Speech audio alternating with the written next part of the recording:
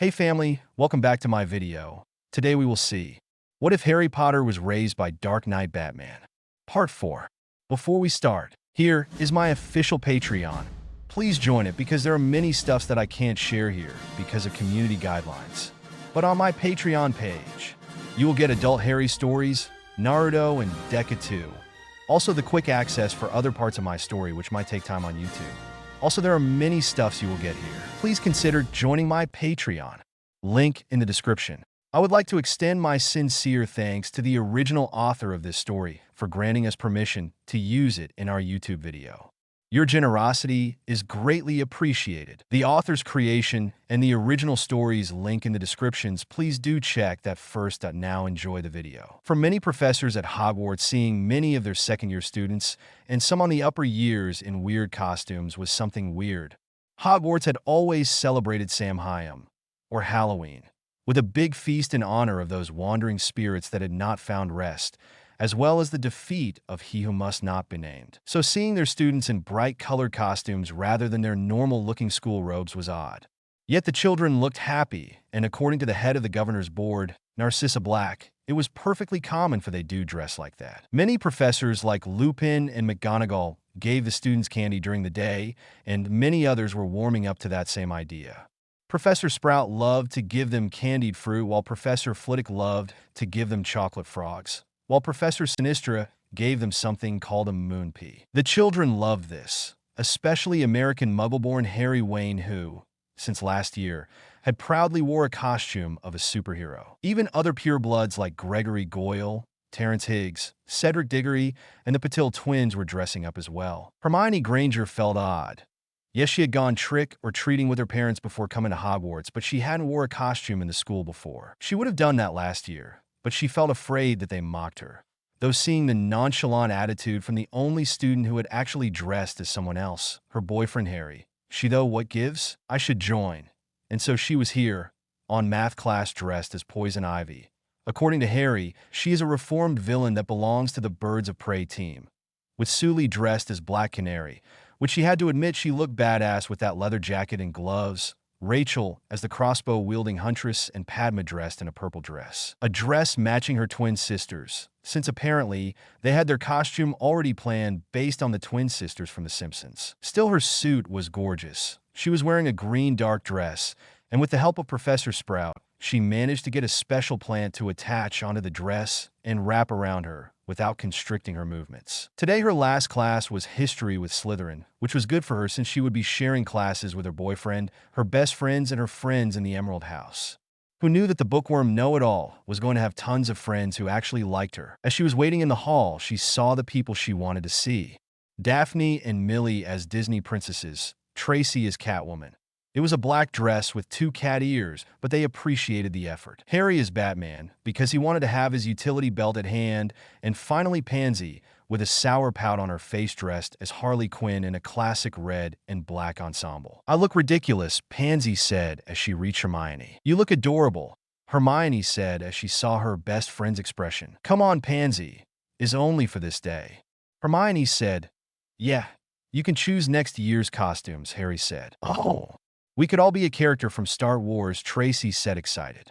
The pureblood girl had been fascinated with the movie since they saw episode 4, which confused them since they haven't seen the 4 movies that preceded them. It's Star Wars, Tracy, and there's not enough women in that movie. Daphne said, perhaps the Avengers, Millie said. Which iteration? Movies or comics? Harry asked. Movies, but you'll have to be Black Widow, Pansy told the blue and green-eyed boy. Why? Harry was confused, because in the team there are 5 men and 1 woman. It's easier to simply swap it. Daphne said, interjecting. And you can use your utility belt. Tracy said. Harry massaged his forehead while smiling. All right, I just hope I don't look like a lost Weasley sibling, Harry joked, making the girls laugh. Potions was, well, it was weird. For the second time in his 2 years at Hogwarts, Professor Snape was in an awful mood. He was often a stern and severe, pun intended, professor, but today and last Halloween his mood was the worst. He would talk to the guy, but they were not that close, even if he was his head of house. Class dismissed, the professor said, giving the parting students not a second glance. You guys go. I'll catch you later, Harry said as he stayed in the classroom with only a nod and an okay from Hermione. He walked towards the professor's desk where the raven-haired man was scribbling something on his parchment. "What is it, Mr. Wayne?" The professor asked him without looking at the boy. "Is something wrong, Professor? You seem sad and angry. Last Halloween you were in this same mood as well," Harry said. The professor stopped his quill, placed it on the inkwell, and sighed. "It is nothing that should be talked with a student. Now go, Mr. Wayne. You have other matters to attend, I'm sure," the professor said, which left Harry with too much confusion. "Fine, but if you want to talk, Professor, I can be a good ear," he said as he left. As Harry pondered through the many possibilities of his professor's bad temper, he realized that today was the day the Potters were killed. He looked around and saw that no one was watching, and he went to a corner. "Ackley," Harry whispered, and in less than a second the Potter house elf popped into existence. "Lord Harry wished to see me?" the elf asked. "Yes, I already finished my classes. Can you take me for a moment at Godric's Hollow Graveyard?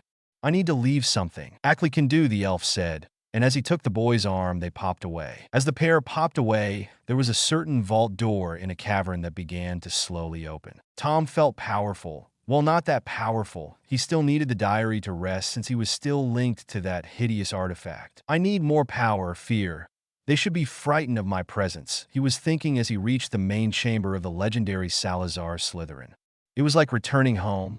Then he said in Parseltongue, "Open your mouth and reveal the biggest of threats to the Mudbloods. Help me deliver the pain and death. They deserve you, enforcer of the greatest of founders." His grin was bloodthirsty as the gate of the basilisk's domains began to open. "Time for the world to know the power of Heir of Slytherin," the teen said with a malicious glee as the gigantic beast began to emerge from its slumber. Harry and Ackley appeared in the outskirts of Godric's Hollow. From there the boy asked the elf to transfigure his batsuit into a regular wizard robe. He preferred to blend in if someone saw him.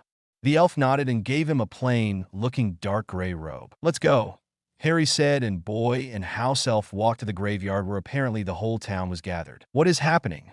Harry asked as he counted the 100 townsfolk gather around a particular tomb. "As members of the Godric's Hollow community, we gather every year to celebrate and mourn the life and death of the Potter family, who rid us from the evils of, an elderly woman said to Harry. "I see. Can I approach?"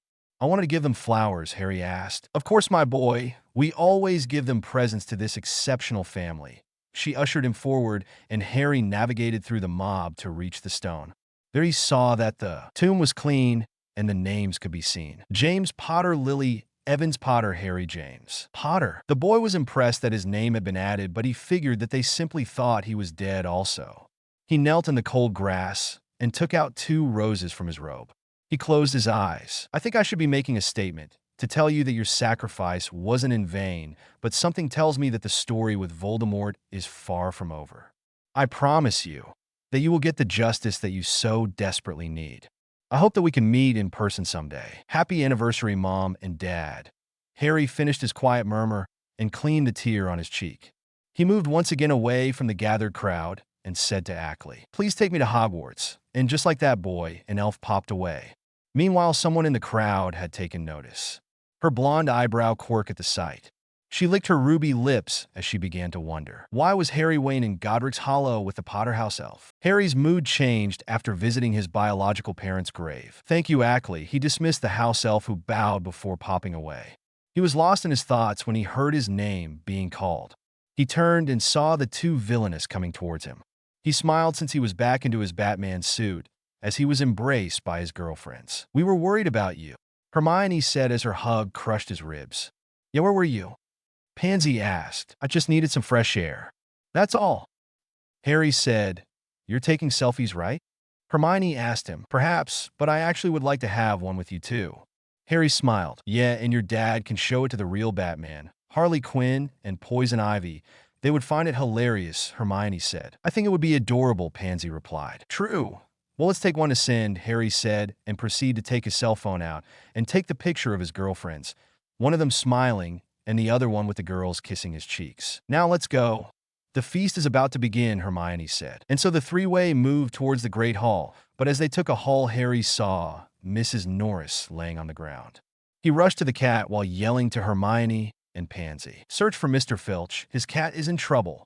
Harry took the magnifying glass from his utility belt as well as his first aid kit. Maybe he could save the cat. Harry, Hermione's stammering voice caught his attention. Hermione, there's no time to waste. Harry said, trying to keep the dying cat alive. Look. She pointed and Harry finally saw the thing that shocked his girlfriend. Written in the wall with what appeared to be blood, a dreadful message that said, "The Chamber of Secrets has been opened. Enemies of the air, beware." The blood from the letters was still dripping and pouring on the floor. Harry looked in shock at the sight. The other air. Chapter notes. See the end of the chapter for notes. Gotham City. Damien huffed as he walked with his sister and her friend Zach through the safe streets of Gotham. And yet he knew that he should be careful in this area. One should always be on high alert during this time. Luckily, he wasn't entirely alone. Zatara and his mom were accompanying the children, and he had brought his katana for the ninja costume he was wearing, as Damien accompanied his sister, who was dressed as Sakura from the anime Sakura card captor, and her friend Zach, who was wearing a top hat and tuxedo in honor of his late uncle. Zatara and Talia were talking. "How are you handling?" The matured woman asked the 25-year-old woman. "I'm just there. I mean, Bill has been wonderful. The JSA and JL have been giving me encouraging messages as well as some words. Heck, Constantine gave me a 200-year-old scotch to commemorate the life of my father. Yes, he wanted to share it alone with me, which earned a mean look from Bill and a scolding from my part, but it was a nice touch. It's just, I don't know. First Kent passes away. Now my dad. It feels like wonderful people I know are simply leaving. Do you know that?" Zatara asked. She was curious since most people did not feel the same as her. Bill had lost his uncles when he was younger, though he doesn't remember them that much, and she knew of Bruce's traumatic experience, so she would avoid talking to him if she could. Luckily, Talia knew what to answer. "I do know that feeling," she said, giving a quick glance at her children asking for candy door to door.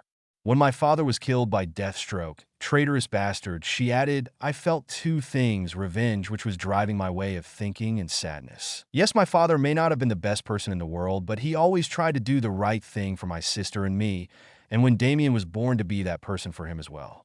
When a person we love dies, we want to hold on into the moments that made that person special, trying to pretend that they never left. Sadly, we begin to neglect other aspects of our lives. I went to Bruce after my father's death. My plan was to leave Damien with him and search for Deathstroke by myself, which I did but nearly cost me my life. If I would have followed that path, I wouldn't be here, changing the world while doing what's best for my son and the children I've come to love as my own. I know you have your doubts now that Zach has come to your life, but you will never be alone. You have us," she said with a smile, and Zatara fought the tears that were creeping on the corner of her eyes. She and Zach will be all right. Meanwhile, Gotham Docks, the Batman and Spoiler duo were investigating another clue.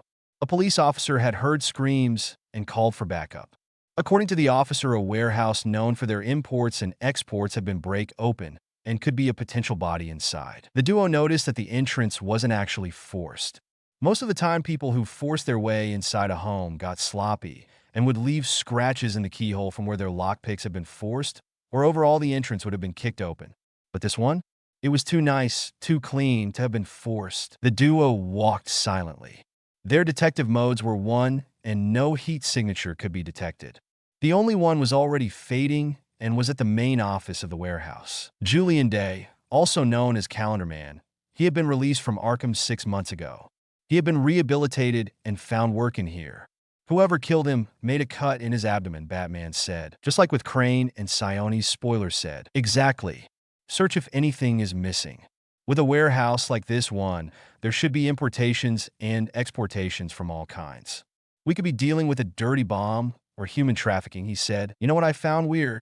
Spoiler said as she checked every desk for the most recent documents and forms.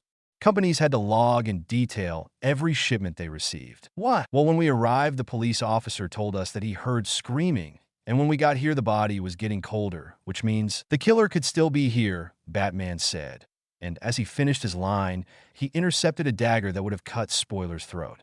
The young woman's eyes were as big as plates as she saw the tip of the dagger. Both of them saw a man dressed entirely in black with 2 orange glasses and a small golden beak, making the shape of an owl. You're getting too close to us, Batman. My Grandmaster told me to put a stop to your crusade. A male's voice came from the inside of the mask as the man immediately sprang into action. The duo noticed that he had golden claws in each hand. "Get the papers, I'll deal with him," Batman ordered, and Spoiler nodded, continuing to save any paper that could be of importance. Batman quickly fought the killer. His claws matched the exact same cut Calendar Man had on his ribcage. Said claws that were trying to stab him in the gut. Luckily, his gauntlets could withstand the strength of the attacks. What was worrisome was that every punch or kick were intercepted at the moment. Like if any time the Cape Crusader wanted to make a move on the assailant, he was met with the same attack. "I need to stop him," Batman said. He needed to give time to Spoiler, which was increasingly difficult. The assailant was clearly younger and more agile than him. It did not take enough time for his claws to cut through his armor-clad tight. Batman let out a grunt of pain as blood spurred from the injury. Luckily, a well-timed uppercut separated him from the killer in black. "That's just my presentation card. Lucky for you, my time is almost up, but next time your cowl will be on my Grandmaster's trophy room." And with that, the killer disappeared in the shadows. Not even the heat signature recognition of the goggles could detect him. "Batman, are you all right?" Spoiler asked. "I'll be." "Did you get the files?" he asked, ignoring his injured leg. "Yes. It will take some time. Read them all." "That's good. We need to understand what the court owls, and more importantly, how the killer avoided our heat signature vision," he said. "Hogwarts School of Witchcraft and Wizardry." Harry crouched in front of the body and carefully examined it. He was using his magnifying glass to check everything from head to tail. He checked her fur and body, her mouth, and her rectum. The body was stiff as a log of wood. He stood up and began writing in a notebook he carried in one of the compartments of his utility belt. "Name of the victim, Mrs. Norris.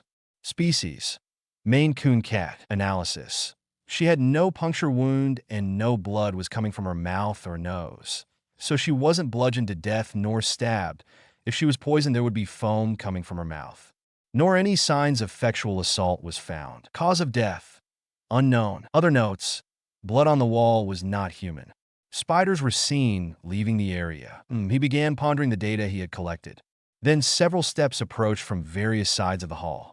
He saw Mr. Filch running. Despite his old age, he seemed to have a good amount of stamina as he was several steps in front of the group behind him. That included Headmistress Delacour, Professor Blood, Professor Lupin, and Professor McGonagall. Mr. Filch immediately knelt on the floor, crying for his dead pet. His shock was then changed into murderous anger as he saw Harry standing there with what he thought it was a smug expression. "You killed my cat. You killed Mrs. Norris. I will have your head for breakfast, Wayne," the elderly man said, but before he locked forward, he was gently intercepted by the professor's Blood and Lupin. "She is not dead, Argus," Lupin said to the befuddlement of the man and the boy detective. "She is petrified," Blood said. "What? How?" Harry asked. He had never seen a petrification, so he had failed to notice the difference between a corpse and an unmoving body. "Yes, the petrification is a rare art. In the wizarding world, it is extremely rare to see a case as powerful as this one. Even the enchantment Petrificus Totalis has its limits. But this one, on this level of form, is weirder." "What do you mean, Professor?" Harry asked. "A petrification by spell leaves a faint gloss over a person or animal. On the other hand, the more natural form leave no trace over the body.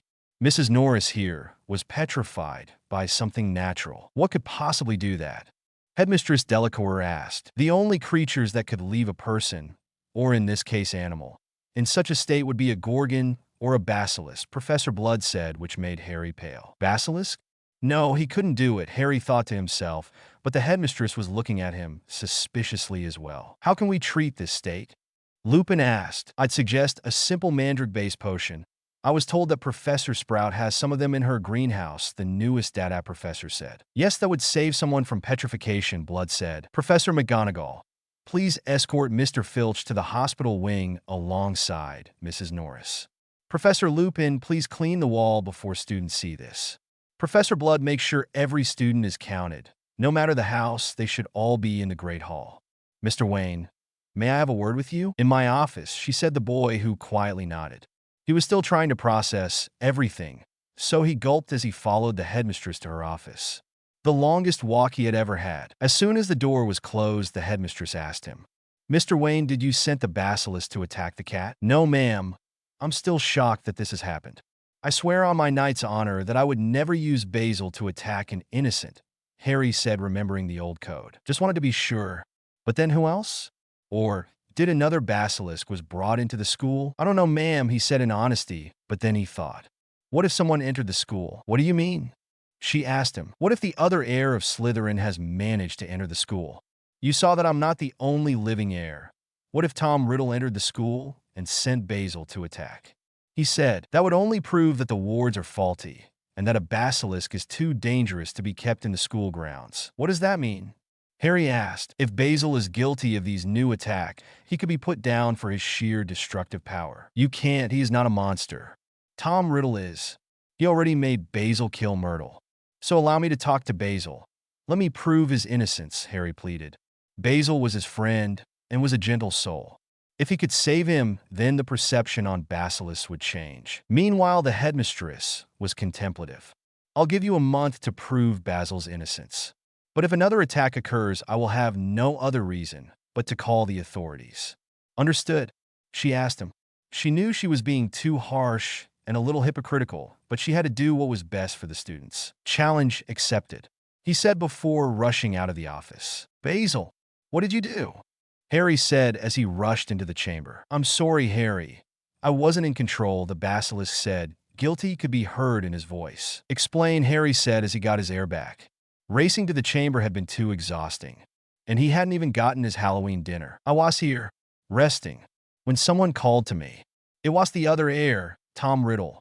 I was confused, but he ordered me to get rid of a mudblood to send a message, which I did. I can't refuse an heir or Lord Slytherin order. Luckily for both of us, he did not specify how to deal with a mudblood, Basil said with what Harry thought it was a smug expression. So you decided to attack Mrs. Norris, Harry said. It was her or a friend of yours, Basil simply said, and Harry understood what it meant. Hermione could have gotten injured. All right. So, Basil, what does this person look like? Harry asked the basilisk, his mind already thinking in a grumpy 70-year-old man trying to get the pure blood values to the rightful standards. He was taller than you, black wavy hair, neatly combed to the side, dark brown eyes, pale skin. His complexion was lean, like yours but with less musculus. He was on his teen years. I think he was on the 6th or above years, Basil explained. Wait, really? Anything else? Harry asked. Yes, he looked exactly like the Tom Riddle I remember, from the time he made me kill that girl all those years ago, which is weird because he should have been an old man, Basil said. Thank you, Basil, catch, Harry said as he threw a Lego pig to Basil's mouth, and before it arrived, he transfigured into a real pig which made for a tasty snack for the giant snake. He began to make plenty of theories about what he had heard from this interview. He now had a full description on the other heir. As the snake ate, Harry retraced the steps that lead to the chamber. He knew his foot size, so he was able to discard those footprints easily. He took his magnifying glass from his utility belt. He noticed there was no other footprints except those he left when he arrived. Basil, slithering away through this passages, made for a daily sweeping of the area, leaving only the fresher ones available to detect. Either he floated here, or he was a ghost, Harry said to himself. As he left, he failed to notice someone watching him from a dark corner of the cave. So he is the other heir of Slytherin. If my body was stronger, I would have killed that mudblood for tainting this sacred place. Chapter and notes. Zach Zatara is Giovanni Zatara's nephew. Given that the latter passed away, it fell onto Zatanna's hands to raise him. His involvement in the story will come into fruition in later chapters. Tying the knots together. Chapter notes. First of all, happy birthday, Harry Potter. I'm so glad this update came alongside the character's birthday. This character means a lot to me, as well as Batman, so I'm so glad the dates aligned to make honor to this wonderful character. See the end of the chapter for more notes. Harry was truly feeling like Batman now. Investigating a crime, talking with witnesses, gathering evidence. All that he lacked was a sketch from the suspect. Damien was the artist of the family, not him, but luckily he knew of someone whose skills were top-notch. So he took his description notes and went to the Great Hall, hoping to find the person that could help him make a sketch of the culprit. As he entered the Great Hall, he noticed that some students were still sitting eating the feast, blissfully unaware of the bloody message in the wall not far from there. With everything that had happened tonight, he had forgotten to eat, and to be honest, the feast looked delicious. But he was on a mission, and time was of the essence to prove the innocence of a creature. He checked on the Gryffindor table only to notice that the person he was looking was nowhere to be seen. He did see Ron eating alongside Seamus. So he approached them. "Hey guys, have you seen Dean?" Harry asked. "No, he took my sister to the lake. He said that he wanted to sketch her under the tree. I hope that's the only thing he does," Ron said with a hint of jealousy and overprotectiveness that Harry understood very well. After all, he was afraid that Helena grew up too fast and began to notice boys or girls, or worse, both. "Thanks," Harry said before bolting out of the Great Hall. That was his plan until he heard someone calling his name. Harry Wayne come back this instant. He turned and saw Millie glaring at him. Her right eyebrow was arched in her forehead. "I'm in trouble," he thought. Despite her princess outfit, her face could very much be of an evil stepmother. He went to her and asked, "What happened, Millie?" She puffed her arms over her chest and said, "What happens, Mr. Dark Knight, is that you forgot we were supposed to eat supper together. Now, not only did you arrive late, but you didn't even acknowledge me or Tracy," Millie said, clearly annoyed.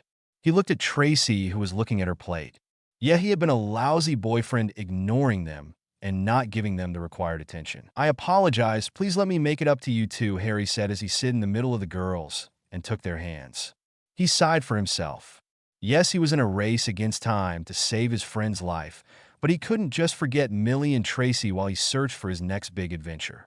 That wasn't what a knight should do, nor be. He would need to manage his time better than he used to do it, or else he would end up alone. Could the real Batman have this type of worries and troubles trying to balance his superhero persona with his personal life? Stryker Island Prison. Slade Wilson was finishing his set of push-ups when the guard brought him a package. It was a small cardboard package, yet its contents were the thing that mattered. In it, a simple orange medicine bottle with his name in it, and the description for allergies treatment could be read in the white label. He smiled to himself as he opened the bottle and swallowed the pill inside. After 5 minutes, the same guard, doing his rounds, found the body of Slade with foam in its mouth and no pulse. He immediately called for paramedics that confirmed the deceased of the prisoner. The morgue would receive another corpse that day. Batcave, Batman, and Spoiler, as well as Black Bat and Red Robin, who were closer than any other members of the Bat family, were gathering the data in the Batcomputer. Batman wasn't liking any of the information he was seeing. Plenty of data related to mining sites permissions, containers with tanks full of an unspecified material. "What do you think is happening, Batman?" Spoiler asked. She too was trying to figure a pattern between the movements and files, but so far nothing too substantial. "Well, 2 of the companies were property of Roman Siones, the Siones Steel Mill and the Siones Warehouse," he said as his mind began to process everything on the screen. "Easy, Siones didn't want to share his territory," Black Bat said. "Or they got tired of paying him," Red Robin added. "Or he wanted more they were willing to give," Spoiler theorized. While the younger members of the Batman family were bickering about their theories, Batman kept reading. Then he said, "Crane was a chemist. Whatever he was doing, it was big.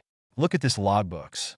The liquids are rare chemicals not found in Gotham. Do you think they were trying to build a fear toxin bomb?" Spoiler asked. "No, would be too simple, and Crane had already done that by himself. He wouldn't work with others unless there was something bigger as a treasure," Batman said. "What if you fought a zombie?"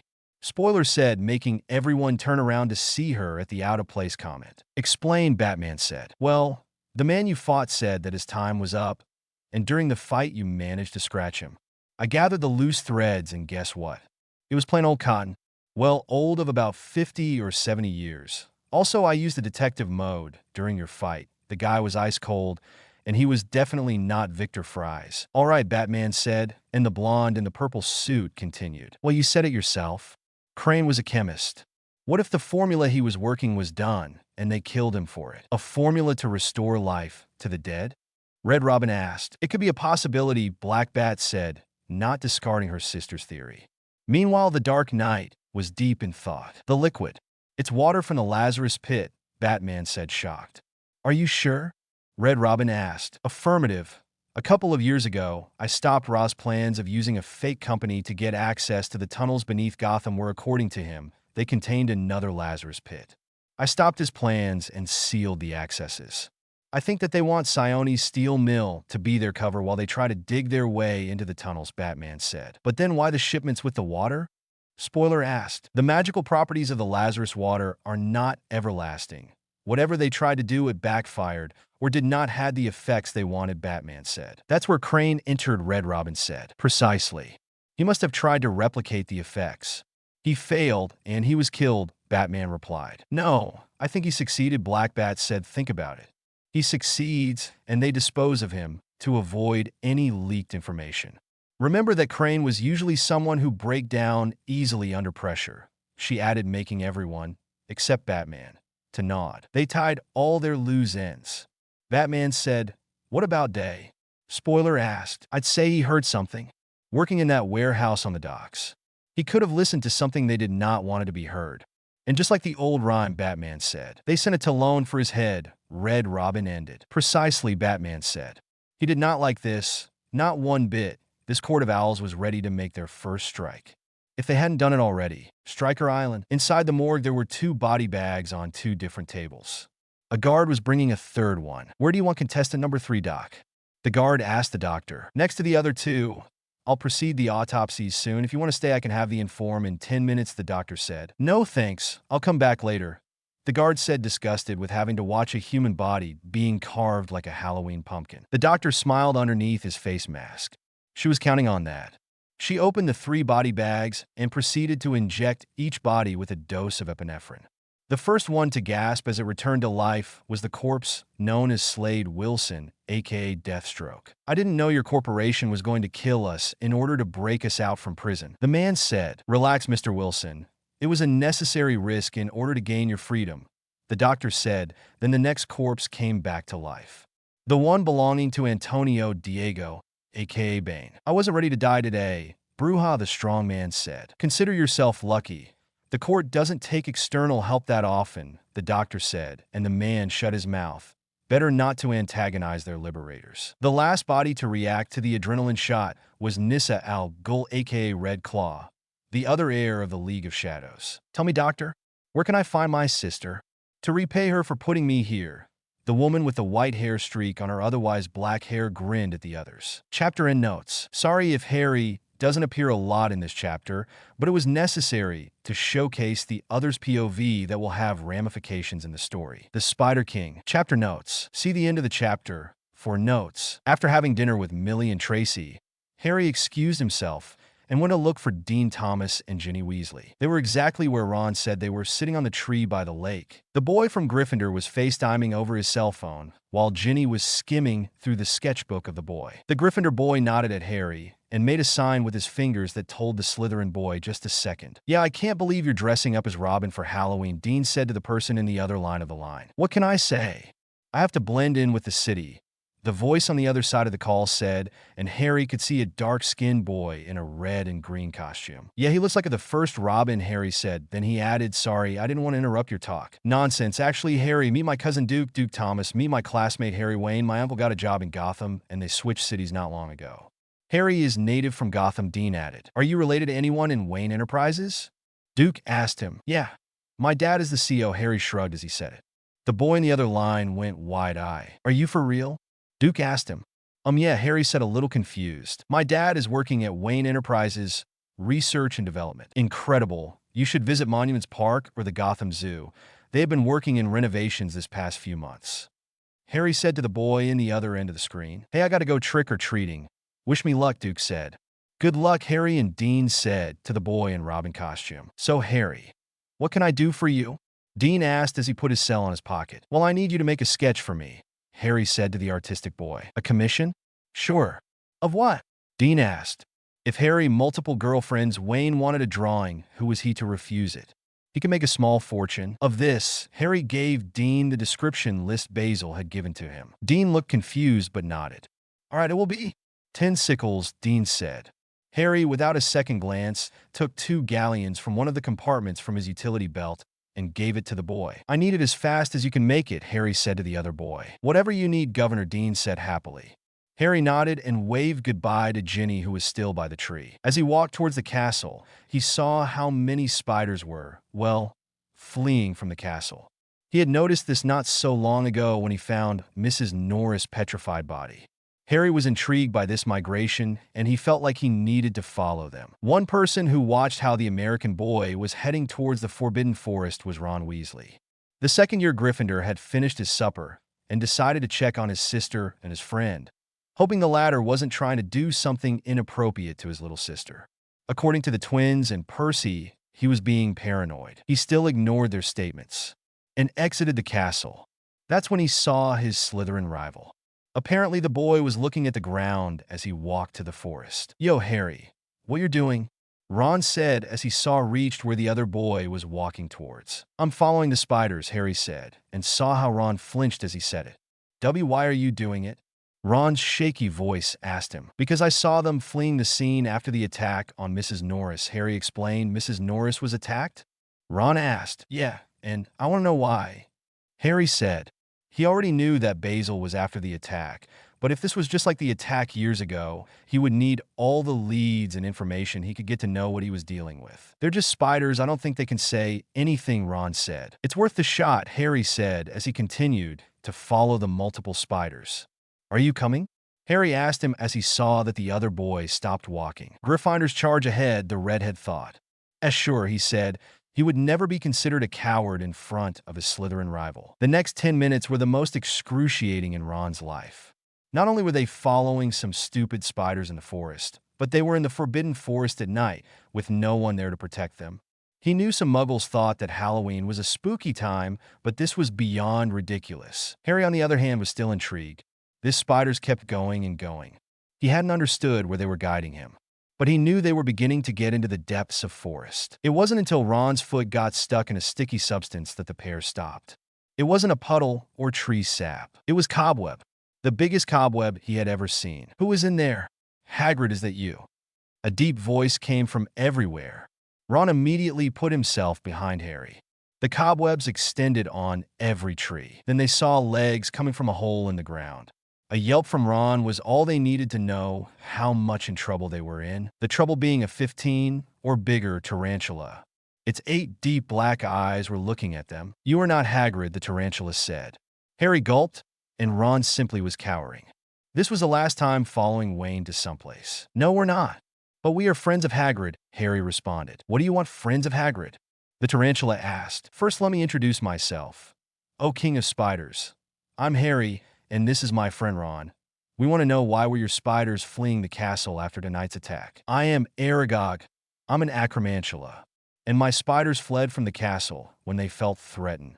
"They felt the presence of something that scares us," Aragog said. "The basilisk," Harry said, and he saw how the Spider King squirmed at the mention of its name. "We do not speak of that name. We as spiders do not mention that name." Aragog said, "I'm sorry. I won't do it again. What can you tell me about the attack that happened years ago?" Harry asked. "Not many things can I say about the attack. I was only on a broom closet where Hagrid kept me.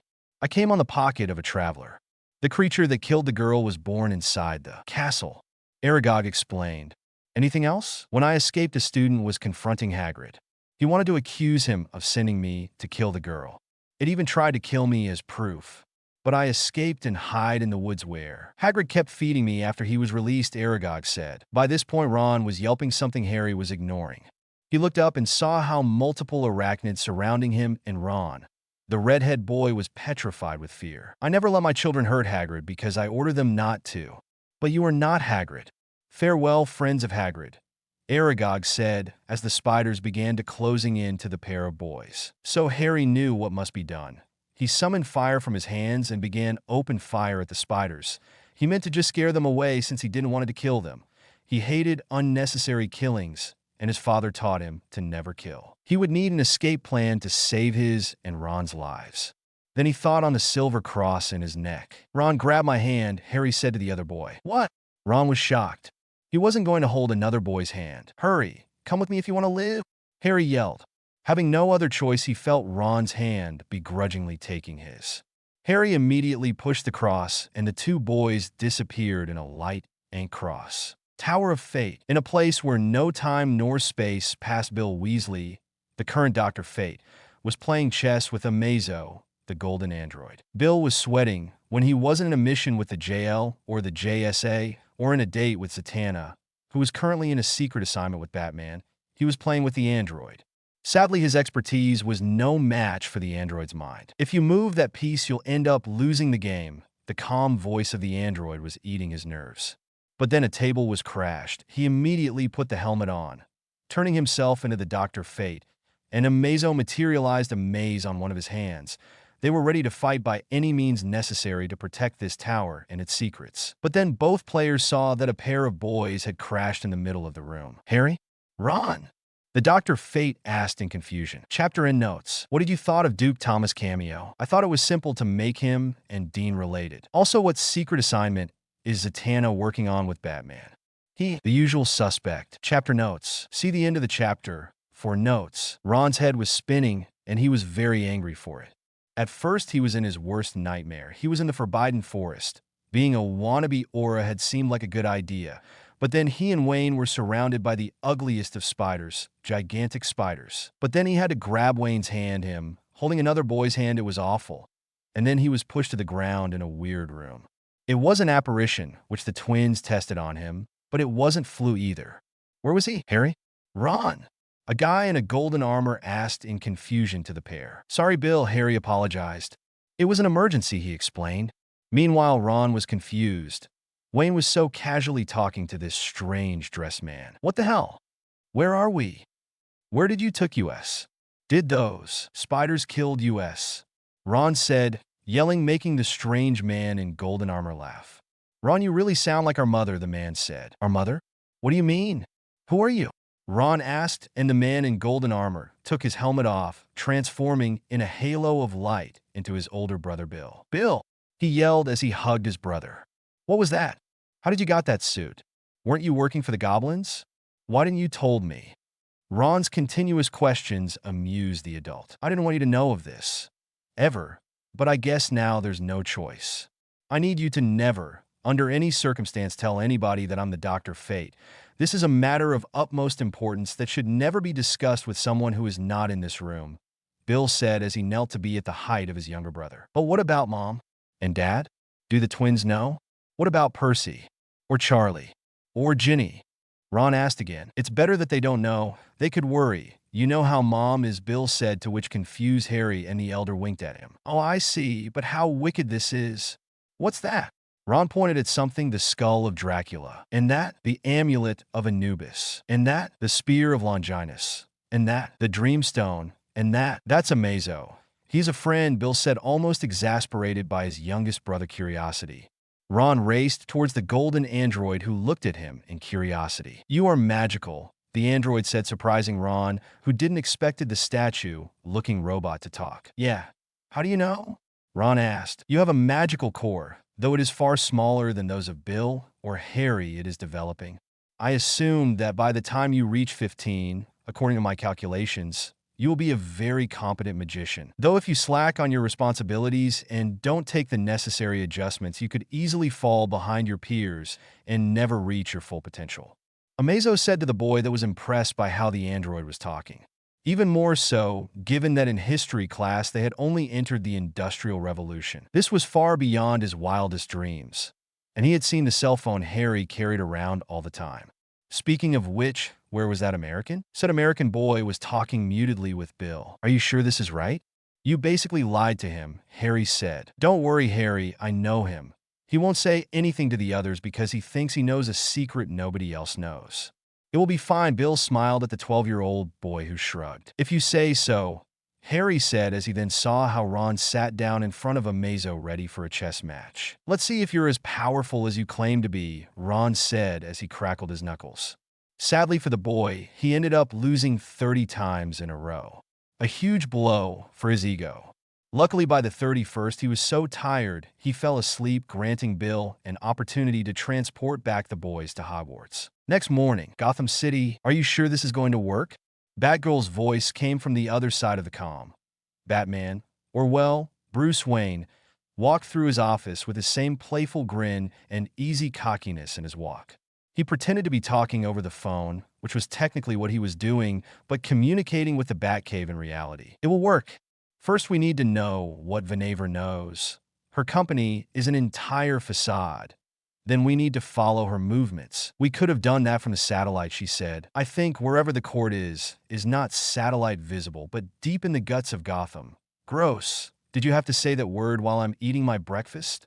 She complained. You're the one eating in a workstation. Don't blame me, he snickered. If it wasn't because you're like a second father to me, I would have ended the call long ago. And yet here you are? Bruce said, which made Batgirl to roll her eyes. It took less than 10 minutes to the gorgeous blonde and entrepreneur, Samantha Vanaver, to arrive at the office. Bruce, darling, it's so nice for you to finally clear your schedule to meet with me, she said with a faux sweet voice. If Diana were listening to this, she would have already lassoed this bitch, Batgirl said, which made Bruce smirk. Well, it was lucky that our assistants finally found a clear time in our agendas. Please take a sit, he offered. I would have rather have this conversation in a nice restaurant or something more intimate, she said almost seductively. Forget what I said. Diana would have killed this bitch in an instant. I'm sorry to burst your bubble, Mississippi Vanaver, but this is a business strict meeting. Besides, I'm already in a relationship, Bruce said, trying to placate the woman's useless efforts. She simply rolled her eyes and playfully, yet menacingly, said, "Oh, please. That art restorer is too far away and boring for someone like you. I could be more interesting," she said with an edge on her voice. I passed Miss Vanaver. Now to what we gather here first, Bruce said as he began talk about her recent buying of the Sionis steel mill and her plans to exploit that mill. She overall looked bored and disinterested even by the time when Julia brought a fresh jar of lemonade. She did not drink until Bruce gave her a glass. She had to admit that she was thirsty, so she drank some, but left the glass at the small table next to her. After 30 excruciating minutes, the meeting was over, and she almost dashed towards the door. She just couldn't understand the man. How could he be more interested in a boring, nerdy restorer than her? She could have been a model. Well, it doesn't matter. When Gotham falls onto its knees, so will he. Meanwhile, in the office, did she drink it? Batgirl asked. Yes, for the next 48 hours we will know her every movement. Bruce said. This feels wrong somehow, Batgirl said. The Court of Owls is no laughing matter, young lady, Bruce said as he worked on his computer. Yeah, but I had no choice. Tim had another fight with Bernard, so he was all mopey. I should be checking the last things for my wedding, she said. Does the Thanagarian side of the other bride will show up? Bruce asked. Yeah, it was a logistical nightmare since they are royalty and can't simply take a day off to fly to another planet for a wedding. She complained. Hey, you're the one who was marrying that family, Bruce said. Yeah, I didn't know why I accepted to be a complimentary wife for Dick Grayson. She complained again. The heart wants what the heart wants. Besides, Corey is a good girl. You two make quick friends after your first encounter, Bruce said. I know. We realized that there would never be a one-winner scenario. Anyways, I'll leave this program running, and I send a tracking program to your cell phone. I have to run. Goodbye, Barbara. Thank you. As the call ended, he still couldn't shake the uneasy feeling running through his spine. This was just the tip of the iceberg. It took Dean a day and a half to finish his words, perfection, his sketch of the suspect Basil had described. Harry simply couldn't shake the feeling he had seen that boy before. Look, Harry, I don't know who he is, but I have never seen him in the castle, Dean said. Thanks, Dean. I'll take this to the headmistress. Harry said. The headmistress was as clueless as him. But luckily, the portrait of Professor Tippett, a headmaster of those years, easily identify him. That is Tom Riddle indeed, the portrait headmaster said. What can you tell us about him? She asked the portrait. Reserved fella. Yet he was always in the company of good friends. He was an exceptional student, prefect in his 5th year, head boy by his 7th. An adept student of potions, transfiguration, and charms, though he had a proficiency in ancient runes. The portrait said. Anything else? Harry asked. Well, he did a great service for this school by giving us the culprit on the murderer of Myrtle Warren. I would have never suspected that Rubeus Hagrid would have been the killer. Yet his love for magical creatures was sometimes concerning.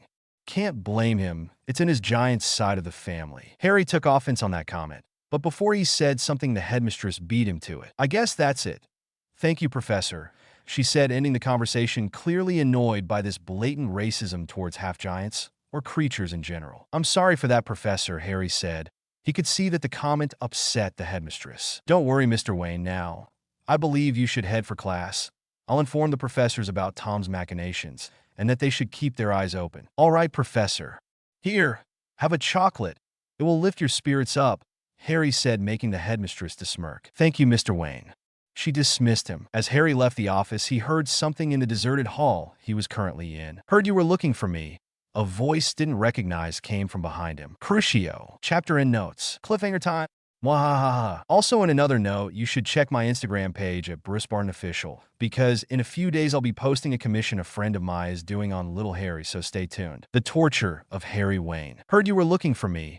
A voice didn't recognize came from behind him. Crucio. Harry's entire life began to play backwards right in front of his eyes. The funerals of his mentors Zatara and Nelson. How a part of him had died with them, but understood the circle of life, and that someday he would reunite with them. His battle against Quarrelmort. How shocked he was as the professor crumbled into dust.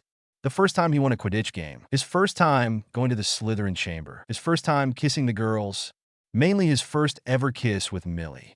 How nervous yet glad he was to be kissed by her, and the infinite joy he could feel emanating from her. The time he found Copper and the many adventures he had with that curious snake.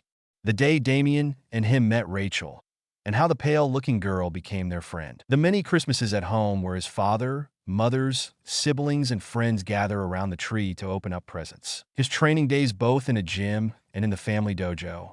His father teaching him self-defense, him standing looking at his shoes and at the bride and groom. He was only 4 years old when Grandpa Alfred and Miss Minerva, which would be later and forever be known as Grandma Minnie, were locked in a full embrace with a kiss. Normally a kid of his age would think of it as gross, but something about the pair simply clicked. Like magic, but something popped into his mind. Maybe his first ever memory from when he was a toddler. A voice, a terrified voice. A voice so sweet and yet sad. A voice that implored, please don't kill him. Kill me. No, my Harry. The flashback ended with a flash of green as well as a maniacal laugh. A laugh the caster of the curse was giving to him. Why you killed them, Harry said to the other student. Oh, I've killed a lot of people. You have to be more specific, Mudblood, the elder student said. The Potters, Harry said. The Potters? Oh yes, he said, grinning with a sickly smile. Those imbeciles who tried to oppose me, the elder student said. Harry was confused. Just who the hell was this guy? I see your confused expression, so let me enlighten you. The teen stopped his torture to write in the air. Tom Marvolo Riddle. Now watch this, Mudblood. The teen waved his wand, and the letters rearranged to make a new message. I am Lord Voldemort. Now the question is, what does the Potters have to do with you? He asked as Harry tried to pull himself up with his elbows, only to receive another crucio on his back. It's an injustice, Harry said as tried to stand up once again. He felt so tired and in so much pain, yet he couldn't be defeated by this guy. If this was the person who sent Basil to attack the castle, then he would stop at nothing until every half-blood and Muggleborn would be dead. So gathering his strength as he thought in the most powerful advice he had received. Work through pain. He would defeat this guy. He had to be, but his body was too sore from the torture it had received. His legs were barely keeping him straight, and his hands weren't responding to his commands as no flame, nor lightning, nor snowflake appeared from them. What is happening? He thought to himself as his hands began to shake. Foolish boy. You think you can so easily walk out from being crucioed, you know? Nothing from the magical world. But what should I expect from a mudblood like you, the teen said, and then he added crucio, and Harry began to feel his entire body in complete and utter pain. He screamed in pain, wondering why no one had come to his aid. Did no one cared about his pain screams? But sadly people had come. Many students and professors were horrified of the display they were currently watching. No one knew who the other student was, but they knew that Harry Wayne, known American Muggleborn and Quidditch hero, was being tortured in front of their eyes. What was worse was that whoever tried to enter would be stunned by a ward that encapsulated the hall the boy and the teen were currently in. No one would be able to pass until the caster allowed it. And said caster looked like he wasn't expecting company anytime soon. Hermione, Millie, Daphne, Tracy, and Pansy were currently being brought to the medical wing. They had rushed in when they heard of the attack, only to fly backwards several feet when they saw the scene. The headmistress and some professors tried to act, but no one had been able to pierce the ward. But two people weren't like most wizards of this school. A pale-looking girl whose eyes turned pure white, but this ability was new to her, and she simply couldn't concentrate on how to use it to help her childhood friend. But on the other side of the hall, someone else was saying a rhyme. A rhyme followed by fire, hellfire. Tom was feeling excited. After he managed to drive this mudblood to insanity, he would set his eyes in taking out anyone who dared to oppose him. to make a statement that the one true Lord Voldemort had returned. His glee was short-lived when he felt heat behind him. As he turned around, he felt frightened as a yellow-skinned demon was looking at him with fire in his eyes. He shouldn't be afraid. He was Lord Voldemort. They should be the ones cowering at his mere presence. The demon approached him, fumes protruding from his nostrils. "Evildoer, I come forth to inflict punishment to those wicked souls," the demon said in a rhyme as he sent a line of fire coming from his mouth directly into the teen's direction. The frightened teen immediately raised a shield, but it wasn't enough as the fire consumed its shield completely. His hand was burned, as well as the wand he had stolen from a mudblood kid. Panic rose in his heart. If only he was completely out of the diary, his magic would be stronger to fight back. Knowing when to retreat, he operated away, bowing to finish what he started. The demon meanwhile huffed but picked up the broken and tired body of his student. A mane of purple hair approached, as well as the headmistress and the Medowitch. No other person approached the entourage due to the extreme fear they had on their professor-turned-demon. "Harry," Rachel said as she ran towards her best friend. She was proud of herself for never letting her emotions getting the best of her. But right now she was feeling too. One, she felt sad that her friend, someone who had always been there by her side, had been attacked. The other, she felt enraged since she wasn't able to break through the wards to stop said attack. If it wasn't for Mr. Etrigan's sword who cut the ward, who knew what Harry's status would be. But she knew one thing. She would start to train her powers. She would embrace the demon magic running through her veins. Deep in the Gotham City catacombs, the court grandmaster hated doing this, but it was necessary. She preferred working with Crane over than this pig, but Crane's mouth was becoming too loose and would jeopardize her entire plan. Still, she hoped Valentine was more of a gentleman and less than a creep. She had to wear a mint cream on her mask to avoid gagging at the art this psycho did with her talents. The display was sickening. The man known as Professor PYG had been butchering and patching up many talents. He could make Dr. Frankenstein proud with his butchering skills. She felt sorry for the talents that had been used on his experiments. After all, many of them had served the court for more than 2 centuries.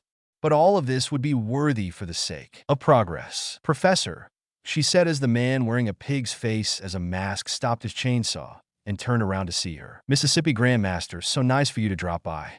To what do I owe this pleasure?" he asked with a sweet voice. That was the most unnerving about the man. He could be a psychopath but behave like a sweet and caring man. "I came to check on my talents. Have you made any progress?" she asked. Bringing the Professor PYG into her equation wasn't part of the plan, but she couldn't get another deranged biologist, especially since Batman turned good Man-Bat and Ivy. "Oh yes, come over here. I previously told you that Crane was almost at a breakthrough when you sent a Talon for his head. Well, I reread the notes and added some tweaks of my own. Et voila." The professor showed the woman in the white suit and mask a patched-up version of one of her talents. "What am I seeing?" she asked him. "This is the first of at least 20 super talents. If my calculations are correct, they have the best of all of them," the strange man said with a sick glee. "What about the water? Did it work?" Crane and I realized that if you took the water out of the pit, it loses its magical properties, sort of like a failsafe. And both of our test subjects that were bathed in said waters crumbled into dust before they left the base. Again, another failsafe. But now, thanks in part of Crane's formula and my genius superior intellect, I managed to make a working Lazarus pit water. It works in combination of the best attributes of your talents," the man said, and though she couldn't see his face, she knew he was giving a twisted smile. "Are they deadly?" "Deadlier than ever. And what's best, they're unstoppable." "Unstoppable. That's very good news," she grinned underneath her mask. For Gotham would be hers. The Cruciatus Curse. Chapter Notes. Hey everyone. Hope you like this new chapter. Is a bit shorter, but is for the tension building for the confrontation between the heirs of Slytherin. Dun. Hermione slowly opened her eyes. From the moment she regained consciousness, she knew she wasn't in the Ravenclaw Tower. She doesn't even remember where here was, but she knew it was inside the castle. She groggily moved her head and saw white curtains as the morning sun light the darkness away. "Oh my goodness, I'm glad you're okay, dear." The voice of Madame Pomfrey made her slowly move her head around to see the Medwitch approach her with a potion. "Drink this," she offered with a small cup. She wanted to ask millions of questions, but she knew it was best to take whatever was needed to feel better. She had a splitting headache. She gulped down the potion, and almost immediately she felt better. "Good morning, Madame Pomfrey. Why am I here? Where is Harry? Is he okay? I saw him getting attacked. What happened to me? What's going on?" She said in a desperate tone. "Relax, Mississippi Granger. Yes, it is morning. You suffered a concussion from rushing into a ward. Harry is here. He is somewhat stable.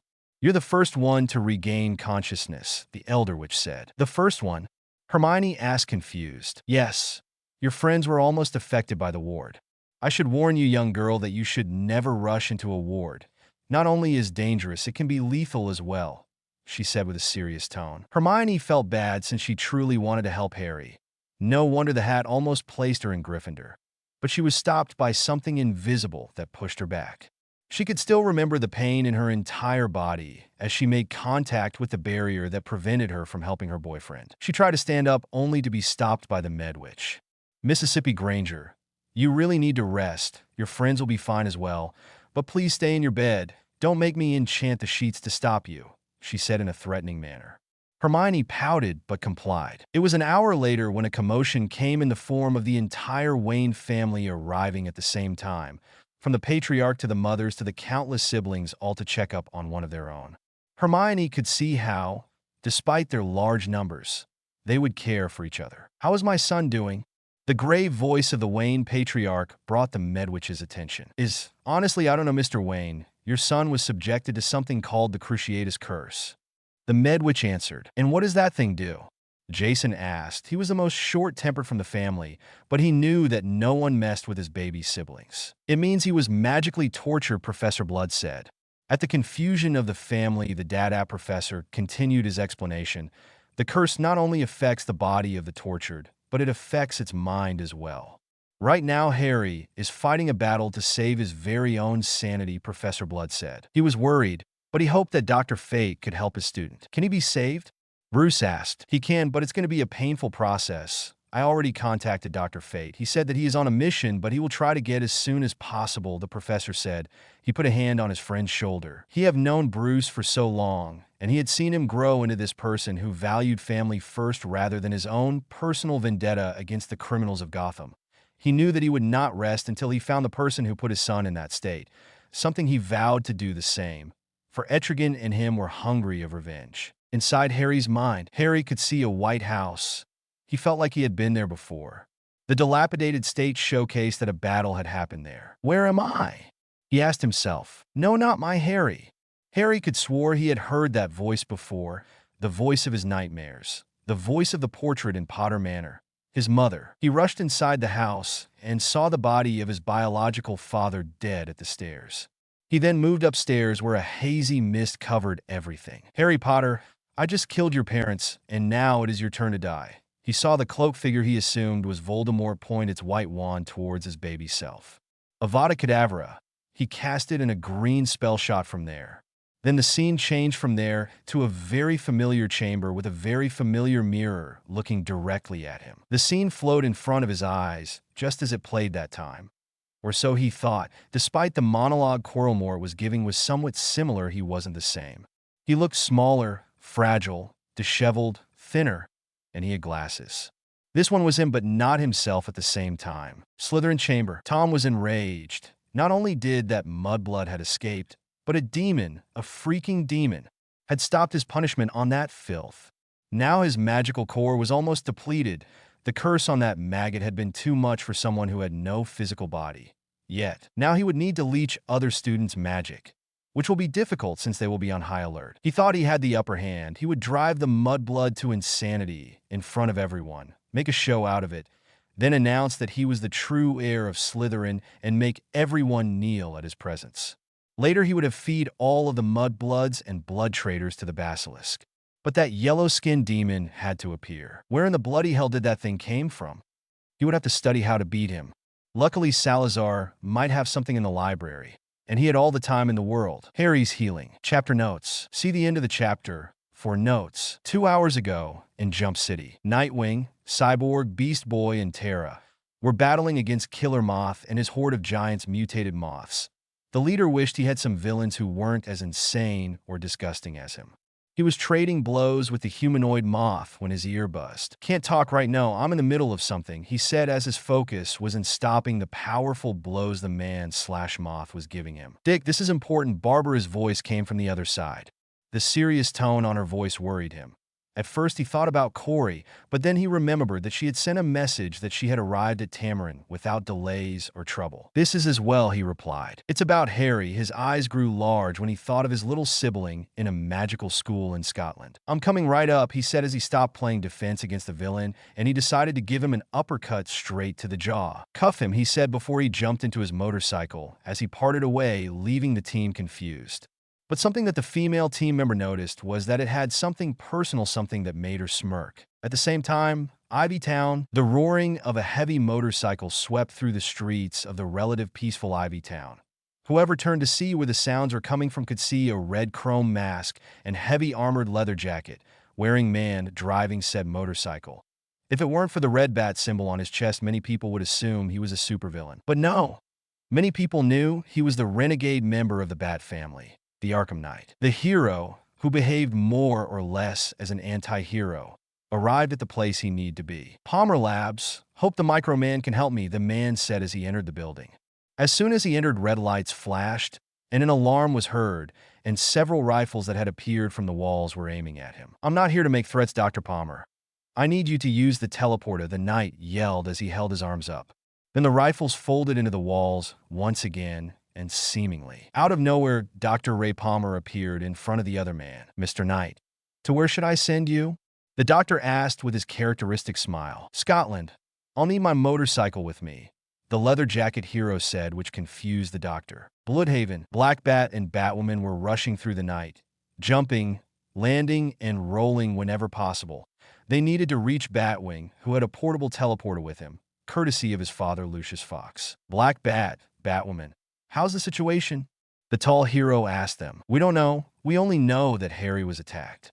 I need you to send me to Scotland," the ninja-looking bat explained. "I see. Well, let me set the coordinates. I wish you good luck," he said. "Thank you, Batwing," she said as a light wrapped her, and she disappeared. Unknown to them, a figure dressed in black with gold trimmings in its mask was watching them. Gotham City. The entire Wayne family was readying themselves to be transported to Hogwarts. Since many had called Alfred and informed the trusty butler about the incident with Harry, the entire family was sent to overdrive.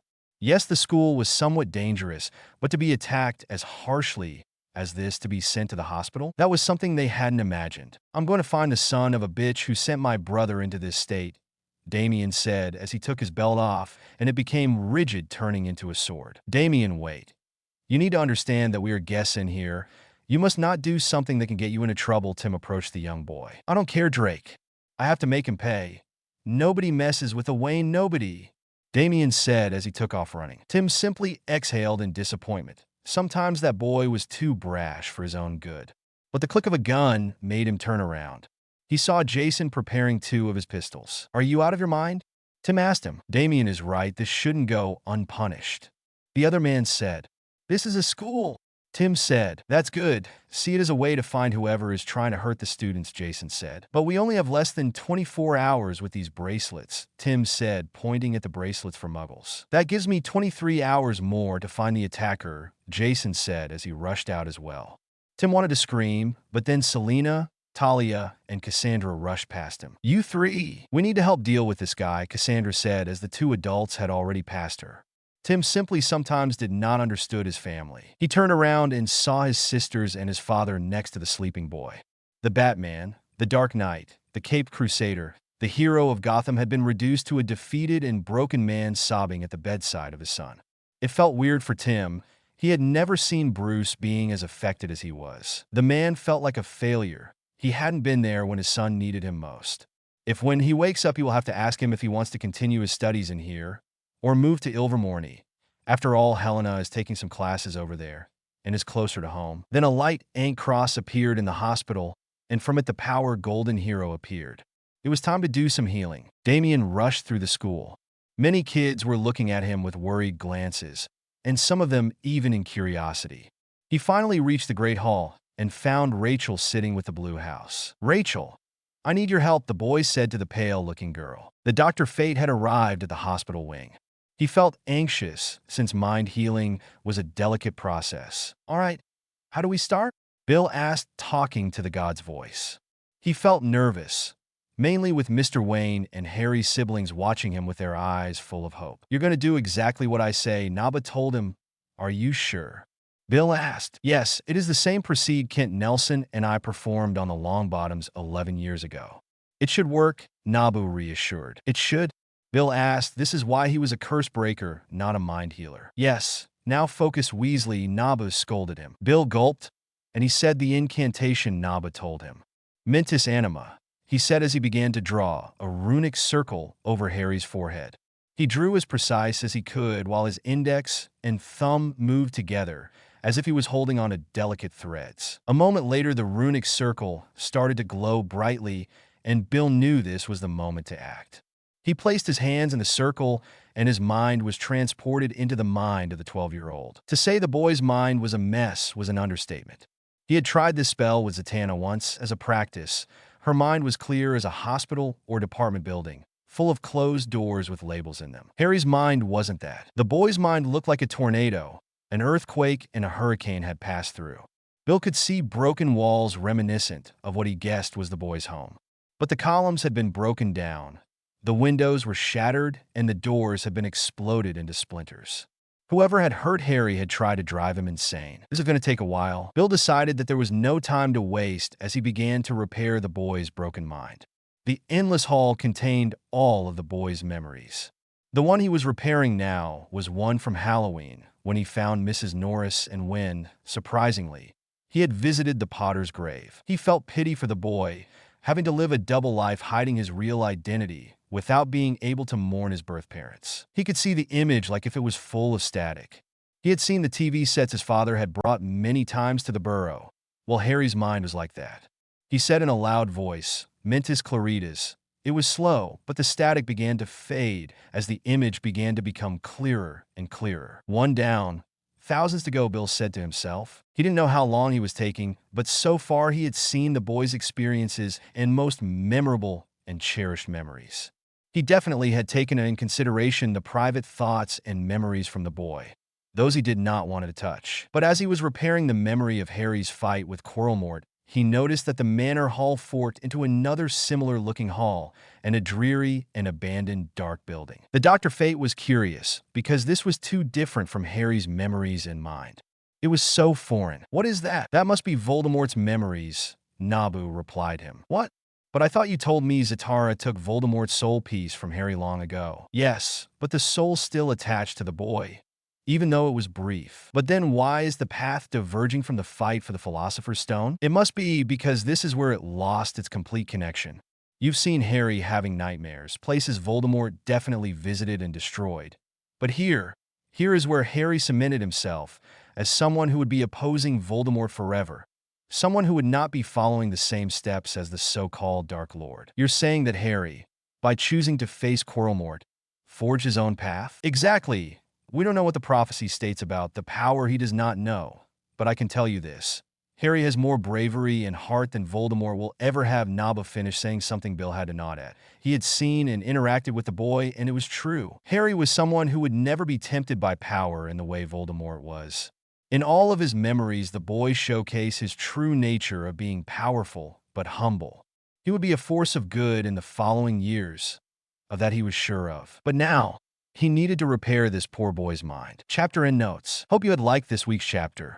Also, I believe this week, or next one, I'll be posting a fan art of how I imagine Dr. Fate looks on this FIC on my Instagram at BruceBartonOfficial if you want to check it out. The Demon's Grandson. Chapter notes. To be honest, I fell asleep writing this chapter. My week had been too busy and did not have the time to write this chapter how I wanted. I had to skip some scenes I had planned to make room for the true star of this chapter, Damien versus Tom. Hope you like it. When the Aurors finally arrived, after news of Harry's attack came to the DMLE, they were led by Alastair, Mad-Eye Moody, and Kingsley Shacklebolt. The pair had quickly put the entire castle in quarantine, only allowing the family of the boy to check him on the hospital. But for the rest of students and staff, the castle became a complete prison, a barricade from which no one was going to go out until they found the culprit on the casting of an unforgivable. They started simple. They asked the headmistress. She told them that a student, Tom Riddle had attacked Harry, that he was actually Lord Voldemort. That made Shacklebolt shiver while Moody's eye twisted in his socket. Despite his rough appearance, he could still hear the laments and cries of the people who must not be named had tortured and killed. She told them that on Samhain, in which the petrified corpse of Mrs. Norris, Filth's cat, had been found by Harry and company, and how the boy had volunteered to find the culprit. She showed them the drawing's rendition of a witness who had seen Tom. Both wizards were shocked. The face on the drawing was exactly the same face of Tom Marvolo Riddle, a student a year older than Moody and 4 years older than Shacklebolt. "It can't be," Moody said. The man quickly said something to Shacklebolt, who took out running while the magical, eye-wearing man took a deep gulp from his flask. As Shacklebolt raced through the halls of the school, he saw some particular people. A tall man on a leather jacket who looked pissed, a Mediterranean woman who looked like murderous, a man and an Asian woman who walked in a fast pace. He found one of his aurors, a rookie in training, and told him to follow him. But as the pair raced through the halls, they heard a grunting, and his auror's instincts told him that a battle was going on close to his position. Damien had met with Raven on the Great Hall. He asked her for her help locating the son of a bitch who put his brother in the hospital. "Damien, what you're asking me is too difficult," Rachel said. Yes, Harry was her friend, but her demon abilities were not at her disposal 24/7. They only came in extreme moments, when her emotions were too raw. "Fine, I'll look for him by myself," Damien said, but before he could leave, Luna stopped him. "Damien Wayne." He had never seen Luna yell at anyone. "The person you look for is in the second floor inside the girls' bathrooms," Luna said. Damien did not question how she knew that, but he didn't care. He wanted revenge, justice for his brother. "The fight you're about to embark is a though one. Just remember your ancestors and you will win. But remember that only magic beats magic," Luna said in a confusing tone, but still he didn't dismiss her. She was quirky, but that doesn't mean she is stupid. Damien raced through the castle to the place Luna had told him. It took him 6 minutes to find the bathroom. It wasn't that far, but this place was huge. As he entered, he knew that death was near. This was one of those battles his grandfather told him. Battles with a stronger opponent weren't ones to be ran away from. They were meant to enjoy them more. As he entered the bathroom, he saw a ghost looking at him, but she flushed herself down the toilet. Damien simply scoffed and began to inspect the area. That's when the marble sink began to open. From it, a teenager, who for some reason looked pale gray, stepped out of the open space. The teenager saw Damien scowl. "So you're the son of a bitch who tried to murder my brother," he said. This was clearly the person he was looking for. "And who are you, you little pest?" Tom asked with a dismissive tone. "My name is Ibn al-Sufash, son of the Bat, Damien Wayne, brother of Harry Wayne, heir to the throne of the demon." As Damien said that last part, he saw the guy in front of him squirm as quick flashes of a yellow-skinned demon returned to his mind. "And you are mine," he said as he took a leap to fight against the teenager. Tom thought he knew how muggles behave. They were slow, dim-witted pests that were not worth cleaning the shoes of wizards like him. But this short boy, he was proving his knowledge was wrong. This boy was fast, clever, a pest, but he was actually trying to stab him with the sword he had. Then the boy disappeared in a smoke cloud. How? Muggles couldn't vanish in thin air. This had to be a trick. But then he felt it. A cut. He checked his arm and saw ink pouring from a cut. "What?" he asked, confused and angry. "There's an ancient technique that my grandfather taught me, the 100 cuts, a technique that involves making small cuts in a person's body to bleed him to death. That is just one. 99 to go." Damien's voice could be heard from everywhere in the bathroom, but Tom couldn't see him. "Bombard!" he yelled, and 2 stalls exploded into pieces. But the boy wasn't there. Then from behind him, another cut was felt. This time it was in his right leg, making him stumble. Once again, ink poured from it. 3 minutes had passed, and Tom was already dripping ink from almost everywhere. Damien kept taunting him. 32. Damien's smile was sadistic. Changing his plans, Tom limped through the door and into the hall outside. He knew that the bathroom door was the only exit, so when the little pest came down, he would aidcate him. It was going to take a lot of his magical core, and he would have to leech on someone else to survive, but he would succeed. He always did. He kept looking at the door, but the pest never came out.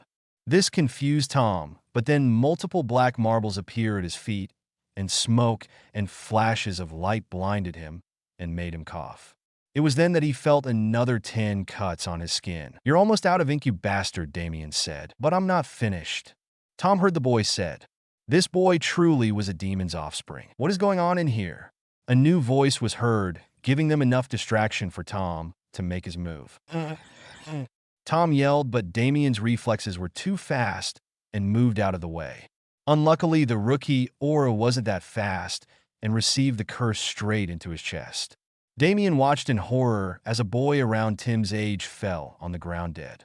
He stood there in shock only to realize that his enemy had escaped. He let out an angry yell, but then went to the black man holding the boy's corpse. "Is he?"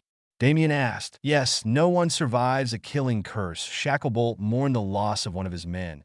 It was always hard for it, but steeled his resolve. He would convince the minister to better the training of the Aurors. No more good guys should die facing evil. Tom had managed to slip away. He was exhausted. Not only did the bloody kid cut him so many times, but the ache of the aura had caused him to lose his remaining energy. He would re-enter the diary and come out when his strength returned. Perhaps it was time to take away a full magical core. From the Daily Prophet, Aurors in Hogwarts. Student is comatose after unforgivable sends him to the hospital. This reporter found out that a brawl between students led to someone performing a Cruciatus curse. The caster had taken things as further as to leave the other student in a comatose state. The names of those involved had not been released, but this reporter expects to get to the bottom of this issue. Aurors arrived at Hogwarts following the incident. He is a fraud. Recovered diaries after Lockhart's death proved he was a fraud. In a shocking turn of events, Gilderoy Lockhart, rest in peace, had been called a fraud after his adventures and exploits were called a lie when personal diaries of the Order of Merlin Winter had been taken as evidence during a trial against the deceased author for the published Harry Potter's books. He wrote under an alias. In them, the wizard explained, in full detail, how he had interviewed notable wizards and witches and then obliviate them for them to forget their adventures. Awakening, Millie was crying as Harry continued to sleep. It had been 2 days and Dr. Fate had been working unstopping to preserve Harry's mind. The process was slow since the damage he had suffered had been too much. These past few days, the girls and family checked on the progress on the Muggle-born boy from Slytherin. Only they and his family were allowed to enter the medical wing. Other students had tried to enter, but were denied by the Aurors or by Madame Pomfrey. No one ever noticed the water beetle that had come a few days ago, nor did they make the connection between said beetle and the article that encapsulated the happenings of Hogwarts School of Witchcraft and Wizardry. Ministry of Magic. Dolores Umbridge was not a pleasant woman. Wasn't a pleasant woman to look either. But some people found her useful, mainly Oswald Fudge, Ministry wannabe.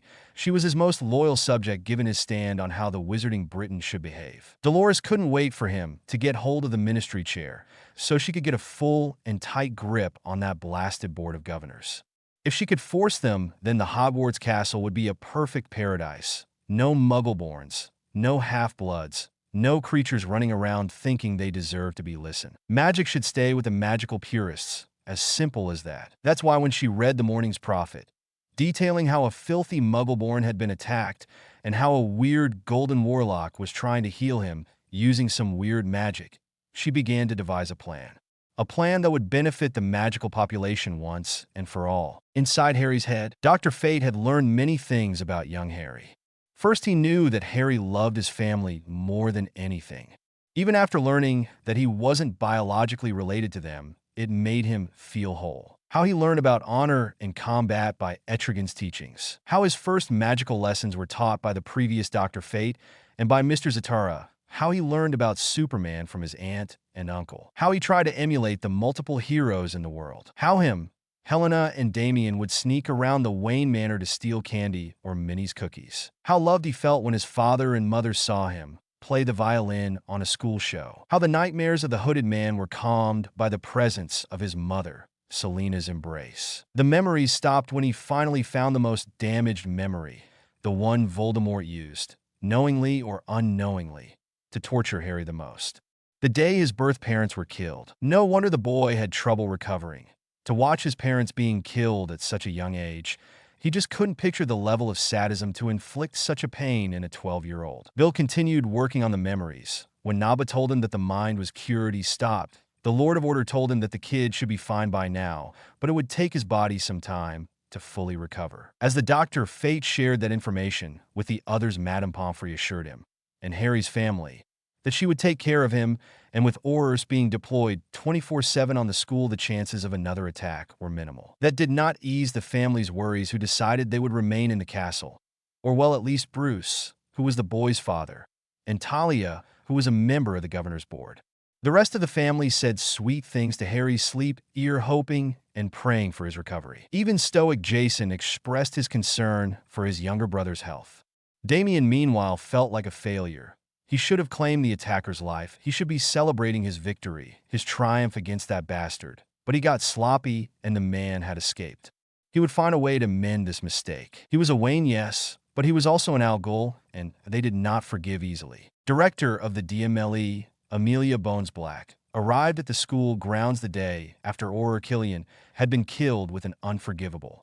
She did not like this, not one bit. First, the implication that another unforgivable had been cast in the span of 24 hours was worrying, mainly due to the fact that it had been inside the school castle. What was worrying her the most? She couldn't imagine what Bruce, Talia, and Selena were going through as one of their youngest had been attacked so brutally. She had already sent a patronus to the minister and the head of the governor's board, Narcissa Black, to ask for the suspension of classes for the students' sake. If they did not close down the school to catch this wannabe killer, she would take Susan out of the school until this was sorted out. It took another full day for Harry to begin to stir in his sleep. Tracy and Talia, who were on watching duty, hold their breaths as they saw the eyes of the boy slowly opening up. Harry's eyes were unfocused as he had been sleeping for 3 full days. He could make out the forms of 2 people, but he couldn't see them properly. "Who is there?" he asked. "Harry, it's me," Talia said. Harry turned to where the voice was heard and said, "Emma?" "Emma," he said as he was embraced by the Mediterranean woman's strong arms. Though she might at first not like the boy, since he was her former's beloved's child, with another woman this year's caring for him had made her love the boy as her own, and she would make the bastard pay for what he did to him. "Harry, you're awake," Tracy expressed as she joined in the hug, carefully holding him tight. But not everything was all right. There was one other entity that was also making its recovery inside the castle. Tom had entered the diary to fill his body with the dark magic put on it, to heal his wounds faster. He hated being tied to the diary, but it was necessary for the time being. After 2 days of recovery, he came out of the diary, magically exhausted, but it didn't matter. He wouldn't be out of it for too long, and if his plan succeeded, he would get a new body soon. He waited for someone to be alone. He would have to be sneaky about it, especially since he saw multiple Aurors checking every corner. It took him multiple brushes with the Aurors, brushes he thought he would get caught, and where he would not be able to use magic to escape. He would use a small and underpowered confundus on the first student he came in contact with for him or her to hold the diary. That would be enough for his plan to be set in motion. Luck seemed to be in his favor when a first-year redhead was walking towards his hiding spot. He smiled maliciously, for he knew it was time for him to finally get a full body and get rid of the link with the diary. It was time for the Dark Lord to return. The following morning, many other students passed to check in on the comatose boy. Neville, Draco, and Susan were amongst the first ones to visit him, followed after the girls had stopped giving him kisses and his family had checked on him. Terrence Higgs and Gemma Farley had followed next, telling him that he should not worry about Quidditch or homework, that they had already talked with the team and the professors who understood the situation. Not that Harry would think otherwise. This wasn't a common cold. He was literally tortured, but he thought it was a nice gesture for their part. Other students to visit him were his Slytherin buddies, accompanied by the Patil twins and Faye Dunbar. Harry noticed that Vincent was closer to Padma, and he could swear that Gregory and Parvati were holding hands. He would ask them later. Too many gossips and new information to register in such a little time. Some visitors were the Weasley twins, who had given a prank-free candy box, saying it's not funny to prank someone in recovery. Besides, Madame Pomfrey and the professors would hang us if we did that to you, but expect a prank once your recovery is full. Percy had given him some books he thought he might be interested in, and Ron gave Harry a brand new knight chess piece. He might see him as a rival, but it wasn't fair that he got tortured to this degree. Overall, his recovery was going well until Aunt Amelia gave the news that the school would be closed until further notice, until they could catch Harry's attacker and locate the missing Ginny Weasley. The diary. Chapter notes. I messed up in the chapter before this one. I forgot that Selena had returned to Gotham with Helena and Damien. So UPS I already mended the mistake, and put Talia in the place of who sees Harry waking up. Ginny is missing? The twins, Percy and Ron, yelled in unison. Their little sister, their only sister, was missing. Not only that, but she was in mortal danger. Aurors found this message written in the walls of the second floor's hall. Director Bones, Black said as she gave a piece of parchment with a message that said, "Her skeleton will lie in the chamber forever." Percy, Fred, George, and Ron, "Don't worry, I will find Ginny," the Dr. Fate said. "How can you be so sure?" Ron said he knew his oldest brother was beneath that golden helmet, but how could he ensure Ginny's safety? Whoever this Slytherin heir was, he was someone to be feared of, someone who did not care who got hurt as long as he got his message spread, a message of fear and fright. "I am the Avatar of Nabu, Lord of Order. I will find your sister. That I can promise you," though somewhat unconvinced, they decided to take their brother's word and promise. They knew his powers were beyond their imagination or their preparations as students. The Weasleys were not entirely convinced, but nodded, deciding to calm their nerves at the Great Hall, or ask the Aurors about any related information. After his brothers left, the Dr. Fate went on to check his patient. Harry had been sitting on his bed, hoping to get released. "So, was the damage repaired?" Harry asked. "Yes, it was. It was something difficult, but I can assure you that your mind and its health will have a good recovery," the doctor said, and the boy practically jumped out of his bed into the idea of facing the other Slytherin heir and save Ginny. As Harry began to change into his schoolboy uniform, courtesy of the good planning of Harry's dad. "First, I need to tell you something." The doctor's voice was serious, which meant that whatever thing he was going to say, it wasn't going to be pretty to hear. "Harry, I don't know if Kent or Giovanni ever told you about the Horcrux," the doctor said. Yeah, I've heard that story before, especially since I helped destroy one last year," Harry said. "Ah, good. Well, you see, the object we are looking at is a black cover diary, and it is the last of the Horcrux. When I was inside your mind, I was able to tap into Riddle's memories and get this information." "How could that be possible?" "Well, when Giovanni and Kent took you from the Godric's Hollow House, you had a piece of Voldemort's soul in you that they already explained to me. What I believe is that this piece had latched in your head because it was connected to the mind," the doctor said. "And what did you learn?" Bruce asked. "Too much," the doctor said. "That's why I took the liberty to take those memories with me." "What? Why?" Harry asked. Did this guy truly took out something from his mind? "There are some stuff here, dark stuff, that a young boy like you should never see." The doctor's voice was serious. He couldn't even comprehend the evilness to create an item as a Horcrux, let alone 6 of them. No wonder the Death Eaters were so afraid of him. "By Dr. Fate, I'm no longer a child. I've faced darkness before. I need to understand my enemy. But this isn't only facing your enemy. This is getting inside his psyche and see the evil deeds he has done. Murder is only the tip of the iceberg. To make a Horcrux, one has to do something so evil, so repulsive, so taboo, that your mind is too innocent to bear. Please, I'm doing this not to manipulate you, but to preserve your innocence. When you're older, I'll show you if you still want. But right now, I can't show this content to you," the doctor said. Whatever horrors he had witnessed inside Harry's mind had truly shaken him. "Harry, the doctor is right. To enter an enemy's mind is something that you should never try to witness," his father told him. He spoke from experience on that front. "Fine, but I need to go and face Voldemort before the Aurors get to him. I doubt they have a parcel speaker with them, so that gives me plenty of time to destroy Voldy." Harry said, "Are you sure? You just woke up?" Talia asked him. "Mom, every second wasted Ginny's life gets shorter. I need to do this. It's like if I was drawn to complete this task," Harry said. And in a way, he never asked Dr. Fate, Kent, or Bill what the nexus points were.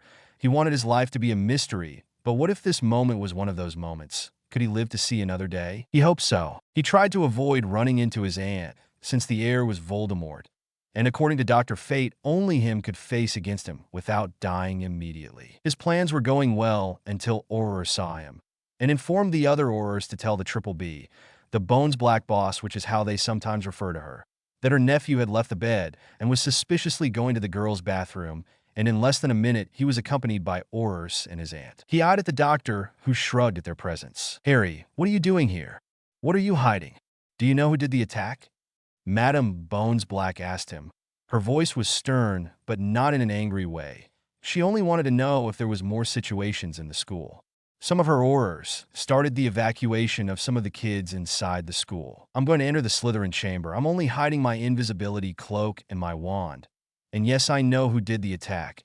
It was Lord Voldemort, and I'm ready to take him down, Harry said, and as if on cue, a light barrier appeared in front of the Aurors. I'm sorry, Aunt Amelia and company, but this is something I need to do alone, Harry said as he hissed at the sink, and the entrance to the chamber was open. Voldy, beware of my power, Harry said before sliding down towards the chamber's cave. The Battle of the Heirs. Chapter notes. See the end of the chapter for notes. Harry and Dr. Fate walked through the stairs towards the main Slytherin chamber.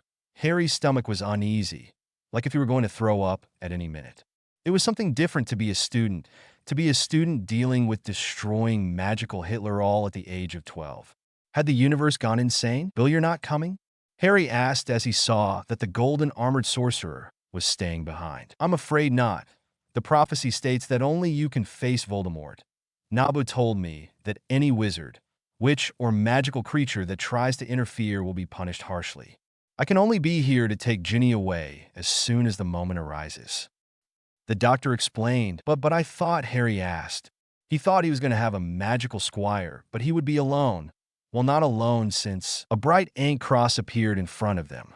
Harry squinted his eyes, since the darkness had been replaced by a holy light. From it, a figure was beginning to materialize. I brought you back up, Fate said as from the light appeared. Batman? Harry asked. How? Harry was confused by the sudden appearance of the Dark Knight. Your father called me.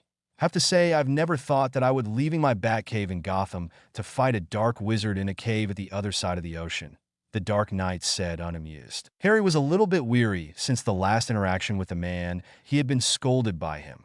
Now here, he was ready to face and fight against Voldemort by his side. But how? Your friend Dr. Fate, he said as if that was answer enough. And to Harry it was. He would have preferred to have Superman or Wonder Woman as backup, but perhaps they were busy. Besides, it was a well-known fact that Superman had a weakness against magic. Let's get going, Batman said. Harry had to admit that the man went right into business. His whole presence and grave voice made him shiver. Tom would never know what hit him. As Harry hissed at the chamber's door, the doctor and the Batman were impressed at the way the door opened and how the snake moved, making a full circle to open the 7 seals on the door. As they were about to enter, the Dr. Fate stopped and said, "This is as far as Nabu allows me to go." "Good luck, you two," the duo nodded and went inside. "Sometimes you make living with you too hard," Bill exclaimed. "It is necessary. This is something he needs to face," Naba said. "But why?" "Because this is the place I saw many years ago. The reason of why Harry was sent to the Waynes," Nabu answered. "International Conference of Wizards, Calcutta, India." The air felt stale, which gave the afternoon an eerie vibe. Albus Dumbledore could feel it in his magical core. Something big was going to happen tonight. Something that would change the world. As the duo walked through the long aisle of the Chamber of Secrets, Harry gulped. How many times had he went down here and spent time with Basil, Copper, Hedwig, Hermione, and Pansy? How good and joyful the memories had been. Now those memories had been tainted. Tainted by the presence of the body of Ginny Weasley laying near the water. Batman pushed a button on his cowl and said, "She is still breathing, but her pulse is weakening." He scanned the room as he tried to locate the evildoer who did this to her. Infrared? Negative. X-ray? Negative. Sonar? Negative. Detective mode? Negative. He said as his lips thinned. An enemy you couldn't see was something he did not like. It was a tactic he often used, but this was different since he couldn't allow his son to be blindsided by someone with deadly intentions. "Ginny, please don't die," Harry said to Ginny's body. Her usual pinkish skin tone was slowly graying in a sickling display. "Tom, show yourself," Harry said. His anger was understandable. Thought out these past months, he had gotten to know Ginny to the point where she reminded him of his sister. He couldn't picture what could happen if Tom did this to Helena. Would he stop him to be arrested, or would he take the more necessary option? "Did you call?" The smugness in his voice was palpable. Harry and Batman turned to see the teen appear out of the darkness of the chamber. "I see you brought back up. But no force can defeat me," Tom said, but in Batman's cowl his lie detector identified that the teen was actually frightened by his presence. "You talk too much. How do I stop what's happening to Ginny?" "Unfortunately, it can't be stopped.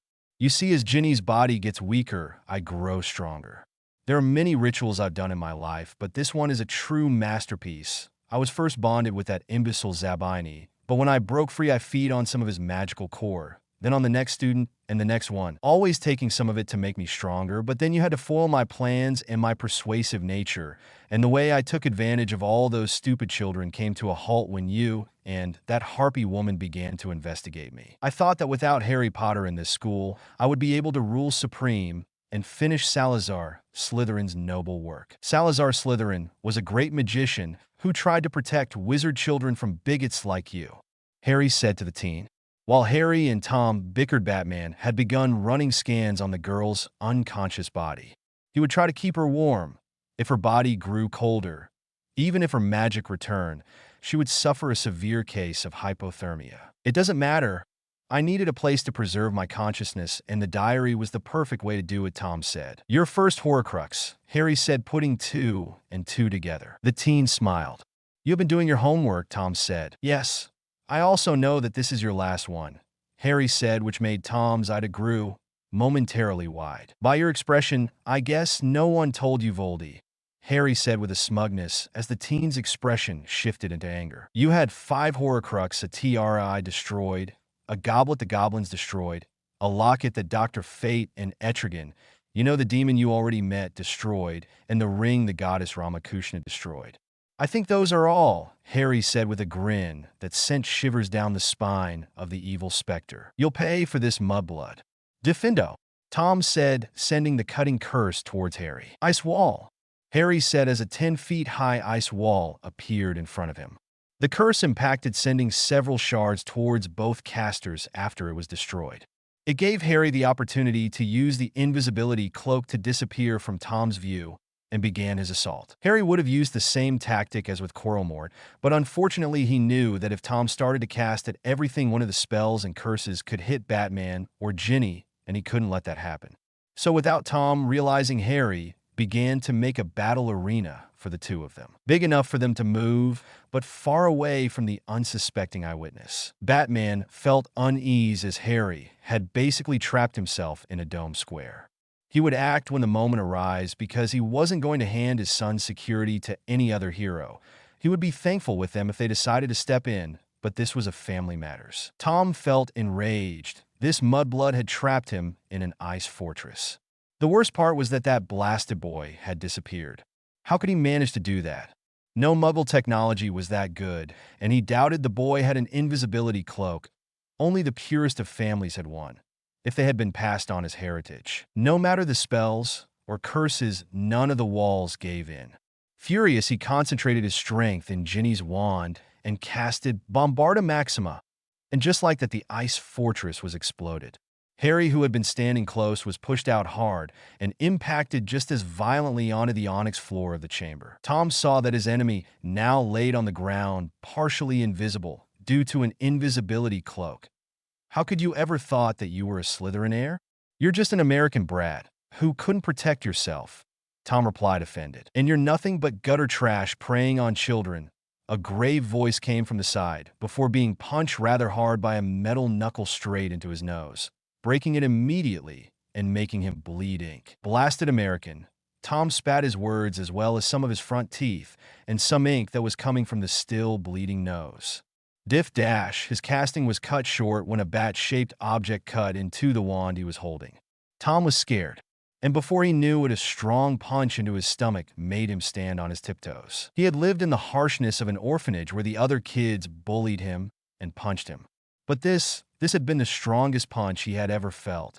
He thought for a moment that the guy had made a rupture into his stomach to pass his entire hand into his back. Then the masked man grabbed him by the collar and sent him flying towards a concrete wall. Everything hurt. Harry had left the medical wing not long ago, and now he was probably going to end up in there once again. He then saw a bright light. Am I dead? He asked. Not yet, young man. The grave voice of Batman was heard. Be Batman. You look all right, and my systems do not detect any broken bones, only bruises. What about Tom/Voldemort? He asked. He is unconscious, Batman said, showing the boy the unconscious body of the teen. We need to destroy the diary, or else Ginny will die, Harry said as he scrambled to move to Ginny's body and take the diary out of her warm hands. What do we need? Batman asked. Either hellfire or basilisk venom. We don't have a demon in here, so, Harry stood up and began to hiss at the stone face of Salazar, where its stone mouth began to open to reveal Basil. Basil, I need you to dash. Harry was speaking when another Parcel voice was heard shouting. I command you to devour the man in the bat costume. Tom, who had been faking being out of the fight until he could plan a new move, well, his chance had been presented. The basilisk immediately turned to see the man, his objective. And before he had a chance to react, the man jumped out of its incoming fangs. Basil, no! Harry screamed as the giant snake tried to eat the Caped Crusader. Before Harry could command Basil into not attacking Batman, Tom lunged at him and took his wand away. Crucio!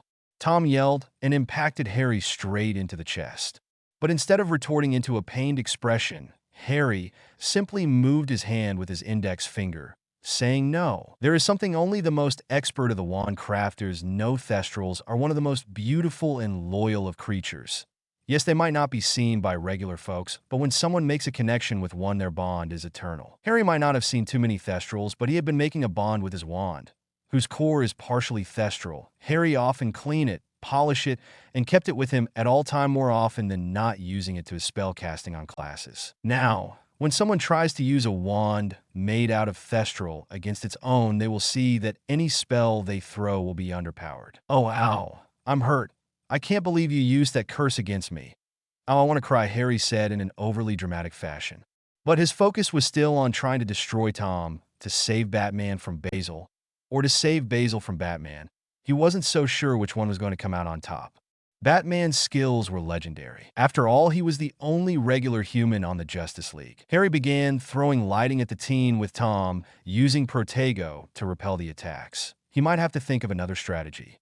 Perhaps if he ordered the basilisk to eat this mudblood, yeah, that could work. As Harry battled Tom, he noticed that with each moment that Tom and he fought, the paler Ginny's body became.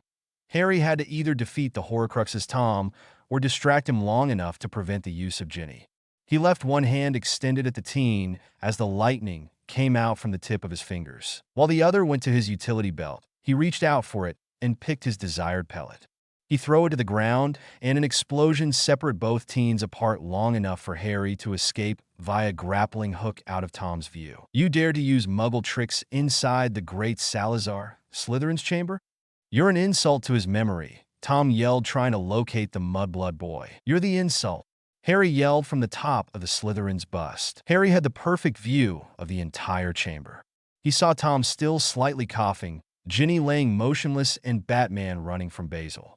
Curiously, he appeared to bringing Basil towards him.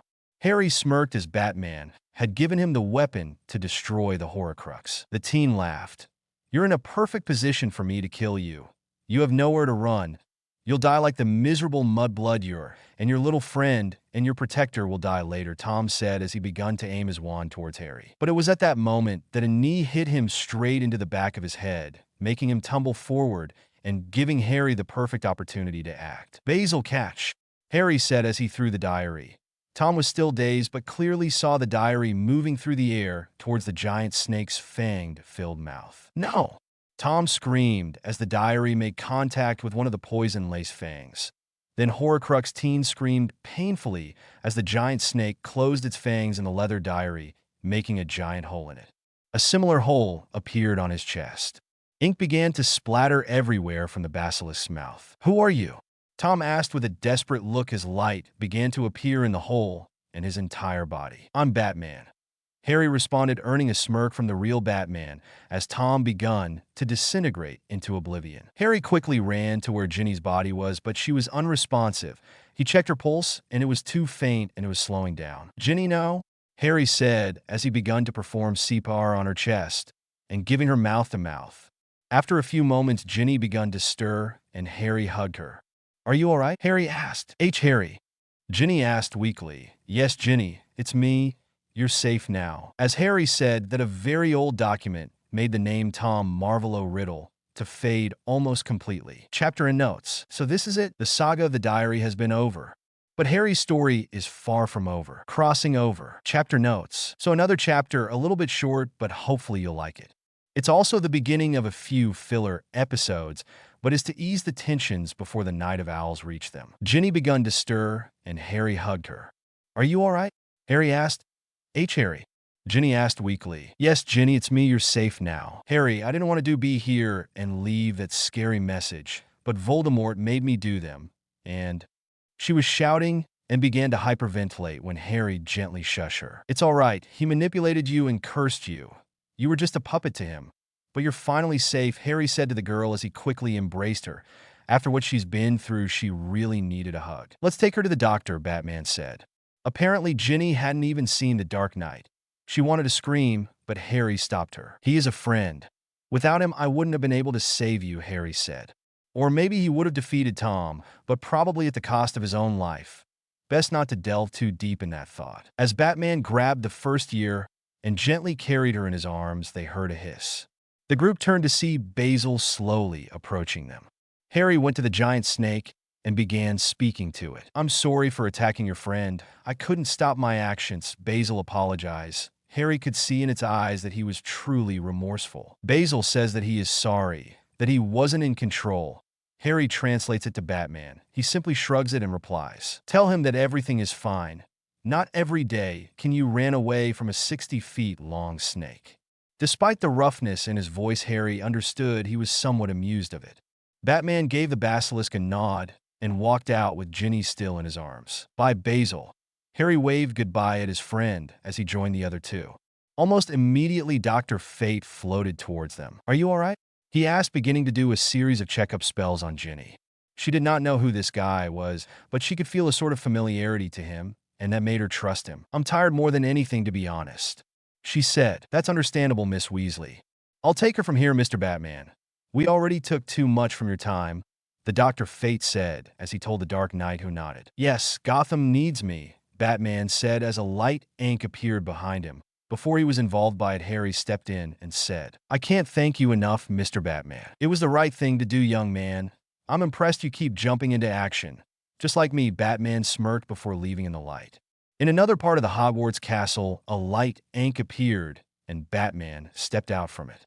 He quickly changed from his armor into his civilian clothes. He would have to thank Sirius for that shrinking spell for his emergency suit. The billionaire then raced towards the medical wing once again before anyone began to ask about his whereabouts. Luckily, only Talia noticed his entrance, and she, with a simple nod, asked him if the deed was done, to which he responded the same, making her exhale a long breath. Come on, let's go, Harry said after Batman left. What about the basilisk? Ginny asked. He is going to sleep. Too many emotions for a day, Harry said as he saw Basil's face appear on the pool of water and wink at him. The rest of the journey towards the infirmary was uneventful, with Harry commanding the tunnel to make stairs for them to walk to the upper floor of the bathroom, though it was unnecessary since Dr. Fate levitated the three of them. I have to learn to do that, Harry thought to himself. As they reached the main bathroom, the group saw the Aurors and Madame Bonesblack on a defensive position. Dr. Fate removed the light barrier, and the head of the DMLE stepped forward. What happened there? She said in a very stern voice. The evil one has been defeated, and the girl has been saved. That's what matters, he explained in a commanding voice that left no one to argue with it. Also, give this to your unspeakables. It's a Horcrux. They might find it interesting. Fate made the destroyed diary appear in thin air. Is it safe? An Auror asked. Yes, the dark magic has been destroyed, so is perfectly safe to hold, Fate said as the man carefully grabbed it. He was not convinced what this golden-armored man was telling them. Harry stepped back to talk to the bathroom's ghost. Myrtle, would you be so kind to inform Madame Pomfrey that Ginny will be needing medical attention? Harry said to the ghost girl, who nodded and quickly phased through the solid walls. Don't worry, Ginny. We'll get there soon enough, Harry said to the girl. The Aurors were confused as to how the boy had so casually talked to the ghost that had frightened many of them. As soon as the trio slowly made their way to the infirmary, Hermione, Pansy, Daphne, Millie, Tracy, Talia, Bruce, Neville, Draco, Susan, Blaise, Vince, Gregory, the Patil twins, the Weasleys and Professors Delacour, McGonagall, Snape, Blood, Lupin, and Madame Pomfrey were already there waiting for them. The first one to arrive at Harry's side was Pansy, who said, You jerk! You could have let US pass through the chamber. Pansy smacked him in the arm as she went towards him. Why did he left them to fight alone? She had reached the bathroom too late as she saw the light barrier Dr. Fate had conjured. What would have happened if he killed you? Hermione said, angry as well, and smacking his head with the book she was holding. Luckily, it wasn't as thick as others he had seen or read, or else he would definitely need medical assistance. We're stronger together, Harry. You said it yourself, Millie said. How could you be so dense to go there by yourself? I thought you were smarter. Daphne scolded him. Yeah, it looked like you wanted to die there, Tracy said, scolding him as well. While the girls berated the boy, Madame Pomfrey arrived and took Ginny from Dr. Fate's hands, where she levitated the girl's tired body towards an empty bed where she gently placed her there. Then the Medowitch made simple but detailed checkup charms. How's the girl, Poppy? Minerva asked. She's fine. Her magical core is exhausted, but she'll heal. Have her parents been notified yet? Poppy said. Yes, they'll arrive as soon as possible, Madame Pomfrey said, and almost as if on cue from the doors appeared Mr. and Mrs. Weasley, followed closely by Percy, who had been waiting in the deputy headmistress' office to open the Floo network for his parents to enter. My baby Ginny, where is she? Is she all right? Mrs. Weasley shouted to, which Madame Pomfrey and the rest of the professors rolled their eyes at the woman's antics. Molly, please. This is a hospital, Mr. Weasley said, shushing his wife. Don't tell me to shush, Arthur. Ginevra is our only daughter, and she was in Merlin knows what kind of danger. So excuse me if I'm overreacting. Mrs. Weasley yelled at her husband. People, please. This is a hospital. You need to remain calm and quiet, Madame Pomfrey said, trying to calm the ginger couple. Ginevra will be fine. She will need some rest and probably a mind healer, she added. Why, what happened to her? Mrs. Weasley asked. She was under a spell from Voldemort, and she was magically drained to restore his powers and body, Harry said after his girlfriend stopped scolding him. Harry, you saved my baby? Mrs. Weasley asked with a maternal voice. It was the least I could do. Ginny has been a very good friend this past year, Harry said to the Weasley matriarch. We cannot thank you enough. Thank you. Mrs. Weasley said, hugging the boy in a tight embrace that he almost got purple due to the lack of air. Mrs. Weasley, air. Harry winced as the woman finally let him go. I'm sorry. Thank you for saving my daughter, she said in a much more composed way. She also noticed that her oldest, Bill, was on his Dr. Fate attire. He definitely had something to do with Ginny being saved. As the red-haired family began to shower with concerns over the youngest Harry approached Myrtle, the ghost girl had stayed to watch the love the people had towards the boy and the girl. She knew the scolding he was receiving was out of pure love and true concern, not just to scold him for hate. She looked at the blue and green eyes the boy had. What? She asked, though her tone sounded way harsher than she intended. Myrtle Warren, down in the Chamber of Secrets lays a basilisk. Its sole purpose is to obey the orders of the lords and heirs of Slytherin, whether they are good or bad. Many years ago, one of the heirs released the basilisk to kill what he considered a pest for magic in this castle. I have to say to you that today I destroyed that heir, and the basilisk is free to do its real purpose, to protect the castle. Today, Myrtle Warren, the man who ordered your execution, has been killed. Today, Myrtle, you have been avenged. You may pass to the afterlife. Harry said. Everyone hearing this was speechless. Myrtle looked at Harry. Am I really being avenged? The teen ghost asked. Yes, Tom Riddle has been finally defeated and the whole Chamber of Secrets has been cleared. Your unfair death has been avenged. I believe you may finally rest in peace, Harry said with a happy smile as some tears started to show in his eyes. He knew he was saying goodbye to a friend, but this wasn't her place to be stuck in the place she had died. Not moving on was a mistake. She needed to get the rewards the afterlife had to offer her. Harry, I have never met any other person that tried to help me. Thank you. I hope we can meet again so that we can do this properly, Myrtle said. Do-wah. His sentence was cut short when the ghost teen pressed her faint lips on his. Even though she was ethereal, he could feel the strong emotion she had developed in the 2 years they had known each other. He will always miss her gentle soul. Please take care of him, girls, Myrtle said, smiling sadly at the boys' girlfriends as she vanished from this plane of existence. I'll miss you forever, Myrtle. Thank you for being my friend, Harry said at the air. He closed his eyes as some happy tears filled his eyes. He felt the embrace of everyone as it had been a very emotional and tiring day. Court of Owls headquarters, deep beneath Gotham City. The Grand Master was tired of having to deal with PYG. She simply couldn't comprehend how he had an aversion for personal hygiene or personal space. Once he fulfilled his part on this experiment, she would personally deal with him. Grandmaster. Remember the project your people brought from the temple at Nanda Parbat? The one they said it was of no use, Professor PYG said to the woman in the owl mask. Yes, what about it? What would you tell me if I managed to give him life? The smile beneath the pig mask was too sickly, like if he had made the greatest discovery and not one of the most heinous acts in the world. Where is it? I'm glad you asked, he said with a maniacal glee. He made the Grand Master to follow him to his blood-stained laboratory.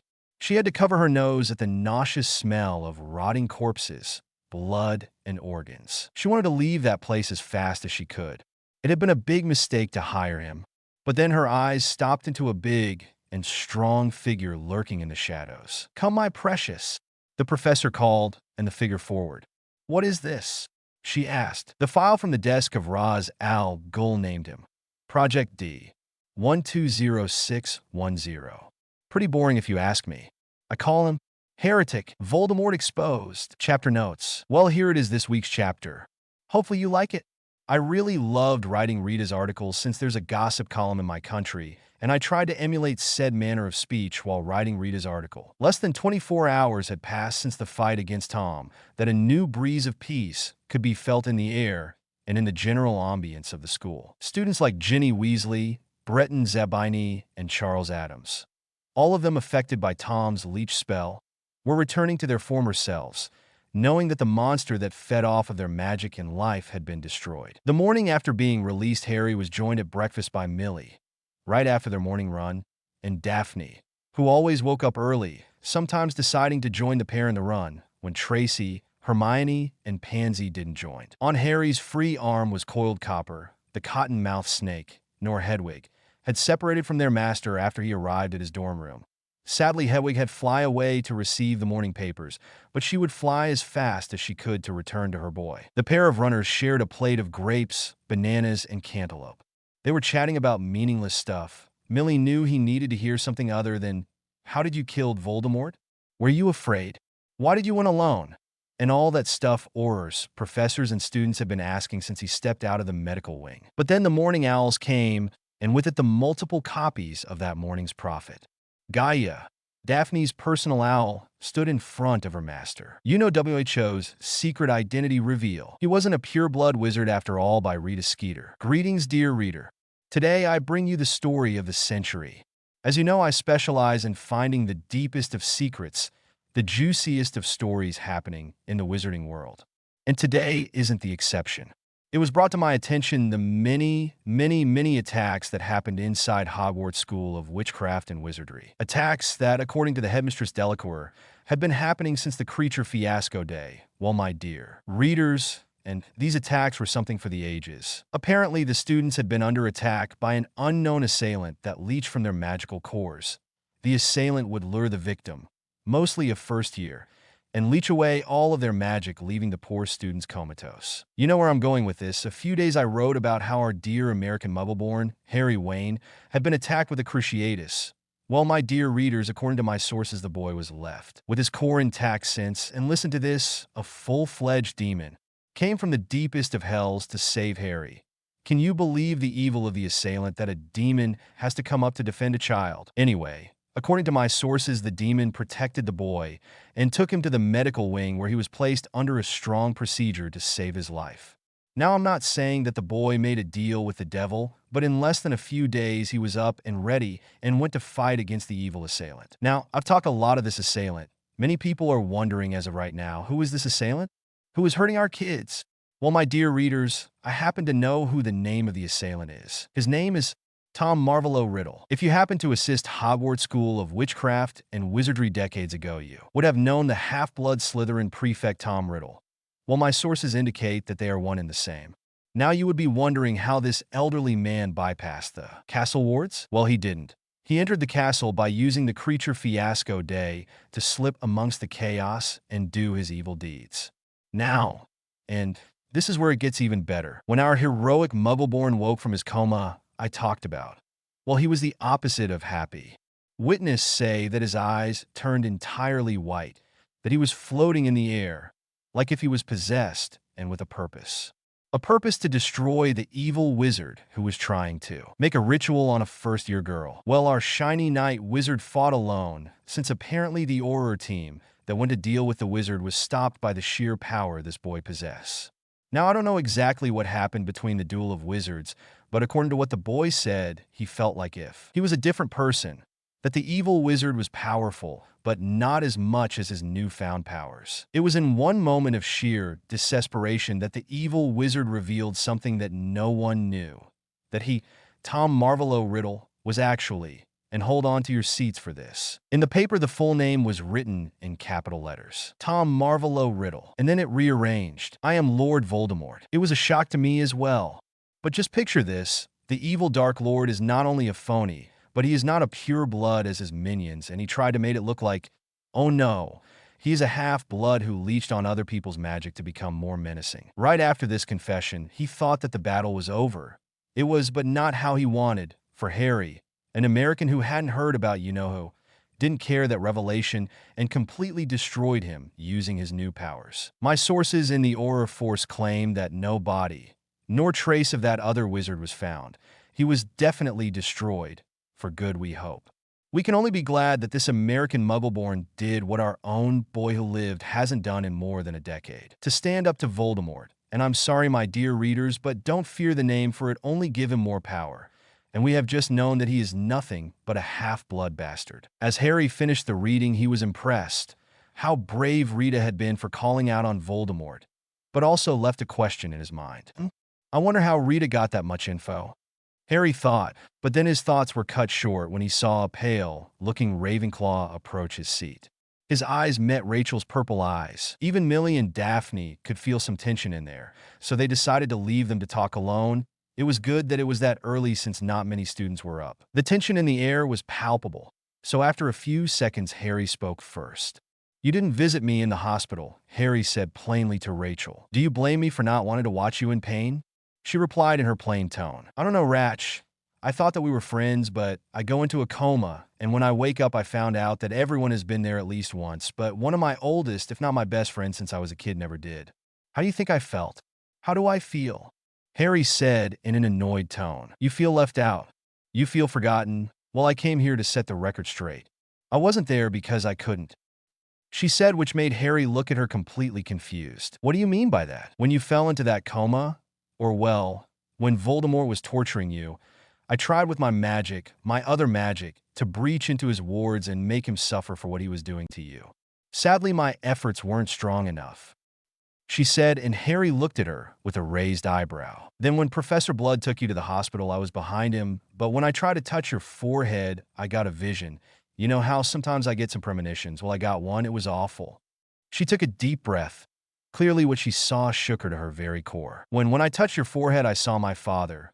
My father made contact with Voldemort's magic, the magic that was still residing in your body as the Cruciatus was still fainting away.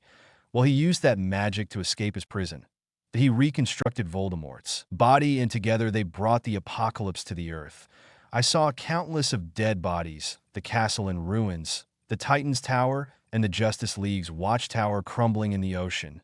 Damien, your family, my mother, all dead at the feet of my father. I couldn't let that happen. So during your days in a coma, I went to a solitary confinement in the come-and-go room and made his prison as though as I could.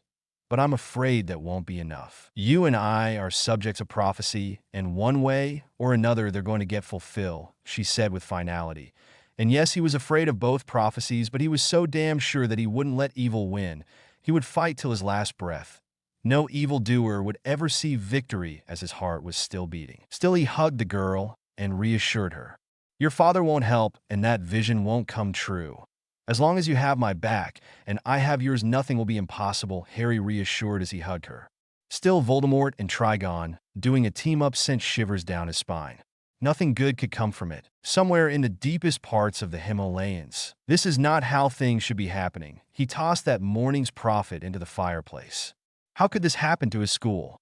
First pixies eat a professor, then monsters attack the entire school, then a petrified cat, now demon possession?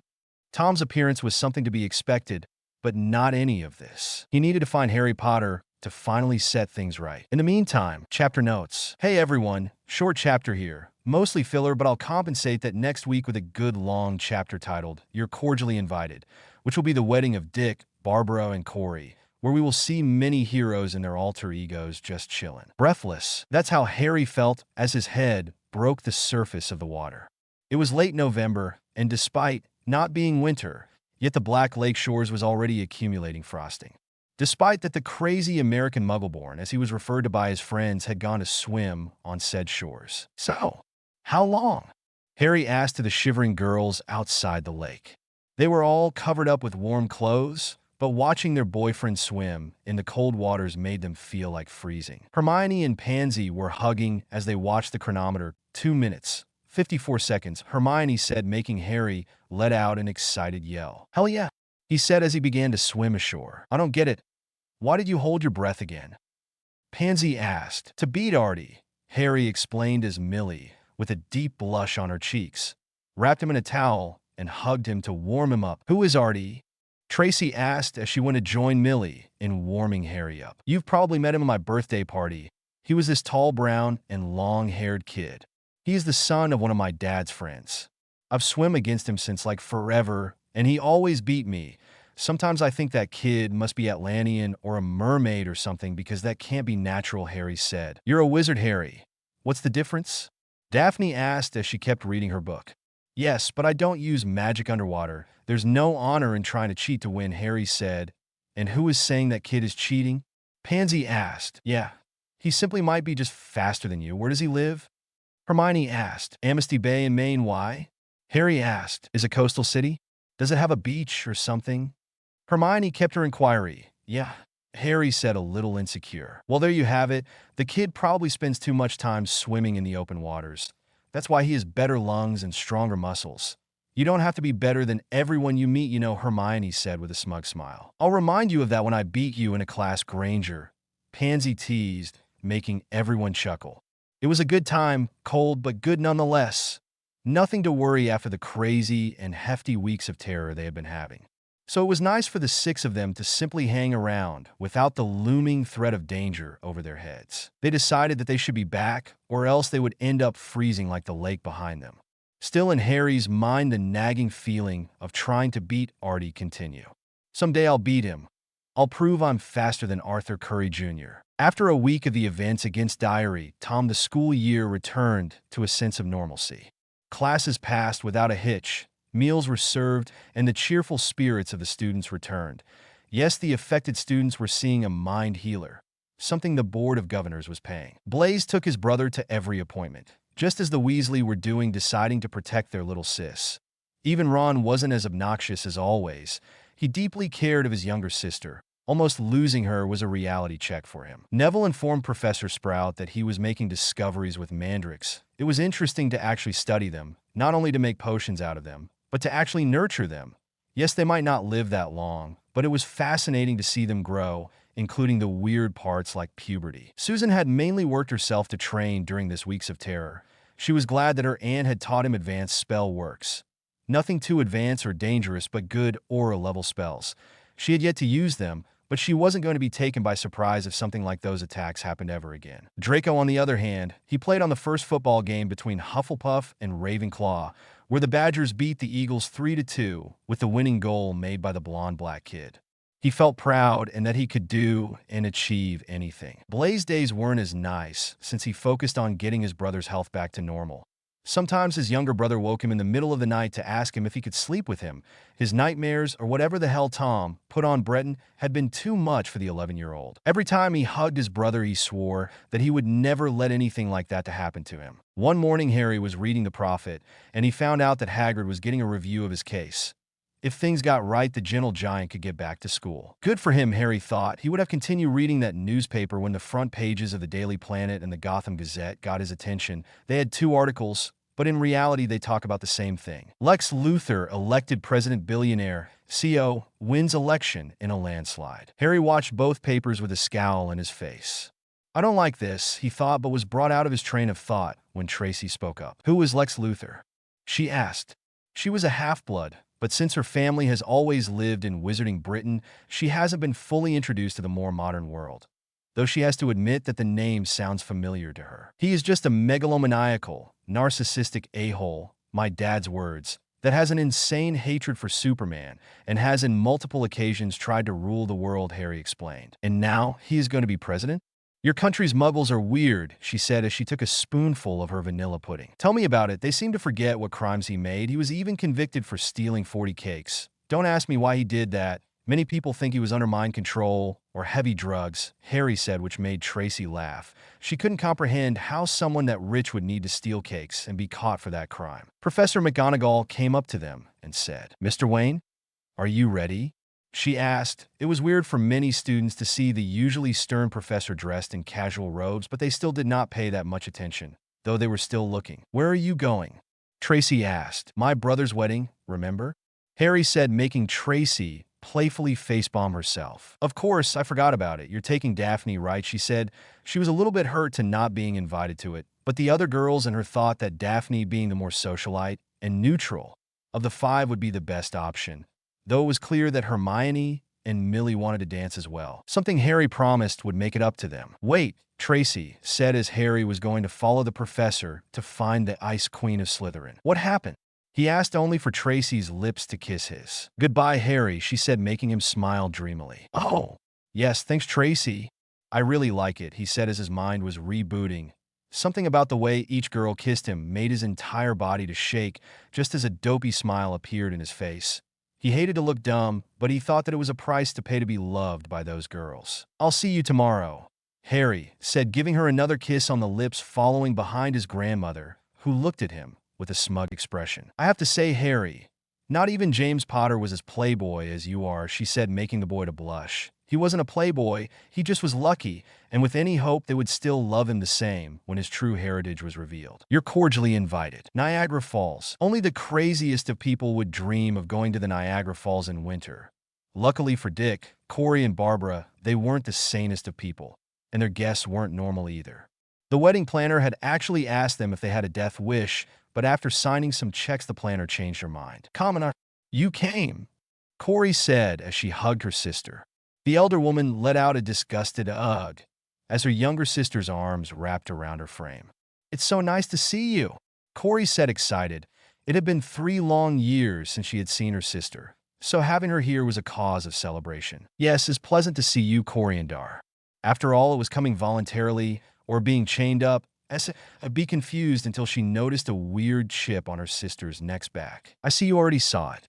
The Tamarian Council thought it would be a nice way to ensure I don't plan another coup if they knew my thoughts, she said, bitterness filling her voice. And how do you feel? Corey asked. Awful. I feel like a bitch in a leash. Not that I don't mind that, this is horrible, she complained. Sensing her sister's frustration, she decided to change the topic. Hey, Com, where's Godric Skletch? Corey asked, wondering where her sister's husband might be. After all, some people would be grossed out of that green, slimy alien. Could be. He's dead. And before you ask, no, I did not kill him, though I did think about it plenty of times. Damn with this stupid truth collar. Dead? How? Well, you know the multiple sounds he made? Well, one day we were eating and he made even more sounds than what was usual. I ignore it because, well, he made tons of sounds. It was worse in the sack. Commoner's cheeks turned crimson red at that slip of information. Anyway, then he stopped making sounds and stopped moving. And while I did not care, I thought he had fallen asleep. He had done that plenty of times. And then a guard came and checked him and said that he had died. He apparently choked on something, Commander said. Oh, I'm sorry to hear that, Commander. Are you going to keep living there? Corey asked. Oh, by the presents. Hell no. Since we never had an heir, thank the stars, his sister took the throne, so I'm free. She jumped with a happy thought. And what now? Well, I was hoping my dear young sister welcomed me in her T-shaped tower, the purple-haired woman said with a big grin on her face. I could. After all, I'm going on a honeymoon vacation with Dick and Barbara, and we need someone to protect the city. All right, but you will have to follow Victor's orders. Should I call him Master? She asked her in a purring voice. Don't even try it. Besides, his girlfriend is our lab scientist. I'm sure she could find a way to kill you, Corey said, earning an eye roll from her sister. Party pooper. No cake for you, she said, but Corey replied, it's my wedding. I can have all the cake that I want. Yes, it is. I'll see you later. I'll be mingling with the Tamarian party, she said as she exited the room. Corey felt good. Perhaps she could start anew with her sister. Harry, Daphne, Rachel, Damien, and Rachel's mother sat in the second row of the church. There were two lines of seats, since practically the groom and Barbara's family and friends were almost the same, with Corey's being on the left side of it. Harry's father and Ms. Prince, as well as Helena, were on the front row alongside Commissioner Gordon and Barbara Keene, Barbara's parents. Dick's younger siblings Tim, Jason, Cassandra, Stephanie, Selena, and Talia were on the rows behind them. Daphne was very interested in seeing the multiple guests to this ceremony. On the bride's side, many people that had a particular orange skin were already seated. Plenty of them, if not saying the entirety, had vibrant red or muted red hair, except a woman already in the front row who had dark purple hair. She also saw that some members of the magical community were here. She saw Professor McGonagall, who had come with Harry. Rachel and her from the school was seated chatting about something with an older man who was, according to Harry, her husband. It felt weird for her to see her stoic professor being so chatty and giggling outside the school. She noticed some people from Harry's party, adults and children alike, though she glared when she saw a brunette in a burgundy dress arrive with Harry's friend John. She still remembered how that girl hugged her boyfriend, and what was worse was that her curves had been filled in. She was still growing, and in comparison, she looked like a vagabond in her navy dress, that according to Harry made her look regal. Now she didn't think so that much. Then the wedding started, and everyone rose from their seats. The groom, Harry's older brother, had been standing for quite some time waiting alongside an equally tall African-American man who began nudging him when one of the brides made her appearance. Corey had her hair in a braid on a sleeveless dress, showing her bare shoulders, which Daphne thought it was too scandalous. On the other hand, Barbara was wearing a long-sleeved dress with a top-knot hairdo. Her dress was more traditional, which Daphne could easily picture wearing once Harry and her were of age and he proposed to her. The rest of the wedding went by without a hitch until, do you, Richard Grayson, take Corey Anderson, Barbara Gordon as you lawfully wedded wives, to cherish them, love them, and protect them till death do you part? I do, Richard said as he looked at his beautiful brides that were next to him. This was their day, the one they had fight, bled, and cried for such a long time. It was finally here. They would finally be married. The trio would become an official family of their own. Rachel stood up from her seat, holding her head. "Ratch, what's wrong?" asked Arella to her daughter. The pale-looking girl let out a hearty and pained scream. Her eyes turned pure white. "The night is coming. Beware of the Court of Owls," the girl finished, saying as her eyes returned to her normal self. Damien, who had seen the whole ordeal, took note. They had been on the lookout for any unusual activity. The court had been too quiet this past weeks, like if they were preparing for something. Every guest were confused and terrified of what had transpired, but those who had a different persona at night knew what this was, a warning. That the battle of their lives would be coming to them sooner rather than later. The reception, it was a very nice and polished dance floor. To be honest with herself, these muggles knew how to throw a party. There was a fountain in the garden, a place to be alone or with one's partner, something she would have to enjoy in the company of Harry. But inside there was another fountain, though this one was a chocolate frosting one. She loved that. After they had their supper, the waiters presented the desserts. To her, she received a strawberry cheesecake with a sphere made of chocolate. And Harry received a chocolate brownie with a ball of ice cream on top of that. Apparently, that was the children's dessert, though she paid no mind to that. She actually liked being a muggle kid. When they were finished, they joined the others in a massive dancing. She even caught one of the bride's bouquets, earning a glare from some guests and a teasing from Harry's siblings. Overall, her experience with a muggle wedding, though not a traditional as the others she had attended, was excellent. She even danced a song called "Don't Break My Heart, My Achy Breaky Heart," which was, according to Harry, a country song.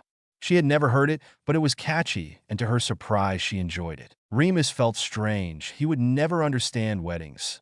Hell, given his condition, he had never even thought of being married, but it had been a pleasant surprise to be invited to this wedding. It allowed him to go out more, something his doctor had told him to do. It had been all nice and all, but seeing Tonks flirting with him made him uneasy. He, as a werewolf, had been avoiding any form of intimacy with women. He feared, no, he was terrified that one day the antidote he often used would fail, and he ended up hurting or killing the woman who chose to love him. He wasn't blind. He knew that Tonks was smitten by him from before this wedding. But two problems presented with trying to pursue a relationship with her. 1. He was older than her and her former professor. 2. She was like family to him, a little niece thanks to Sirius. He had the pleasure and honor to watch her grow. It would be too weird to have a relationship with her. "I'll take a whiskey neat, please," Remus said to the barman who nodded at him. But then another voice said, "Make it double," the woman said. "My treat," she winked at him. He could feel his cheeks blushing. He began analyzing the pros and cons of talking with this woman. He must have been so deep in thought that the woman who had winked at him began to poke his arm. "Hey, handsome, am I boring you? Or were you looking at my assets?" Her obvious flirting and her sultry voice made him gulp. "Oh, no, sorry, miss, I simply drifted away," Remus said. "Oh, you have a really nice accent, Mr. Lupin," she said, which confused Remus. "I'm sorry, do I know you?" he asked, confused. "Not at all, but my sister does," she confessed. Remus, once again, was confused, but then he began to check the woman in next to him. Her skin was a pale shade of orange. Her eyes were purple, and her hair was a deep purple, almost black when the light changed. "You're Corey's sister," Remus deduced. "Yeep. My name is Kaminar, but you can call me Kay if that's easier for you to say. Actually, I think I stick with Kaminar. I don't know how, but it suits you," Remus said. "Thank you, handsome." She blushed slightly, which was a weird thing for her. She saw how Remus had gulped down the entire whiskey glass the bartender had given them, clearly trying to gain some liquid courage. She followed his example and gulped down her beverage as well. "I see someone knows how to hold her liquor," Remus said, trying to get the conversation going. "Yeah, I'm not prone to drink, but I wanted to celebrate," Kaminar said. "Yeah, why is that?" Remus asked. "That I'm a widower and that my little sister got married." Of course, Remus' mood changed. "Oh, I'm so sorry to hear that." "Don't be. He was a pig. Glad he kicked the bucket. Besides, I gotta check as fat as he was." She let out a hearty laugh that was contagious, since Remus smirked as well. In another table, glaring at the duo, was a girl whose pink hair turned deep red. "You know, I wasn't even sure if I was coming to this wedding," Remus said. "That makes two of us, but why is that?" "I'm not very fond of large crowds or of night events." "Oh. Are you agoraphobic or something?" "Not really. I just have something that makes me not enjoy social events as much as other people do." "I see." She gulped her drink and stood up. "Take me to dance. I'll make sure you enjoy this party." Even before he noticed he was being dragged into the dance floor, this woman was very strong. A part of him knew he was in trouble, but Mooney, his inner werewolf, wanted to jump into the opportunity and the challenge this girl presented. Something was different about her. It wasn't a magical aura. It was something different, but different in a good way. And he wanted to explore that something. Sun setting. After Dick's wedding, most of the things had gone their usual way, though Professor Lupin looked more Dantino happier. Sirius, noticing this, decided to pay a visit to Hogwarts to check on his best friend. It didn't take a long time for Remus to crumble and spill the beans. "Well, Sirius, to be honest, I shouldn't tell you this, but I met a fantastic woman during Dick's wedding." Sirius' grin went large. He was hoping to get some gossip, especially since Remus had practically shut himself off of the whole dating game since he was a werewolf. No matter how many girls flirted with him during their school years, he never paid them attention. He was also worried for Tonk's obvious crush on him. They were practically family, and it would be weird. He had practically imperioused Remus to attend the wedding. Hopefully some nice gal would catch his eye. Now apparently he had met one. "Now who is the gal?" "Please don't tell it's one of Harry's mothers or siblings," Sirius said, worried. In all his years since he met Selena, he had never seen her on a date, which was weird because she was beautiful, so he hoped she and Mooney had clicked. "What? Of course not. She is a beautiful woman, but Mooney has never resonated with her. Something weird about her. Perhaps is the cat for always present in her clothes," Remus said. "Or her cat persona underneath it," Sirius thought in amusement. "Well, then who are you talking about?" Sirius asked. Remus' face illuminated, and he said, "Command R." Sirius' mind began to think. That name rang a bell in his head. Can't remember." "Corey's sister," Remus stated. Sirius thought for a moment, and then remembered the purple hair woman that he saw him dance with. She was a knockout. She had this young appearance, but if Dick and Corey were a few years younger than them, the sister should be around their age. "That's nice, mate. Did you seal the deal?" "What?" Remus said as his cheeks turned red. "You old dog, you did," Sirius said, grinning as he patted his friend's back. "It is weird because Mooney liked her. Don't know if it was the scent of her hair or her skin or her carefree nature. I don't know why or how, but I want to find out more of her past and all." Sirius simply shook his head and said, "My friend, my brother, my man, you have fallen deep for this girl. Congratulations," Sirius said as he hugged him. "Yeah," Remus said.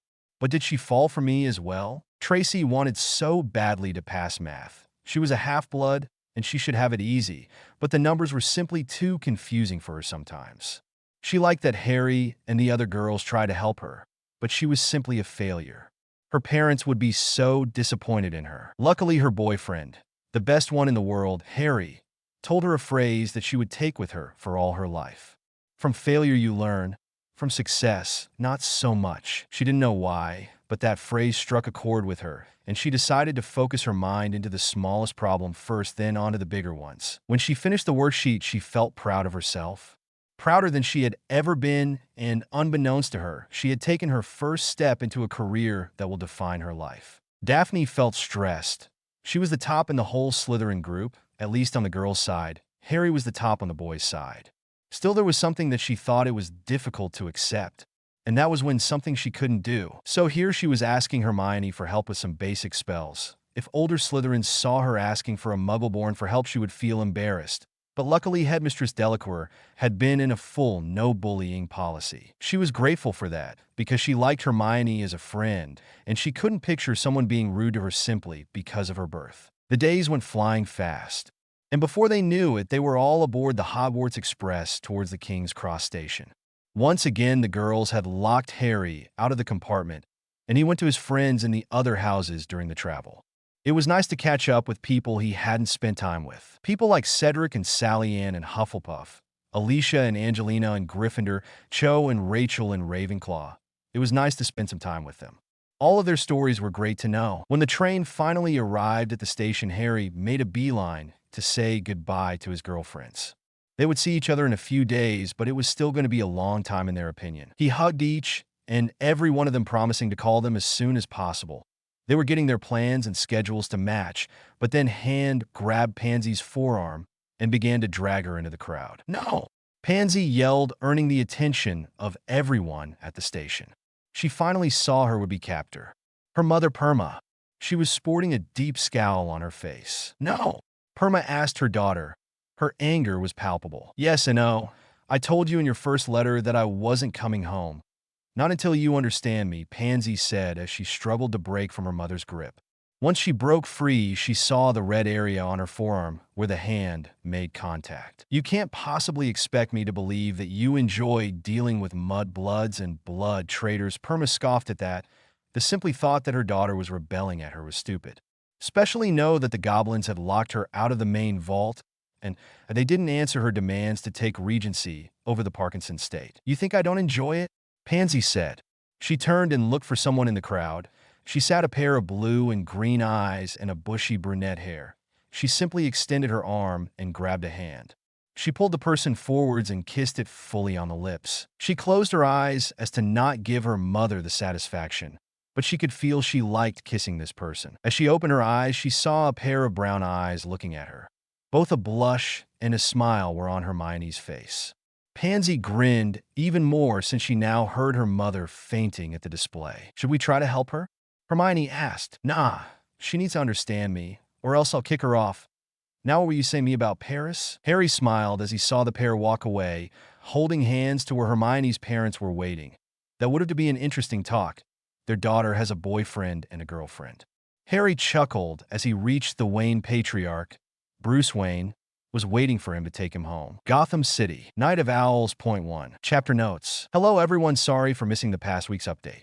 Life is too much chaotic for the time being with both my classes and work, and I'll be a best man in a friend's wedding, so that's also taking some of my time away. But hopefully I won't have other trouble to continue with this FIC. Hope you like it. Somewhere deep in Gotham City. This was it. This was the day all her dreams and goals would become one. The day in which the Court of Owls would reclaim its rightful place. The day in which the masses of worthless pariahs that called themselves citizens would meet their end. The day in which the order will be bestowed upon those who take advantage of this magnificent city. Mississippi Venaver looked in awe and horror at her new awakened talents. She was raised to know that they were the deadliest and purest of assassins. What she was looking now were not pure. They were abominations. They did not look like the men and women she had heard about all those years ago. No, they looked like the stuff of nightmares. Whatever experiments Professor PYG had done in them had apparently worked too well. Now it was time for the Talons to make their swift destruction of those who would oppose the rule of the Owls. The Grandmaster stood in front of her army, 30 souls ready to inflict and kill whoever stand in their way. They all had their missions and their generals. She still felt unease to use mercenaries like Claw, Deathstroke, and Bane, but all it would be in her favor once the city was of the court. Bloodhaven, 20 miles from Gotham City. Batwoman and Batwing had been protecting Bloodhaven since Nightwing and Batgirl had moved to Jump City to train the new Titans. The pair worked well together. Yes, Batwing relied more in his technology, while Batwoman in her brute strength, but still that dynamic duo was well balanced. It was a night just like any other. A few robberies here, and their drunk fights in the alleys, normal stuff. That was until an explosion in the main hydroelectric plant shook the entire city. What was that? Batwoman asked her partner. Don't know, let's find out. Batwoman jumped on her motorcycle, while Batwing sped into the air towards the main source of the explosion. As the pair moved through the city, they noticed the way the lights of buildings and street lamps began to dim until the city was enveloped in a total and massive blackout. That can't be good, Batwoman said. As soon as they reached the destructed area, they noticed that they weren't alone. In the middle of the smoking crater was the smirking mercenary Bane. He was smiling petulantly, smugly, like if he wanted to be caught. This is perhaps the stupidest plan you have ever made, Bane, Batwing said to the mercenary. Yeah, so why don't you play nice? Put your hands together so we can cuff you and take you to Blackgate. Today is taco night, I believe, Batwoman said. You seem to think that I would be a good boy. I'm not here to be brought back to prison. I'm here for blood, Bane replied, and from the shadows of the ruined remains appeared several hulking monstrosities. They were all dressed in black with black masks, but there was something in the way they moved. It was like a mixture of Frankenstein's monster and a zombie in a serious need of a chiropractor. This looks like a tough battle, Batwing said. Yeep. Watch my back and I'll watch yours, Batwoman said. Almost immediately, the creatures leaped in front of the duo, surrounding them completely. Batwing took one down with a single shot of his wrist batarangs while Batwoman started to shoot with explosive bullets at the creatures. Soon enough, creature after creature fell onto the duo's feet. They then turned to see the leader, Bane, smiling smugly at them. Your creatures have been dealt with. Surrender now, Batwing said. Oh, is that so? Bane said, and before anyone could react, a sword pierced Batwing's chest. Luke! Batwoman yelled as she saw her friend being lifted from the ground by one of the beast's swords. Kate, run! He yelled before he was tossed out like if he was nothing. The lone heroine started to fight the creatures that began to rise from the ground. But for every creature she knocked down, another one raised up. She began to being beat up.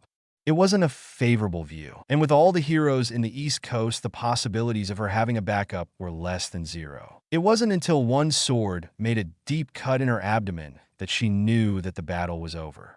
She knelt onto the ground as the blood poured from her body.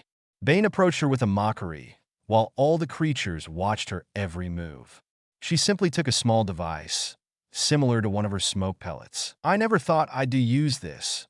Renee, I love you, Batwoman said as she detonated the small pellet that contained an explosive she carried with her, killing her and the beasts around her.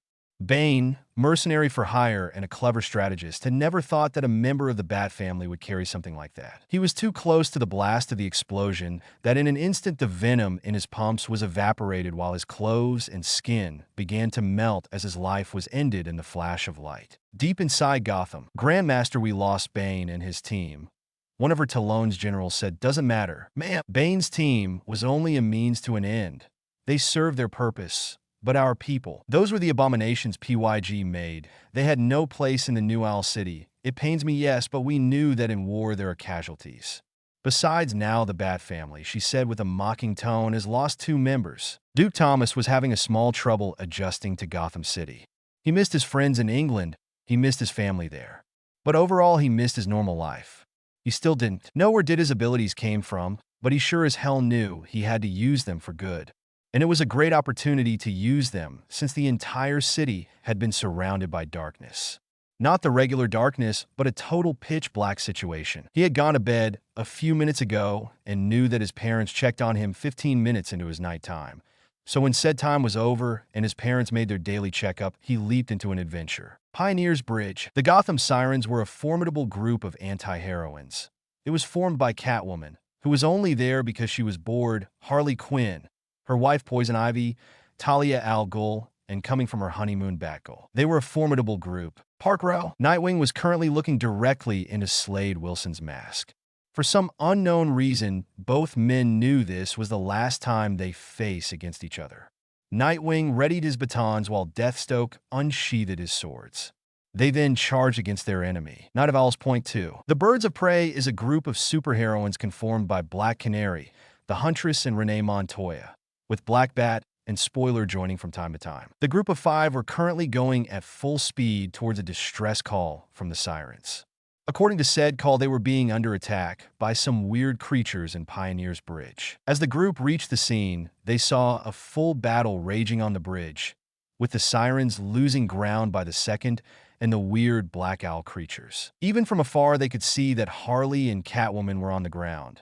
Cassandra could only hope they were injured or knocked out. She couldn't imagine giving the sad news to Harry and Helena. Stephanie, meanwhile, saw Talia sword fighting against a woman in a skin-tight red bodysuit. For what the blonde could see, the raven-haired woman was gaining the upper hand towards Damien's mother. Not to say that Talia was a bad fighter, but it was obvious she had left her training behind when she turned into a working mother. She saw how the woman stabbed Talia's left arm, making her drop her sword. Always the disappointment, aren't you, Tal?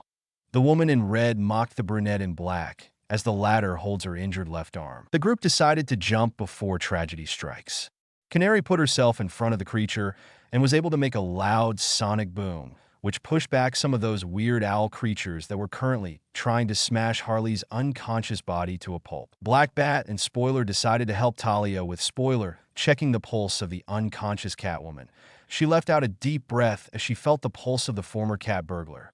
Now she needed to take her out of harm's way. Renee had grabbed Batgirl's unconscious body, as well as Huntress provided cover with her arrows. The detective checked the heroine's pulse, noticing fade but present. She hoped she could save this girl. Black Bat wasn't as skilled as she thought, especially with someone who claimed to be Talia's older sister and who should have been the rightful heir of Demon, not the slut who birthed the bastard. Still, she managed to hold her ground. But then the woman jumped back and Black Bat took notice almost too late. The explosives on the side of the bridge. The road beneath their feet started to explode, severing the communications between Gotham and the mainland. The impact was so powerful that sent the team backwards, with debris flying everywhere. It was by pure sheer luck that they didn't have themselves killed by a large piece of it. It was after a few moments later that the two groups of women realized that the creatures had fled alongside Talia's sister. Selena, Harley, and Barbara regained consciousness and were slowly standing up when their attention was caught by a bigger explosion that came from Bloodhaven's direction. Renee's eyes grew large as she saw said explosion. She had known of Kate's hidden bomb for years. She just had hoped she never had to use it. The often strong Dominican woman simply collapsed in tears as she was hugged by the rest of her team. Talia and Selena looked at the horizon. They saw the Wayne Tower in flames and knew they needed to return home. Wayne Enterprises building. Julia, Mr. Wayne's personal assistant, raced through the halls of the floor.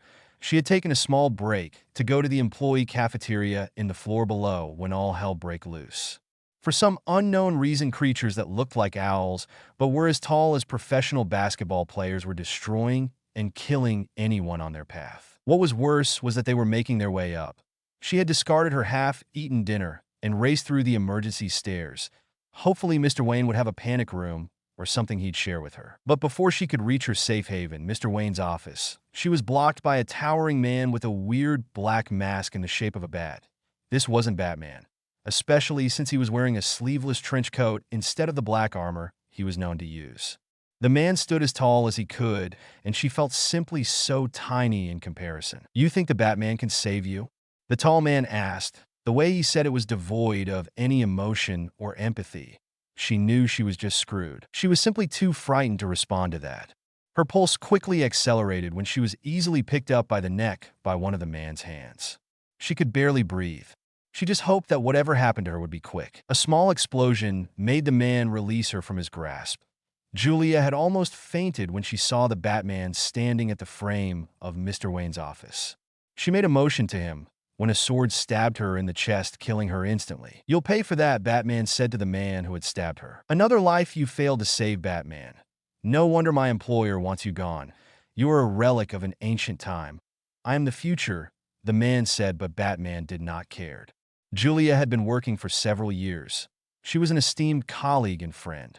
He was going to pay for killing her. The battle started with Batman trying to destroy the weird creatures that were accompanying the man. Said creatures that were tougher than they looked, and did not fall easily. The man was another story altogether. He was a skilled combatant. Every punch or kick Batman threw or blocked with that much ease. Whatever gadget or tool in his arsenal, the man was prepared to counter it. It was during one of the battles that the man grabbed the Caped Crusader and slammed it into the wall face first. Then he tossed it into the next one. He grabbed it and slammed it hard into the ceiling. The Batman coughed blood as his injured body tried to stand up. His anger and determination grew more when he saw Julia's lifeless corpse staring at him. But before he could stand up, a boot crashed into his back, making him face the floor once again. People told me that you were a formidable foe, Batman. I don't see it. They fear you as if you were a god. But what is a god to a non-believer? For my name is Heretic. The man then left the Batman laying there with a bomb detonating soon after. Smallville, Kansas. It was a relatively peaceful night for the Kent family. The patriarch, Clark Kent, aka Superman, had flown away to help the East Coast with the rescue teams of the Justice League after the massive tsunami. Arthur Curry, aka Aquaman, had informed them that his brother ORM, aka Ocean Master, had been behind said tsunami. The members of the League that could either breathe underwater or were skilled fighters descended to Atlantis to fight Ocean Master's rebellion, while others like the two Green Lanterns, Elongated Man, Flash, etc. were clearing the zone of the multiple cities affected by said disaster. As Lois Lane Kent had gone with Superman to cover said disaster, it was up to 16-year-old Kara Kent to babysit her 12-year-old nephew John. There was nothing much to do since his chores had been done, so they were just changing channels on the TV when a news flash caught their attention. Gotham City under attack, that was what the news said. The two teens' attention had been grabbed instantly. This is Summer Gleason reporting from live GNN News broadcast where the city has been under a severe attack. Tonight around 8:15 Central Time, the entire city had been left in the darkness as officers and first responders reported that an explosion in the main electrical plant could be seen. At the same time, two explosions in the Pioneers Bridge and at Park Row were felt in the city. I'm being informed that two new explosions were reported. Wayne Enterprises and the City Hall lay in ruins. We are now completely in a no man's land, and we don't know how much the emergency generators can hold on. To anyone out there, good luck. I need to go, Kara simply said as she stood up, got rid of the brown wig she used and the glasses, and changed at a record time into her blue and red suit. She was ready to take flight when John called her. Kara, I want to help as well. Are you insane? This is dangerous, she replied. My friends live there. I won't let them be alone if I can avoid it. Fine. Follow me, Kara, as Supergirl said as she began to float in the air. Can you take me? I can't fly yet, John said, making Kara roll her eyes at him, but grabbing him by the hand and sped away. Grimmauld Place, London. At the same time, Lord Black, who was feeding his newborns, was watching the news. He couldn't imagine what was happening to his friend's city, but he would do whatever in his power to help them. Night of Owls, Point 3. Gotham needs me, Sirius said as he finally put the last of his newborns in her crib. The house elves could take care of them if they woke up. He quickly changed into his battle suit, a high Magi-Tech suit he had been working on after stealing one of Bruce's suits. He had to admit that the suit, if it worked, it would be able to stop any piercing hex, resist any blasting curse, and in theory, even stop the killing curse. Not that he was as crazy to prove that last part, but he was so sure of his work. As he finished putting his dark gray suit, he realized that he was on the other side of the continent. I know that the Wayne Manor has a functional flu, but it would imply that I need to pass through international customs. And after dealing with all that shitty paperwork and bureaucracy, the city would be in ruins and Harry and family would be most likely dead. I can't fail them. Not again. Sirius was so focused on his soliloquy that still he needed a way to get there fast. That was when he noticed one of the elves looking at him. It was Dobby, the youngest elf in the Black Manor. Dobby? Sirius asked. Dobby heard Master Siri talking.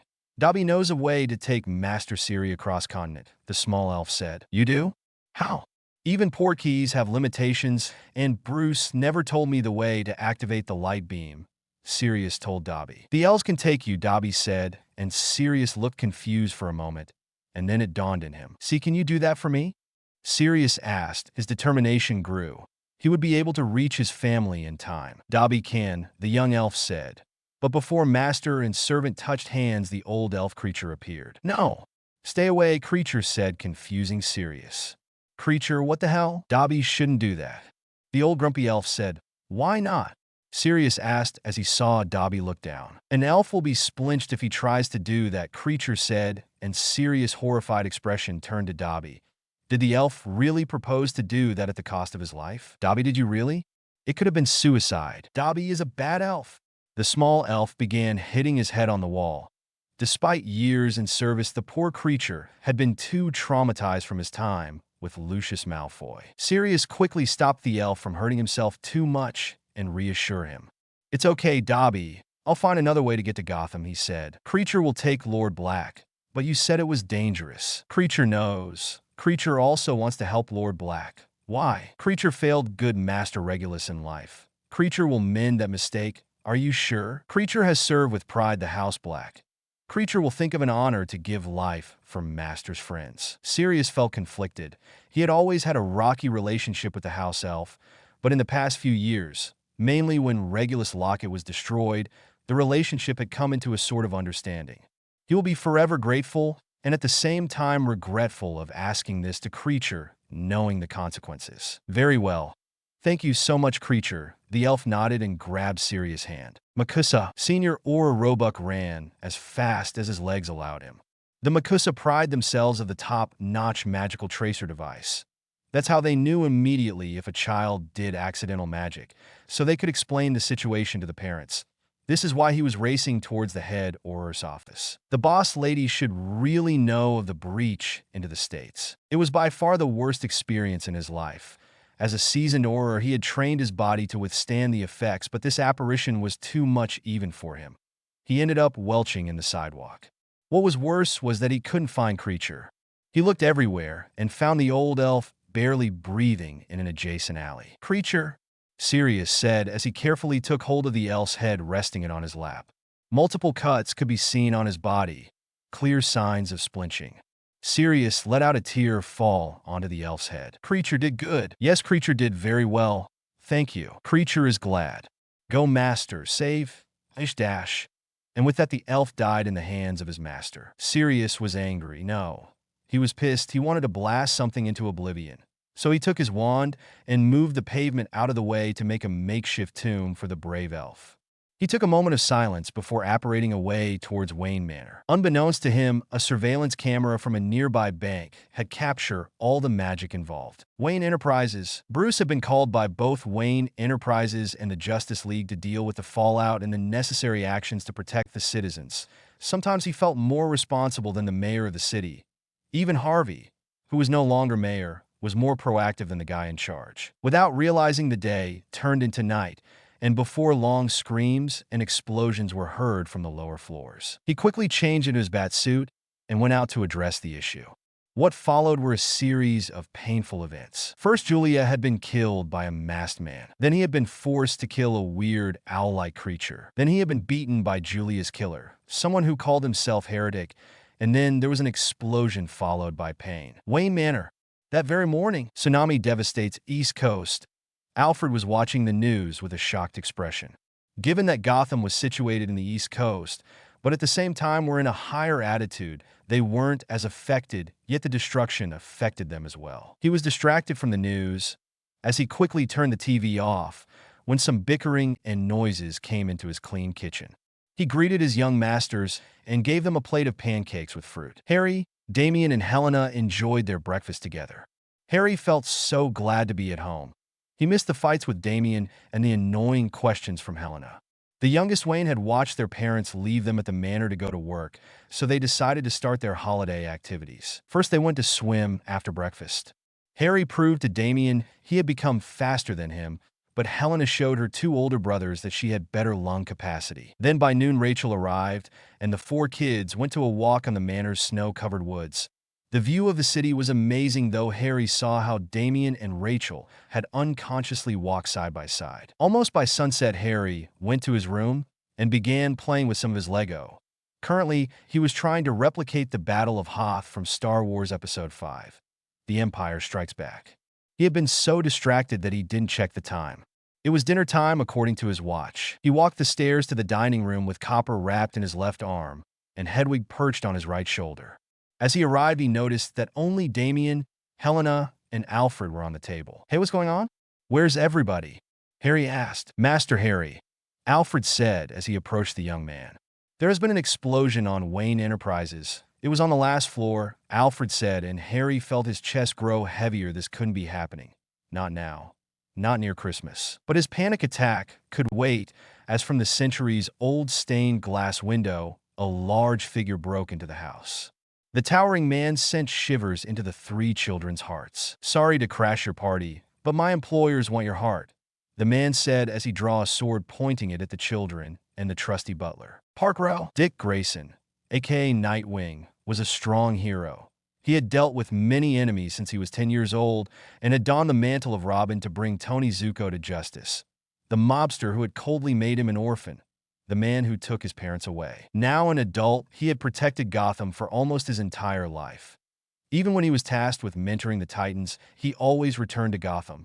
He was a Gothamite at heart. That's why while every hero was helping on the East Coast, he had traveled to Gotham to check on the possible victims and the lives at risk. That's when he found Deathstroke with some weird owl-like creatures on Park Row. He had been fighting alone since he emancipated from the Bat family, but even his mentality of one-man army was not enough to defeat the weird creatures or one of the best assassins in the world. Just as he was about to give up, a boom broke through the air, and a blue and red blur impacted to one of the creatures that was currently beating him up. Then another blur, this one being redder than anything, punched another one. Dick had to focus, but then the blurs took shape and he could see Kara, aka Supergirl, and John, Superman's son, standing where the creatures had been. The young boy went to assist the black and blue hero. "Nightwing, are you all right?" John asked. "Yes, kiddo. Only some bruises that will heal. Luckily, they didn't touch my face," he joked. "You will pay for what you did," Kara said angrily. He knew that Clark had been having troubles making her adjust, but he believed her anger was under control. She jumped full speed at the masked assassin, but then he dodged her and drew his sword, passing quickly in a swing motion. "Arg!" Kara yelled in pain as the sword made contact with her skin. She then saw the trail of blood coming from the cut, a cut on her impenetrable skin. "Foolish girl, my sword is a god killer. It was stolen from Hephaestus' forge. If it can make Zeus bleed, how can you think you stand a chance in front of this?" Deathstroke said, pointing his sword towards her. She knew of no fear, but a part of her felt nervous in front of something that could actually hurt her. Night of Owls PT 4, Wayne Manor. Chapter notes. Hello everyone, so very sorry that I have been MIA. I went to a family vacations during the holidays, then at work there was a lot of chaos. I presented an exam on my classes and it went fine. I had a personal tragedy as well, but here I am, getting back on track. Hope you like it. Sorry to crash your party, but my employers want your heart, the man said as he drew a sword, pointing it at the children and the trusty butler. Helena was quickly pushed behind as Alfred took out his Walter PPK pistol and started shooting at the intruder. He would just need a small diversion to go for his kitchen shotgun. No one was going to hurt these children as long as he had air in his lungs. The muscular started to cover his face and torso with his sword. It looked like it had at least 5 inches of girth and quite sharp. The man only grew, but when he was about to swing his sword towards the butler, a katana blocked the impact. Damien had been wearing his deployable katana with him. It wasn't as strong as his real one, but it would give them enough time for his family to escape. Alfred knew what Damien was doing, so he raced to the kitchen. While the old butler moved as fast as he could, he saw a silver claymore sword flying towards Harry's hand, who had summoned his weapon with some magic and leaped to aid his brother. "What kept you?" Damien said with a grunt, as his entire strength was on holding the larger man. "The sword took its time to reach my hand," Harry said as he gave his brother aid with holding the man. Yeah, whatever, Thor." The brothers pushed back, breaking the impasse they had found themselves in against the evil man. "What a spirit you two have. If it wasn't because my employer wants you dead, I might have let you live, but consider this an honor, for no other prey has beaten me in a sword fight," the man said as he began pushing back the brothers, who despite their best and strongest efforts, they couldn't hold ground against the towering man. "Bombard?" was heard, and the trio of sword fighters split up, with the man looking at the youngest of Waynes, who had sent a powerful spell towards his direction.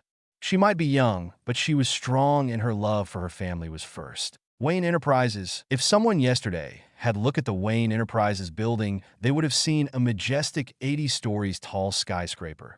Now they would only see the firefighters trying to contain the flames coming from the once beautiful building that was currently in ruins as the upper floors began to collapse. Buried beneath collapsed ceilings and columns laid the Dark Knight, the Bat Vigilante of Gotham, who had been protecting his city for more than 20 years now. He could feel his body being trapped under the rubble, the rock, gravel, and wood imprisoning him.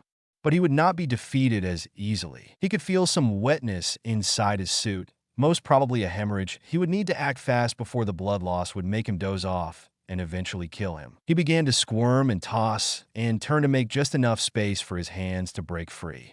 Once he managed to make enough space, he got to his utility belt. It has to be somewhere around here. He heard a click, and he grabbed the tool he needed. It was a small diamond-pointed drill. He knew it would take some efforts, but he began to work. With his other free hand, he touched the biggest obstacles in his way. The drill would drill into the wood or concrete. He needed to hurry. He could feel his hand lose the grip on the drill by the minute. When he felt he was buried in only rubble, he pushed himself free. As quick as his weakened body allowed it, he sat up in the rubble. He analyzed his mangled body. A piece of metal was embedded into his right side. He carefully extracted it, avoiding any major injury and even more blood loss. He opened his utility belt and put an essence of Divinity disc on his wound. He let out a relieved sigh as he felt the magical potion work its way on his injury. After a few seconds, the pain was no more. He then took a pill from another compartment on his belt, and his energy returned to him. The pill was a concentrated version of the Pepper Up potion Sirius had recommended him when he found out of his night escapades. Damien liked to call them a Senza pill after those Dragon Ball beans. The Dark Knight stood up once again, and he knew he needed to put a stop into this madness. In a timeless void, I'm still saying that you shouldn't have saved him, a yellow and purple-suited white-haired man said as he floated in the nothingness while watching a television set. Oh, come on. You take away the fun of that, a buck-toothed small man wearing a homemade batsuit said. The bet was when Batman was going to kick the bucket, and you cheated by shielding him from the blast. OMXY, please. I didn't cheated. I just simply allowed for an air pocket to be created around him. The rest was entirely up to him. Don't tell me you wouldn't have done that the same for Sups. The man in the yellow suit simply rolled his eyes and ignored the other entity. Sirius couldn't comprehend how he hadn't arrived at Wayne Manor sooner. After Creature's sacrifice, he had began hopping from apparition point to the next one, trying to avoid any normal Flynn Network, Chimney, or Makusa checkpoints, but he still felt he was way out. He could only observe the chaos and mayhem that was transpiring in the city. Screams of terror and agony, explosions and fire, smoke and debris filling the entire city. He decided to run instead of apparating. Perhaps if he was lucky, he would be able to find a motorcycle to use. As he ran through the streets of Gotham, he heard an explosion, and he turned to see a crumbling building ready to flatten out innocent civilians. He cursed his luck and drew his wand and said, "Arresto momentum," stopping the debris mid-fall. "Run!" He yelled at the civilians who thanked him as they scattered away. He stopped his spell work as a loud voice came from behind him. "Lord Black! Lord Sirius Black! Under the ICW law and the Makusa, you're under arrest for trespassing the United States of America magical borders without a permit or proper documentation, for traveling illegally with a house elf, operating in non-official zones, and using a level 4 spell in front of no-mage witnesses. Surrender any wand you have within your person or be ready to be stupefied," a man in a nice and classic-looking suit yelled. Sirius chuckled. He had to handle it to them. American Aurors dressed way better than the awful red robes the British Aurors wear. Still, he couldn't comprehend these imbeciles. He was already in a dire situation, hell. The entire city was in a dire situation, and they only cared about a spell he used. Not even caring of the muggles, he just saved with his action. "My family needs me, so I don't have time for this." Sirius flipped them off and quickly used one of Bruce's smoke bombs he carried with him. For pranking purposes, who would have thought he was going to use it to escape Makusa Aurors? He would deal with that later. Harry and company needed him. He operated to a nearby place. He had taken Amelia to that nightclub, one with an iceberg motif, but he knew that if he arrived there, he could get a vehicle and get quicker to the manor. He saw that the once lively nightclub was in disarray and multiple gunshots could be heard from the inside. His horror instincts told him to help, but his instinct as a godfather told him that Harry needed him more. And just as he thought, he saw a disregarded motorcycle with the keys still on it. He would return it later, but now it was action time. Park row. Kara felt the blood flowing from her forehead from where the sword had cut her. This was getting too dangerous for everyone. These creatures were too tough, and Deathstroke was just too skillful for them. Even Nightwing was having trouble with him. John was holding his own. Many of the swords, daggers, and long nail claws the owl creatures would break on the half-Kryptonian skin. But there were some that actually penetrated and cut his almost invulnerable skin. Luck had seemed to be on their side when Rachel, if Kara remembered correctly, she was a friend of Harry and Damien, appeared out of the shadows. Neat trick, she thought as the girl took out a stick and began blasting the enemies left and right with a red spell that sent them flying to the ground. Unluckily for the young heroes, the battle was far from over. Every creature they took down began to stand up once again. Unbeatable, John said. Then let's kill them all, Kara said as her eyes turned red. John looked at her confused. He knew his father has been in a constant debate over the time he had to take General Zod's life. How he feels like the different choices that lead to that point. The point in which one takes a life and vows to never do it again. Could he live with himself if he took these creatures' lives? They're not alive, John, Rachel said in a flat tone. Not anymore, at least. That eased the boy's tension, but it was still difficult to process. Perhaps if he saw them as zombies from his favorite video games, it would work at his advantage. Now they were finally going places, with the Kryptonian heat vision and Rachel's weird magical abilities. Abilities John would question her later. They were finally cleaning up the mess. Perhaps even stop Deathstroke's schemes. Harry, Damien, and the man were still on their clash. The man had sent a bomb towards Helena, and just by pure chance and luck had Alfred take the youngest Wayne out of the way. But still the brothers were having too much trouble with the stronger man. Harry just simply couldn't comprehend how this man had passed through the ward stones. Dr. Fate and the goblins said that it was impenetrable for anyone who weren't a Wayne or a friend. Harry, give me strength. Harry yelled, and he felt, once again, a surge of power course through his body. And for the first time the man was being pushed back instead of the other way around. What Harry ignored was that Damien himself was muttering something that gave him power. A power that momentarily made him glow in green. But it gave him the edge to push back this assailant. As the swords broke from their clash, the two 12-year-olds decided to attack hand-to-hand with Damien, choosing up and Harry down. But the man was more than ready for it. If Harry tried to make him trip, he would raise his leg and kick him. If Damien leaped to attack, he would block and counter it with a punch. In one moment, he grabbed the brothers and crashed them together before tossing them aside, setting his eyes on the youngest one and the butler. Helena's courage faltered when the hulking masked man turned his head to her. Alfred was having none of it. He began to unload all of his shotgun shells onto the approaching man. He might not be as young, but his marksmanship had not dwindled one bit. The man's armor proved to be too resistant, only slowing down whenever he felt an impact. Harry and Damien panicked as the man tried to kill their sister and grandfather. And despite the soreness in their bodies, both brothers stood up. Harry used a lightning bolt that earned him a glare from the man who now was dangerously close to their family. Seems like the Wayne sons haven't learned their lesson yet. Damien growled at the man, and Harry's eyes flashed with lightning. They would die to protect their sister. They charged again against their opponent. This time, Harry leaped, and Damien went down with Harry, sending fire towards the man's face. His mask preventing the fire from actually burning, but it served as a distraction. A distraction Damien took advantage of and punched him on the testicles, making the man groan in pain. He immediately grabbed Damien by the hair and smashed his face against his knee. The boy's nose began to bleed from there. He then grabbed Harry by the neck and punched him in the gut. He repeated that several times and then tossed him aside. He would deal with him later. He wanted to kill Damien first. He approached Damien with his sword ready to kill him. Behind him, Harry began to slowly rise as Alfred loaded his shotgun once again. The butler shot the man in the arm and the side, making him bleed. But before the butler could continue his shooting, the shotgun was destroyed by a shuriken that embedded in the cannon, making it unusable. As Heretic was too distracted by Alfred, he had yet to notice that Harry was charging a big lightning bolt with Helena's help. They would blast the bastard away, attacking from the back. Where is your honor? Heretic said to the boy as the siblings sent the Volt towards the man. But as the spell soared through the air, the man in a quick motion grabbed Damien's body and used it as a shield. The boy felt his entire body being shocked with electricity until he was tossed through the window. Damien, Harry, and Helena yelled. "One down, 3 to go," the man said. "Helena, go with Alfred and run away. I'll keep him distracted," Harry said to his sister, who was shaking in fear. Harry felt it was his duty to defeat this man. He began to remember the Knight's Oath. With his wrath, he would undo the wicked. Agahea! He charged at the man, and he began using his entire martial artist expertise to fight him long enough to grant Helena a chance of escape.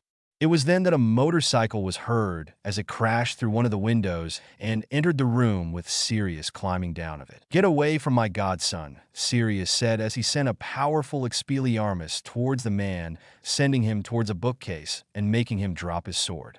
Sirius immediately went to check Harry. "How are you holding?" Sirius asked. "Could be better," Harry said, trying to keep his composure, something that Sirius admired from the 12-year-old. "Go check on Damien. I'll deal with this bozo," Sirius said, sending Harry out, but before the boy rushed out, a shuriken hit his leg, making him scream in pain. "Not so fast, boy," Heretic said. "Caught me by surprise, I have to admit, but won't end until I'm dead, or they are. And I'm not planning on dying soon," he said as he moved towards Sirius. The Lord of House Black began sending spell after spell, but he was clearly in a disadvantage. He might be in better physical condition than any other British wizard, but even he couldn't compete against one of Bruce's rogues gallery. In less than a minute, the guy had moved at an inhuman speed and dodged every spell Sirius had used, snatched the wand out of Sirius' hand, and snapped it in half with his thumb and punched Sirius in the stomach, making him fall onto his knees. "What? I can't lose that easily. I have to protect Harry," Sirius thought. He then groaned as he felt a deep pain in his head as the towering man started to make more and more pressure onto his skull with his bare hands. If he lived, he would definitely have a killer headache. But just as he felt that his head was going to explode, the man released him. He made a thud noise as he collapsed onto the floor. "I should have dealt with the magical pest before killing the bird brain," Heretic said as he approached menacingly towards the injured 12-year-old. Harry could barely stand, but he still began to throw punches towards the man who seemed unfazed by them. Heretic grabbed Harry by the neck and slammed him into the concrete. Several tiles cracked by the sudden impact that knocked the boy unconscious.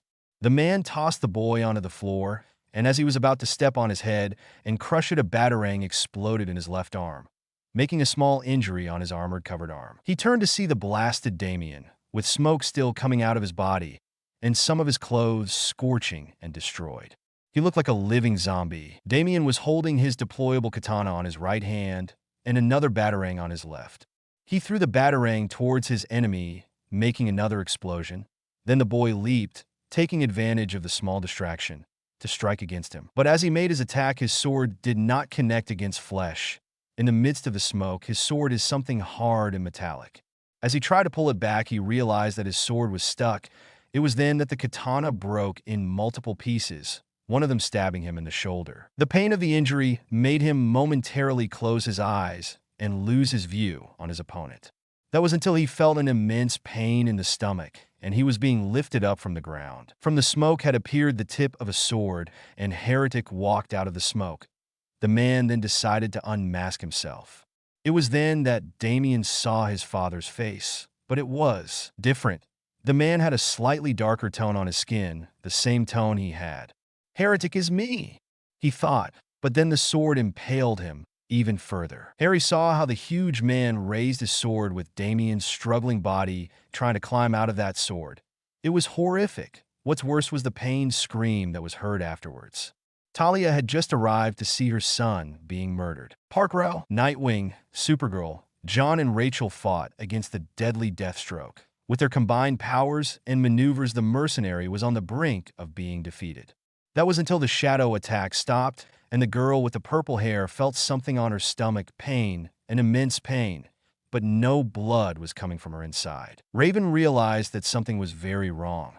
"I should have never left." Just outside the Wayne Manor, the Court of Owls Grandmaster was patiently waiting alongside her main Talon and the Professor PYG's creatures.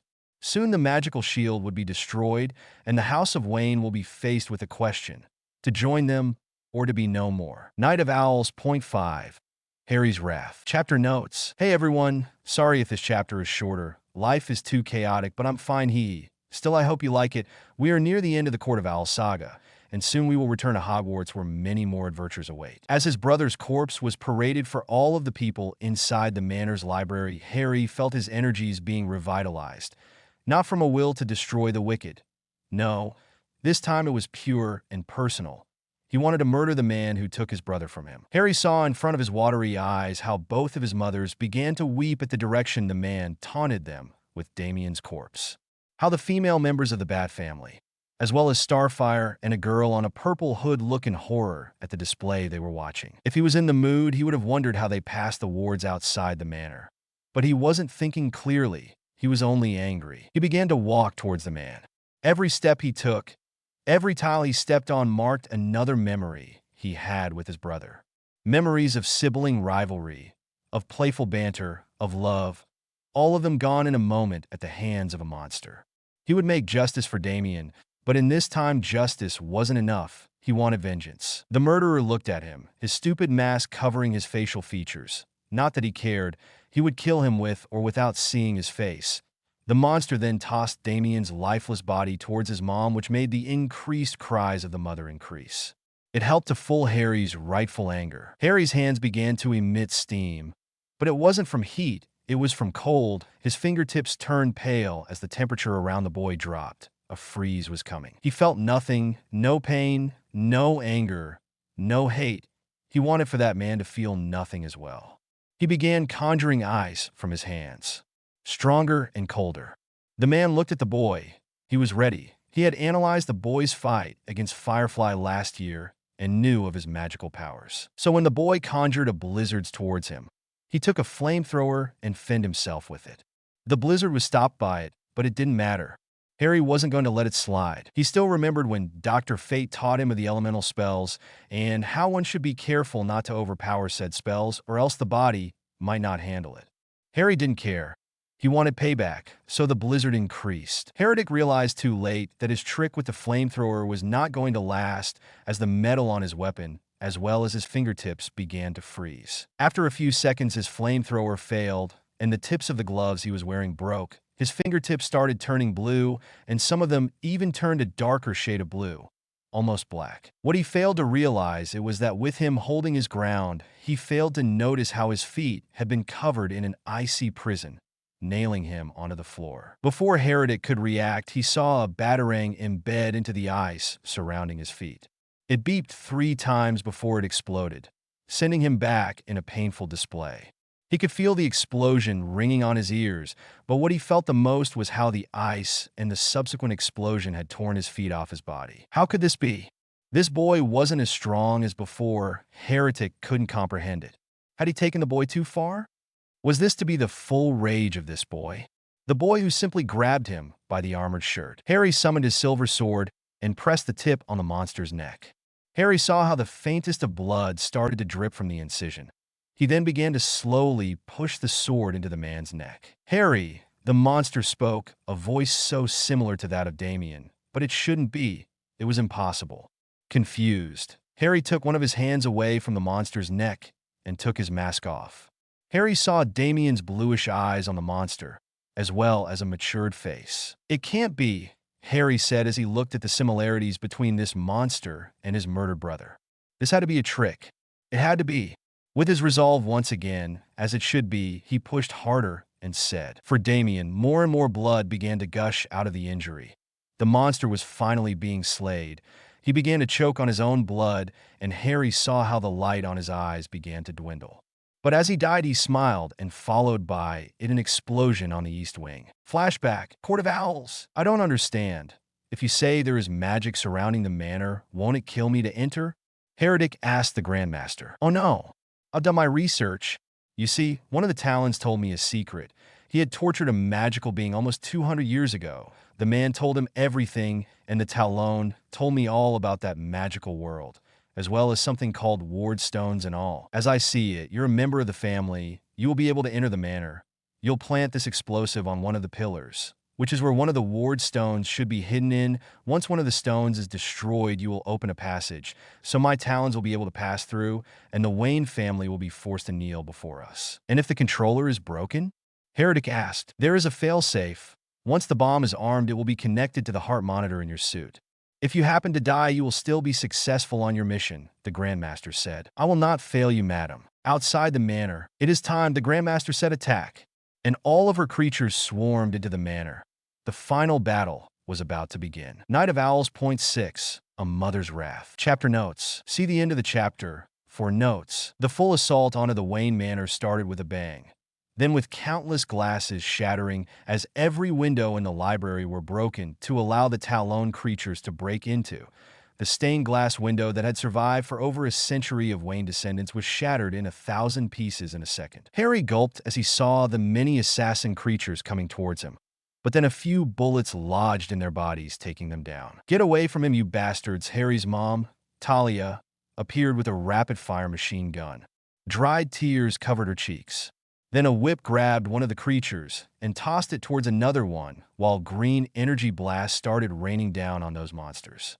Harry couldn't believe that Catwoman and Starfire were here helping him. But it was in a moment that the feline anti-heroine smiled at him. A smile that he had seen many times, a smile that greeted him every morning.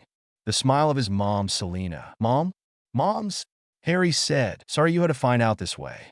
But pressing matters are at hand, Selena said as she began fighting with all her arsenal. Talia, meanwhile, was shooting and slashing as many creatures she could, but there were too many. They began cornering her when Starfire and Batgirl interfered to save her. Harry decided to leap into action as well. He used a combination of his ice and fire wandless summoning to stop the creatures while he used his silver sword against those who came too close to him. Batman didn't know how he had managed to find the Batmobile amongst the debris on Wayne Enterprises, but he was glad he had installed that autopilot. OMAC truly was a blessing. He began to read and listen to every radio on the city, with many people clamoring for help, pleading they were saved or others dying already too late to actually help them. He grunted as he read about Batwoman and Batwing's last transmission and that their heart monitors laid flat. He closed his eyes to pray for their souls. He also sent an emergency distress call to the other Justice League members, but to no avail. They must still at the East Coast to be able to actually help. And so the Cape Crusader raced to his home to save his family. The fire over Gotham grew larger and larger. Meanwhile, the battle inside the manor was in full rage. Starfire fought through the air, sending multiple energy blasts against the creatures that tried to exterminate her family. Batgirl didn't care about those creatures. In fact, she hated them. Because of them, she had witnessed Damien's death. Speaking of which, his mother was blasting every Talon/creature in sight, and most definitely, she was enjoying ending their pathetic lives. That was until she saw a figure dressed in white, with a white porcelain mask. That must be the leader. The Court of Owls Grandmaster couldn't believe her luck. She thought that the Talon/creatures were formidable. But seeing the wench that claimed to be one of Bruce's children's mother actually killing her creatures, and what was worst is that the bitch was racing towards her. As Talia raced towards the Grandmaster, Catwoman, who had already ditched her cowl in favor of fighting without it, fought alongside Harry, whose magic was proving to be a good defense against the creatures.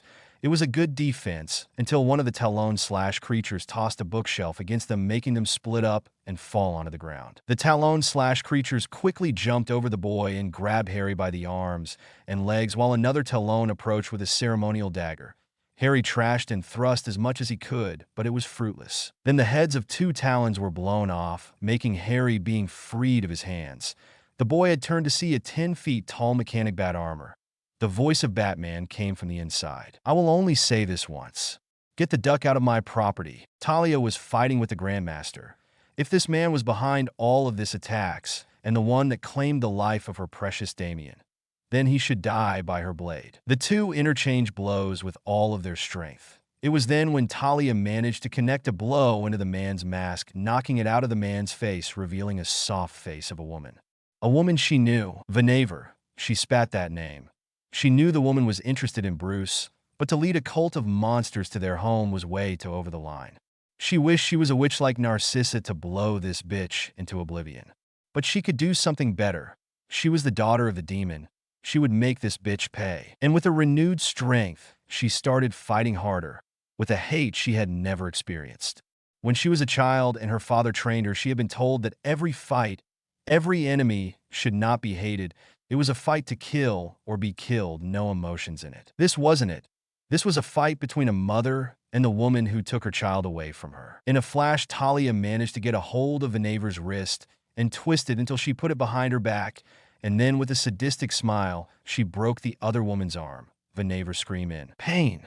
Then she kicked the woman's knee from the back, smiling as she heard another crack. As the blonde fell onto the floor, she quickly grabbed a splinter from Damien's sword. "This is for my son, you bitch," Talia said as she drove the splinter into the blonde's heart. The last this Talia saw was the frightened expression on the woman's face as the light on her eyes extinguished. She went to her son's lifeless body and began to cradle it. Then from the shadows, a pale, purple-haired girl appeared. "Rachel." Talia acknowledged her son's friend. "Miss Al Ghul, I make you a promise. Damien won't die tonight," Rachel said to the grieving mother. She gently caressed Damien's face and smiled. She combed some of the hair that had fallen onto his face and kissed his lips. "You brought me from the deepest of hells. With this I repay my debt."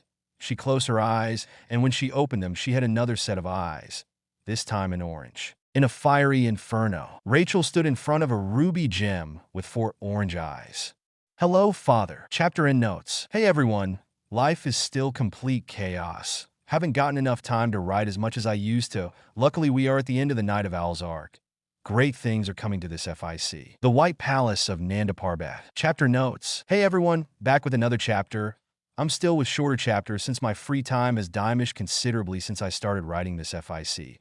Still, I'm hoping I can continue writing a chapter a week. Still enjoy. Batman was angry. When he arrived at the Batcave, he had been monitoring the rest of the family's heartbeats. He was shocked when he saw the flatline on Damien's screen. For a moment, his entire world crumbled. One of his youngest children had been killed. He wanted to yell, to cry, but it wouldn't do any good. If those monsters dared to attack his house and kill his son, then they would be dead wrong if they believed he would be tame on his response. He immediately jumped into his next platform and moved towards the workstation behind the Batmobile. There on a steel storage unit lay dormant a prototype Batsuit, one that was designed to protect his family if they ever were under attack. It was 10 feet tall, dark steel gray with a black bat symbol on its chest. As he entered the mecha suit, the power was plugged in, and the visor turned red. He was ready to crush the enemies inside his house. He activated the elevator, and the suit quickly made its ascendance towards the library. As the secret wall opened, he saw the battle-damaged library. He immediately saw his son's corpse while Harry was struggling to break free from 4 of those things. He immediately dispatched 2 of them and said, "I will only say this once. Get the duck out of my property." Though the Talon/creatures started to swarm the mecha suit, the hard exterior of the steel suit proved impenetrable for the creature's knives. After all, the suit was designed to withstand savage enemies like Killer Croc or King Shark. He pushed a button, and the creatures shook as 1,000 volts of electricity fried their bodies. He shook their corpses off and squashed another one with his mechanical fist. He then began blasting away many of the creatures, and even the ones who looked rather normal.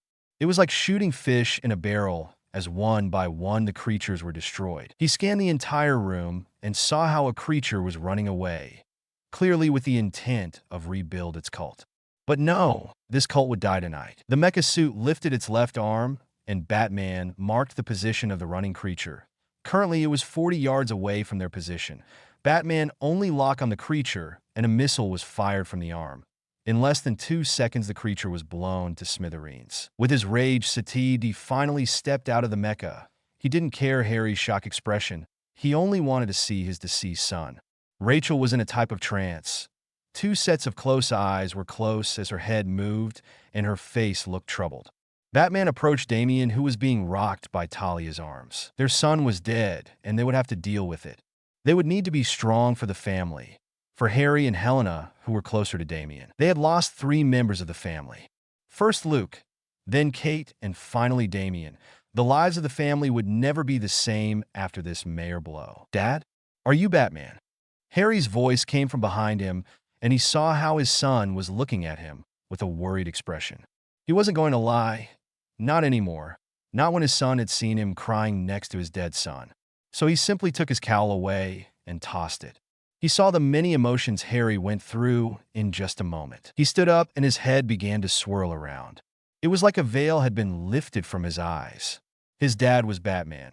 Given the presence of Starfire and Batgirl here, as well, it showed that Corey and Barbara were superheroines in hiding, which brought another problem because it meant that Dick was the first Robin, making Jason and Tim the next in line for that cowl. Now his mind drifted towards Cass and Steph. His sisters could be either Batwoman, Black Bat, or Spoiler. He would check that later, but right now the evilest criminal ever that he had faced had killed his brother, and he wanted to ran and kill the monster again, but now it was time to mourn. That was until a gasp was heard. A gasp coming from the corpse. He didn't know where the hell he was. He only knew it was a blinding light, the one that kept his eyes from properly adjust. Still a faint voice, or rather voices, guide him towards him. As soon as he reached a place where the white light became bearable, Damien opened his eyes and saw in front of him 2 people he believed died tonight. Well, if he was looking at Luke and Kate in an ethereal place, then it means that he died as well. Damn it! I should have confessed to Rachel sooner, he thought. As he was absent-minded, he missed the glances his teammates sent his direction. So, am I dead? He asked them bluntly, clearly stating the obvious. The White Room, which appeared to be a white version of the palace in Nanda Parbat, was the environment that surrounded them. It was clearly a way to prepare his soul for the afterlife. Not yet, Kate explained. You're currently in the limbo, Luke said. But I died. Yes, but it was more like Luke said before Kate gained him to complete the phrase. Almost died, Kate said. What? Your body suffered major heart and organ failures, as well as a severe blood loss. But there's a purple-haired girl trying to do something about it. Rachel? Damien's panic raised. No, I know what she's trying to do. She can't, is too dangerous. It is not your call.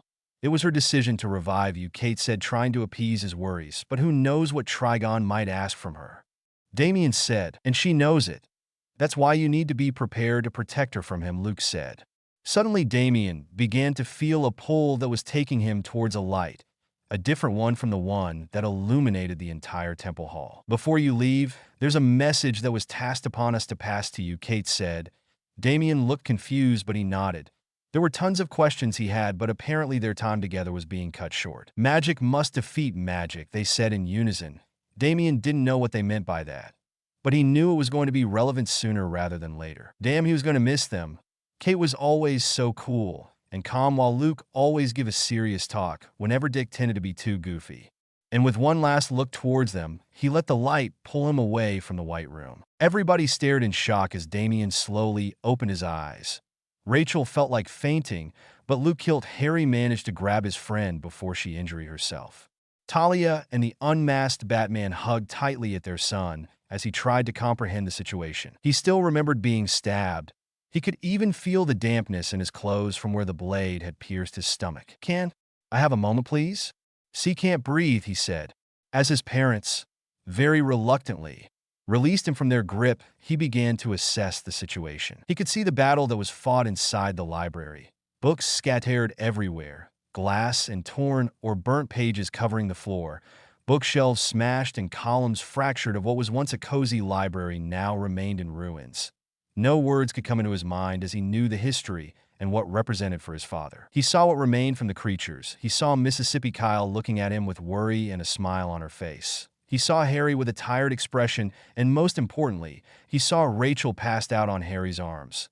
He moved as quickly as he could, his sore body impairing his swift movements. He reached her, and her pale skin looked sick. Her forehead was clammy, and she had an uneasy expression. He touched her cheek and felt how a form of electricity passed from him to her. It felt nice. It was that slight caress that made her eyes to slowly open. She immediately saw him and hugged him, like she had never hugged someone before. He relaxed. He was reunited with them. He didn't know how long it had happened, but he knew he was safe here. Unknown to them, Rachel's tears weren't from happiness. To revive Damien, she had promised something that most likely would condemn the entire world. Let's hope they find a solution in the time being. A late Christmas party. Chapter notes. Another chapter. Hope you like it. This on is a relaxing chapter. They needed that after the whole incident they just passed through. So enjoy and leave a comment if you wish with your thoughts on this FIC and what ideas you would like to see next. I have many plans for this story, and we are far from over. See the end of the chapter for more notes. As everyone hugged the recently revived Damien, three figures entered the ruined library. They were dressed in nice, fitting suits. Sirius' expression changed as he noticed the new people. He gulped as he patted his wand on its holster. It was right then when the main Auror interrupted the family's tender moment. Sirius Black, under Makusa law and ICW International law, you're under arrest. The man said, but before he continued, the unmasked Batman spoke. You won't arrest no one in this house. Sirius Black is under the protection of the Wayne family, and he just made a great service in aiding and saving my children, Bruce spoke with a deep voice. A nomage can't tell an Auror what to do. He is to be arrested for his breaking of the Treaty of Separation between the magical world and the nomage established in 1493. Bruce stood as tall as his 6 feet 4 inches allow it. The Aurors took a step back. They might have faced some criminal wizards, but being in front of this nomage, the Batman, sent a chill onto their spines. They noticed how they were in front of many vigilantes as an orange woman began to float in the air with green energy emanating from her hands. A brunette woman with a death glare and a sword on her hand. The entire group was complete deadly. If they acted quickly, might stun them and take the criminal to the Makusa headquarters. But then a cell phone rang. The main Auror took his flip phone from his coat and spoke to an unheard person. Not now. Yes, ma'am, but. Yes, I understand, but list, all right. No, I understand. Fine, he said with a grunt. He turned towards the other 2 Aurors and said, we have to go. The boss lady orders. The Aurors looked confused, just as everyone else. You will answer for your violations, Lord Black. Another day. And with that, the 3 men operated away. What the hell happened? Selina asked. I'm not sure, but we need to move. We need to repair the house and dash, Bruce said before he was interrupted by Sirius. None of that. I'll invite you to stay with us in the meantime, Sirius said, as they noticed Alfred and Helena return. Sirius, we can't. The city needs us, Bruce said. His duty as Batman was as big as his duty as a father. Then I'll help. I'm already in trouble with the Makusa, so I don't think they can get worse, Sirius said. Bruce now felt split. He could see how a nice Christmas vacations was what his family needed, but the people in Gotham needed him as well. You go, he said to his youngest children. Talia, you as well. The rest of the family will work at the best of our capability to save as many lives as we can and to control the chaos on the city. He saw how Damien wanted to protest, so he spoke first. You just returned from the dead. You need this vacations as much as everyone else. That made the boy close his mouth in a form of a pout. It took them almost till the next week to lessen the damage made by the Court of Owls. The hundreds of dead included Luke Fox, who officially died in an explosion, Kate Kane, who officially died when a building collapsed on top of her. Former Mayor Harvey Dent had been murdered by one of the court's creatures. His family had been saved on a panic room. The Wayne Enterprises had been the most difficult thing to re-establish. Bruce had gone on the record establishing that he would be working from the London division to continue the work of his company. All of the Gotham employees would receive paid vacation time until the building and the company was up and running. He knew it was going to be a hard thing to accomplish, but his employees needed to be reassured that they were covered. Even those who had been killed would have his families protected. Thanks to the support of the GCPD, the remaining creatures had been either killed or captured and sent to S.T.A.R. labs on Central City to further analyze. Professor PYG had been found in the underground lair of the Court of Owls. Other criminals like Deathstroke and Red Claw had been apprehended just where Nightwing and Black Bat had left them. Stryker's Island prison would take full custody on them, and none of them would see the light of day in a long time. Some heroes had arrived to give a helping hand. Zatanna, Dr. Fate, and Etrigan had returned from the crisis on the House of Mysteries that, using their magic, began restoring some of the buildings and monuments. Superman, Supergirl, and Superboy, and come as well after King Arthur of Atlantis had apprehended the terrorist Black Manta and his associate Prince Orm, the Ocean Master, for their involvement on the tsunami that wiped parts of the East Coast. Even Wonder Woman had graced the children in the hospital to give them hope and listened to those who had lost their parents. By the time the Bat family, plus a civilian-dressed Wonder Woman, had managed to restore a somewhat order onto Gotham, they climbed onto the Wayne Enterprises private jet and flown away to London. You could fill an entire club with the quantity of ice each and every one of them had on their sore bodies. The essence of Dittany had helped them with the multiple injuries they amassed during this past few days. But the exhaustion or bruises were not magically treated. They really needed this vacations. Lucius, who had been invited as to not pass the holidays alone, joked that who could he be the oldest member of the group, excluding Alfred and Minerva, and they made more noise than him when they took their seats. The flight landed as safely as it can be. As they took their seatbelts off and began to stand up, all you could hear were stiff groans and joints popping back to where they belong. No one wanted to admit just how exhausted they felt. It was a matter of personal pride. As they slowly made their descent, they saw the bus already waiting for them with Talia, Helena, Damien, Harry, Arella, and Rachel waving their hands at their family. The burrow. Bill felt nervous as he and Zatanna, her nephew Zach, and a golden friend, stepped out of the golden egg. It was the first Christmas day he would be spending with his family while presenting his girlfriend. Not that his family didn't know her, but it still leave an uneasy feeling in the pit of his stomach. Bill! Ginny was the first to notice his arrival at the edge of the wards. Luckily for him, she didn't saw his ink. Also, it was good seeing her in higher spirits. Considered the ordeal she had suffered on the Slytherin's chamber. "Hi, Ginny," he said as he hugged his sister. He could feel how relaxed she felt on his arms. As the siblings stopped their embrace, he introduced his sister to his girlfriend Zatanna, to Zach, noticing the faint blush on the kids' faces, and to Amazo, who simply stared at her with his red eyes. "Greetings, Ginevra," he said. "Hi," she said. She had never seen something like that. "Let's better get inside, shall we?" he said to his sister. As soon as he entered the house, his mother crushed him into a tight hug. "William Arthur Weasley, don't you ever disappear into another dimension without telling me." She then turned to Zatanna and Zach. "None that this have been any of your fault, dears," then glared at her son. "Now, mister, I hope you had a good explanation for worrying your mother so much. Not saying that any of that have to do with you, Z, but if you ever do something as reckless as that, I will personally ground you.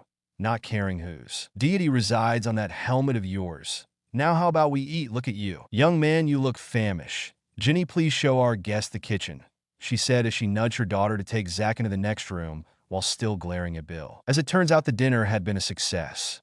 Arthur was impressed by Amazo, who told him the story of who had created him. "By Merlin's beard.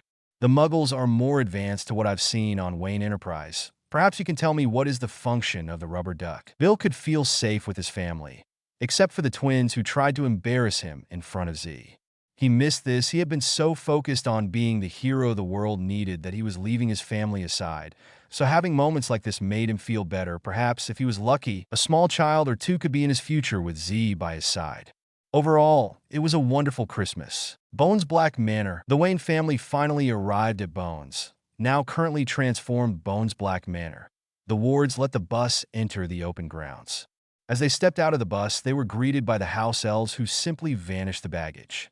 Lucius was impressed by the small creatures, but made no comment. As they entered the house, they all split into groups with Bruce and Diana, joining Selena, Sirius, Narcissa, Arella, Talia, and Amelia in the Great Hall for a glass of fire whiskey. Harry joined Susan in talking about the schoolwork, anything to get his mind away from the ordeal.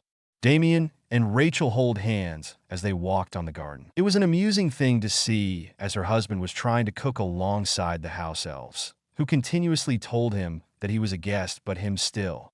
Helena had raced with the twins to make mischief. Not too much, but there were multiple places to explore in this old manor. A magical manor to add. To everyone, the late Christmas party was a great occasion to celebrate as a big family. The Blacks, the Bones, the Roth, and the Wayne were on a lively mood. The entire ordeal against the Court of Owls was finally over.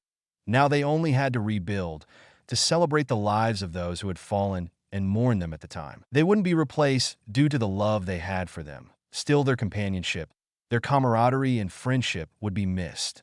To lose a family member was a somber occasion. To lose two was a tragedy. But both Kate and Luke knew the risks and died protecting the city and people they loved. Chapter end notes. Why do you think the Makusa left? Anger, sadness, and other feelings. Chapter notes. Hey everyone. Sorry I missed last week's update. I hit a major writer's block, but I'm pretty happy with how this chapter went.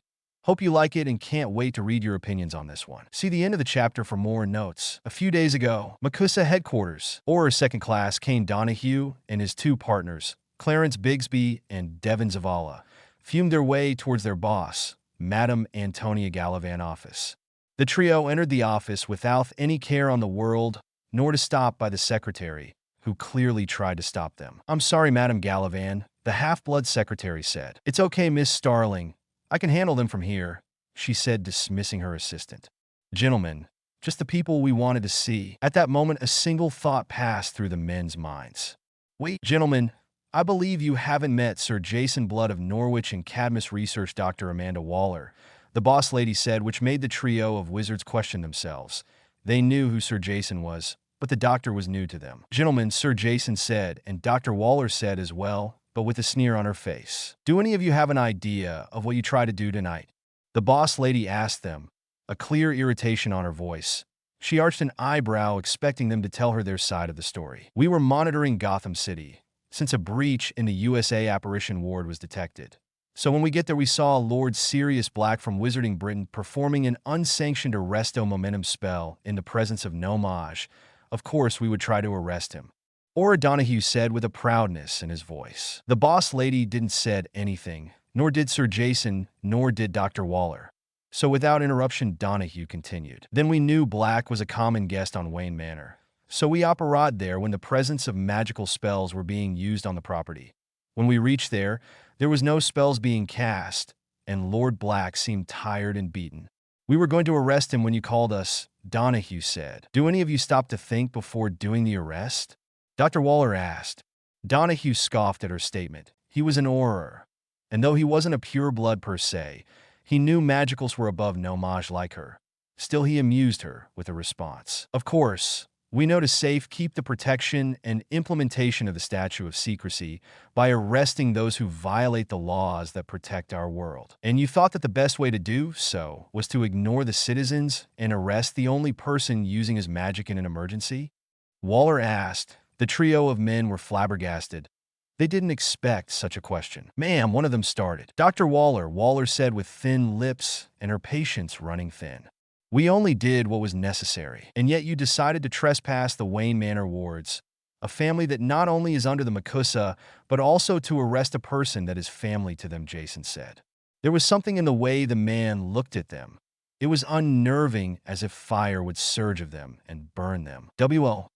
Donahue stuttered. "The reason the MACUSA was created was to protect the Statute of Secrecy in the United States, but also to give aid to those in need, both magical or not. You three forgot of those principles. You're dismissed. Your punishments will be sent to you by letter later today," the director said, dismissing the men who slumped away. The woman began to massage her temples. "I'm afraid this situation grows out of hand," she tells them. "I'm supposed to handle this almost on par with the USA magical minister, but both he and me don't trust this new guy," she says. "I can see why. Luther is a well-known criminal. Only his facade of turning a new page earned him the White House," Jason said. "Still, I don't like it. We have been monitoring him. And when he gets the chair on the 20, he will get access to all of the secrets, including the ones belonging to the magical USA.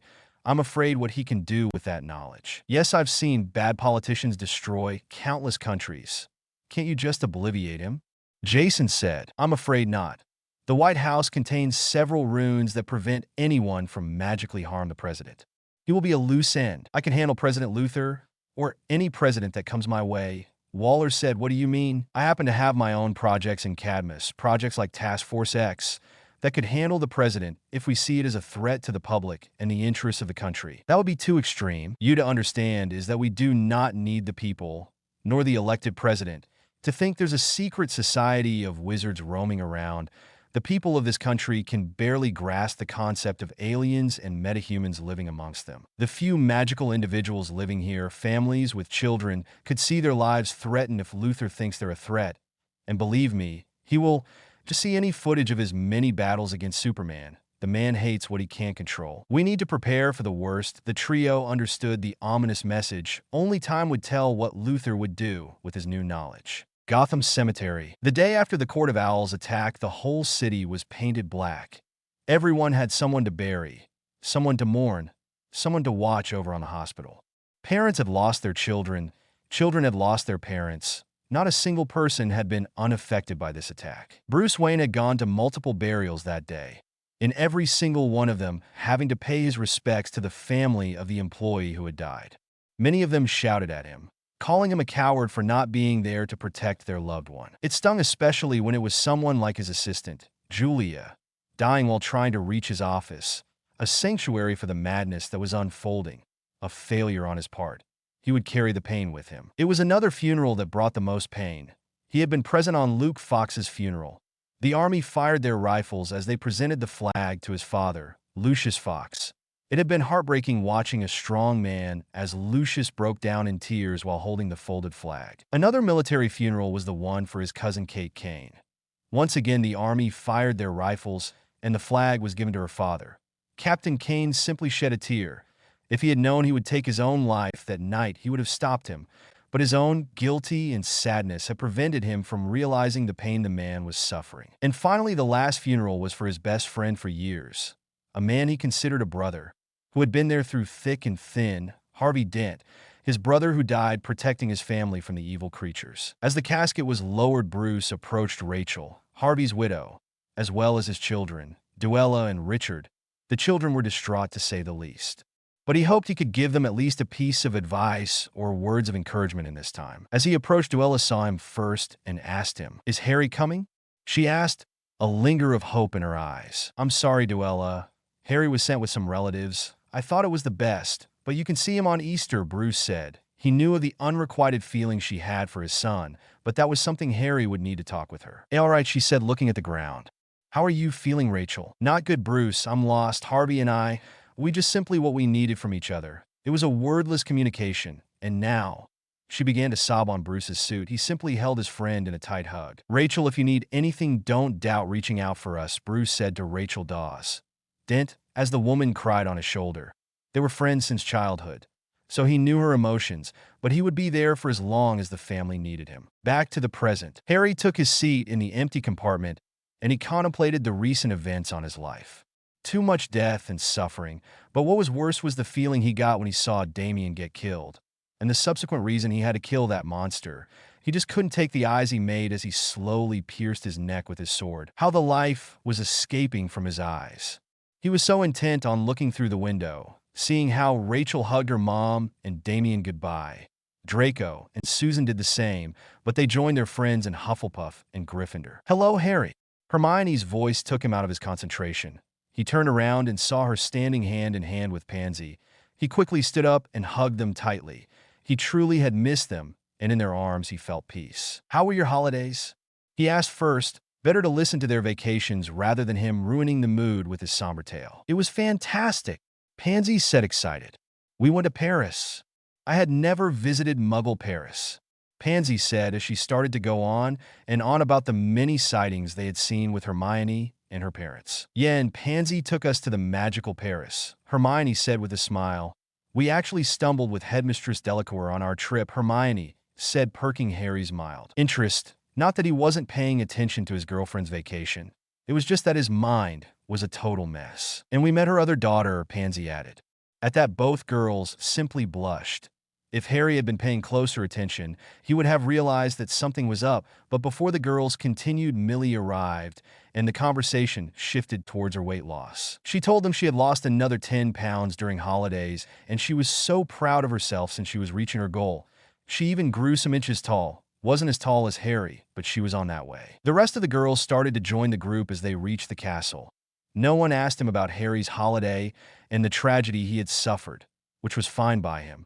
It was better to hold his trauma rather than sharing that burden with them. Justice League Watchtower. Superman, Batman, Wonder Woman, The Flash, Martian Manhunter, Green Lantern John Stewart, Hawkwoman, and Aquaman. ORM aka Ocean Master and David Kane aka Black Manta have been trialed by both Atlantis and the UN for their crimes against Atlantis and humanity. They both got sentenced to life in prison, Aquaman said, as the images of criminals were the main focus of the monitor in the middle of the table. "That was their punishment?"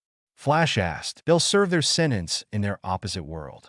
ORM will spend the rest of his life in Stryker's Island prison, while Kane will get a nice and cozy cell in Atlantis."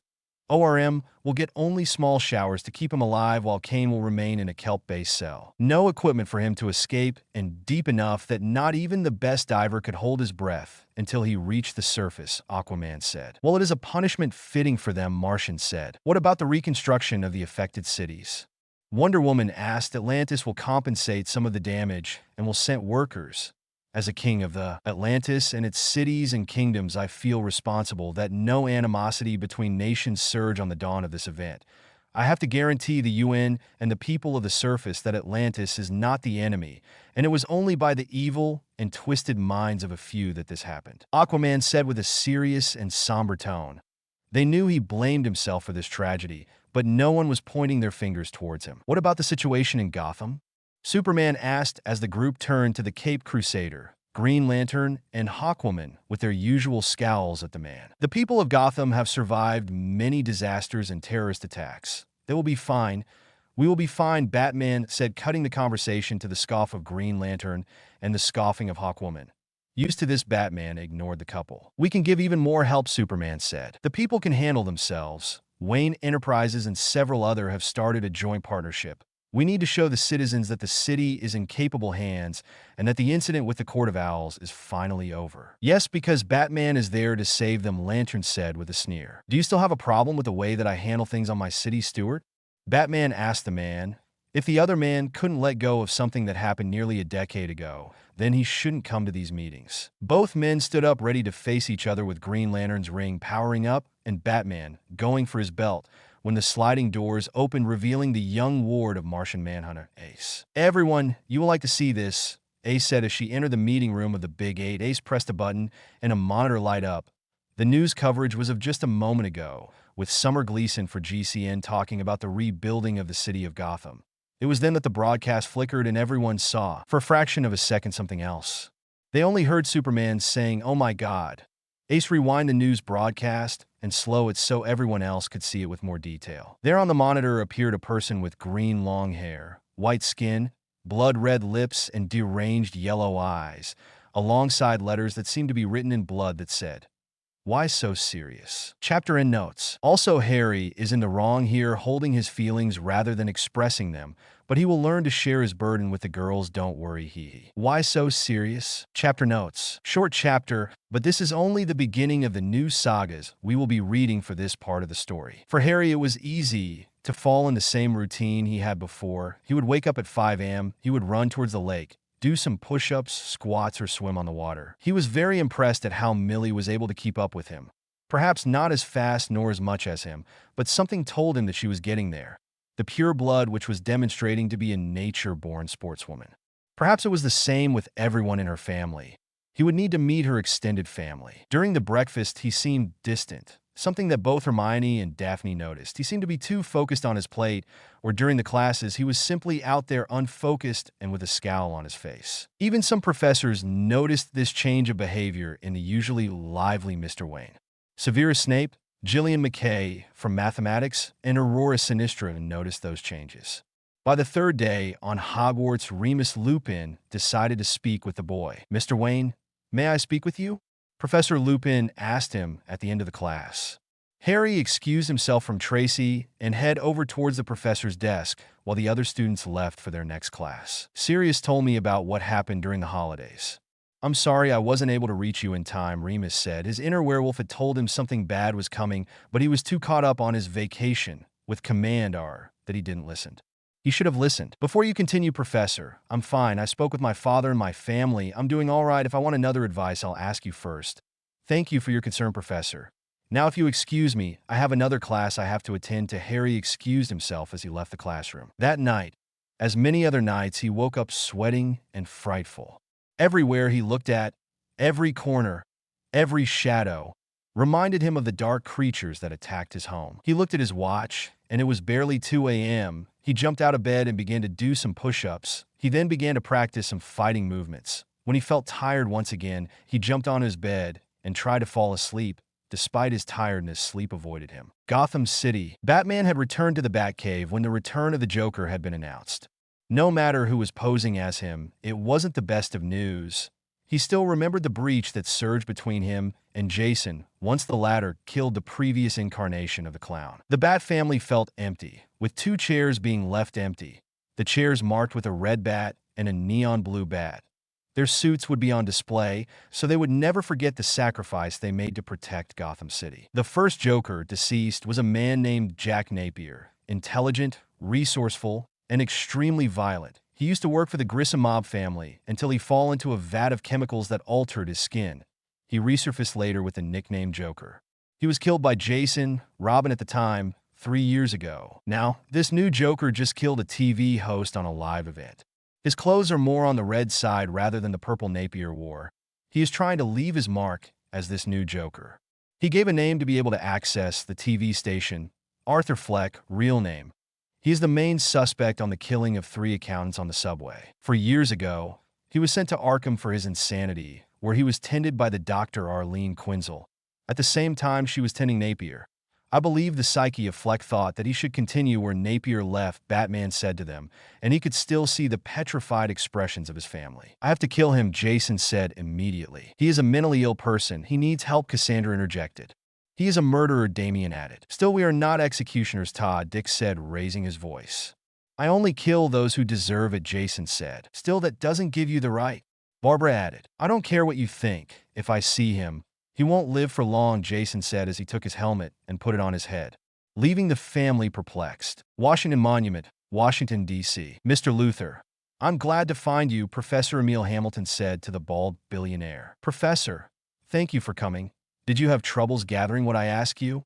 He asked with a smile. It was a little difficult. Waller has too many employees and firewalls on her servers. If she finds out I give you this, my career would be over, and my projects would be shut down. Not to say the fact that I will be on the receiving end of Waller's fury, the man said as he began to sweat and to adjust his glasses. In a few days I'll be the president. Waller will be under my thumb. Fear nothing, Professor. With this I'll have everything I want. His smile was vicious. It was a new world for him. The president. Chapter notes. See the end of the chapter for notes. Why are you pushing us away? Hermione asked bluntly during one of their reading hours nearby the lake. The bluntness of the question took the other girls by surprise, and their boyfriend wasn't the exception.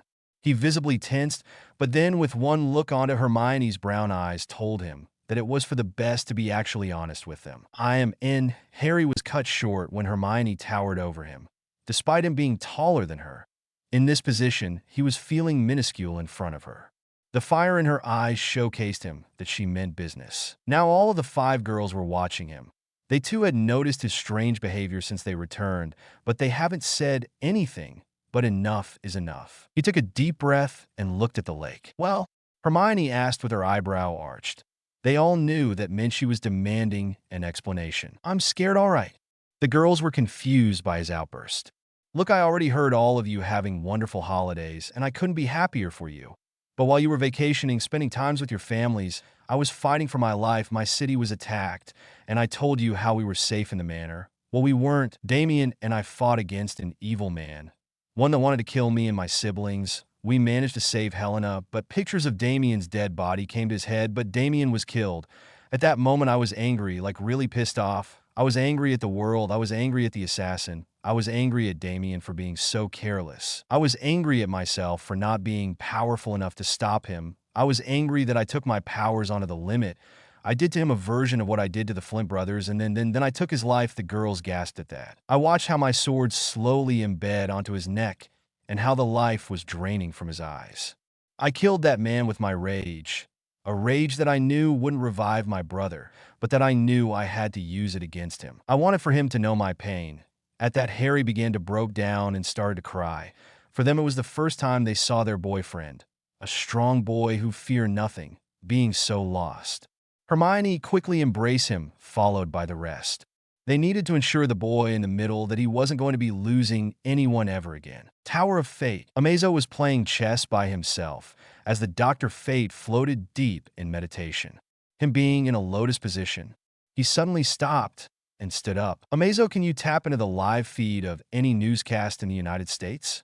Bill asked as he took the helmet off and returned to his regular clothes. Gladly, why?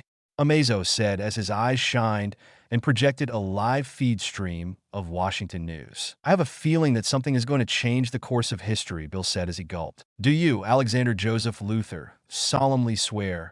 An elder man in a nice suit, white hair, and glasses said as he raised his right hand for the bald man in front of him who was mimicking his pose. I, Alexander Joseph Luther, solemnly swear, Luther said, that you will faithfully execute the office of President of the United States. The man continued. That I will faithfully execute the office of President of the United States. Luther continued as he said calmly, almost solemn in his manner of speech, but at the same time the faintness of smirks could be seen on the corner of his mouth. And will do to the best of your ability. And will do to the best of my ability, Luther said. Preserve, protect, and defend the Constitution of the United States. Preserve, protect, and defend the Constitution of the United States. So help you God. So help me God.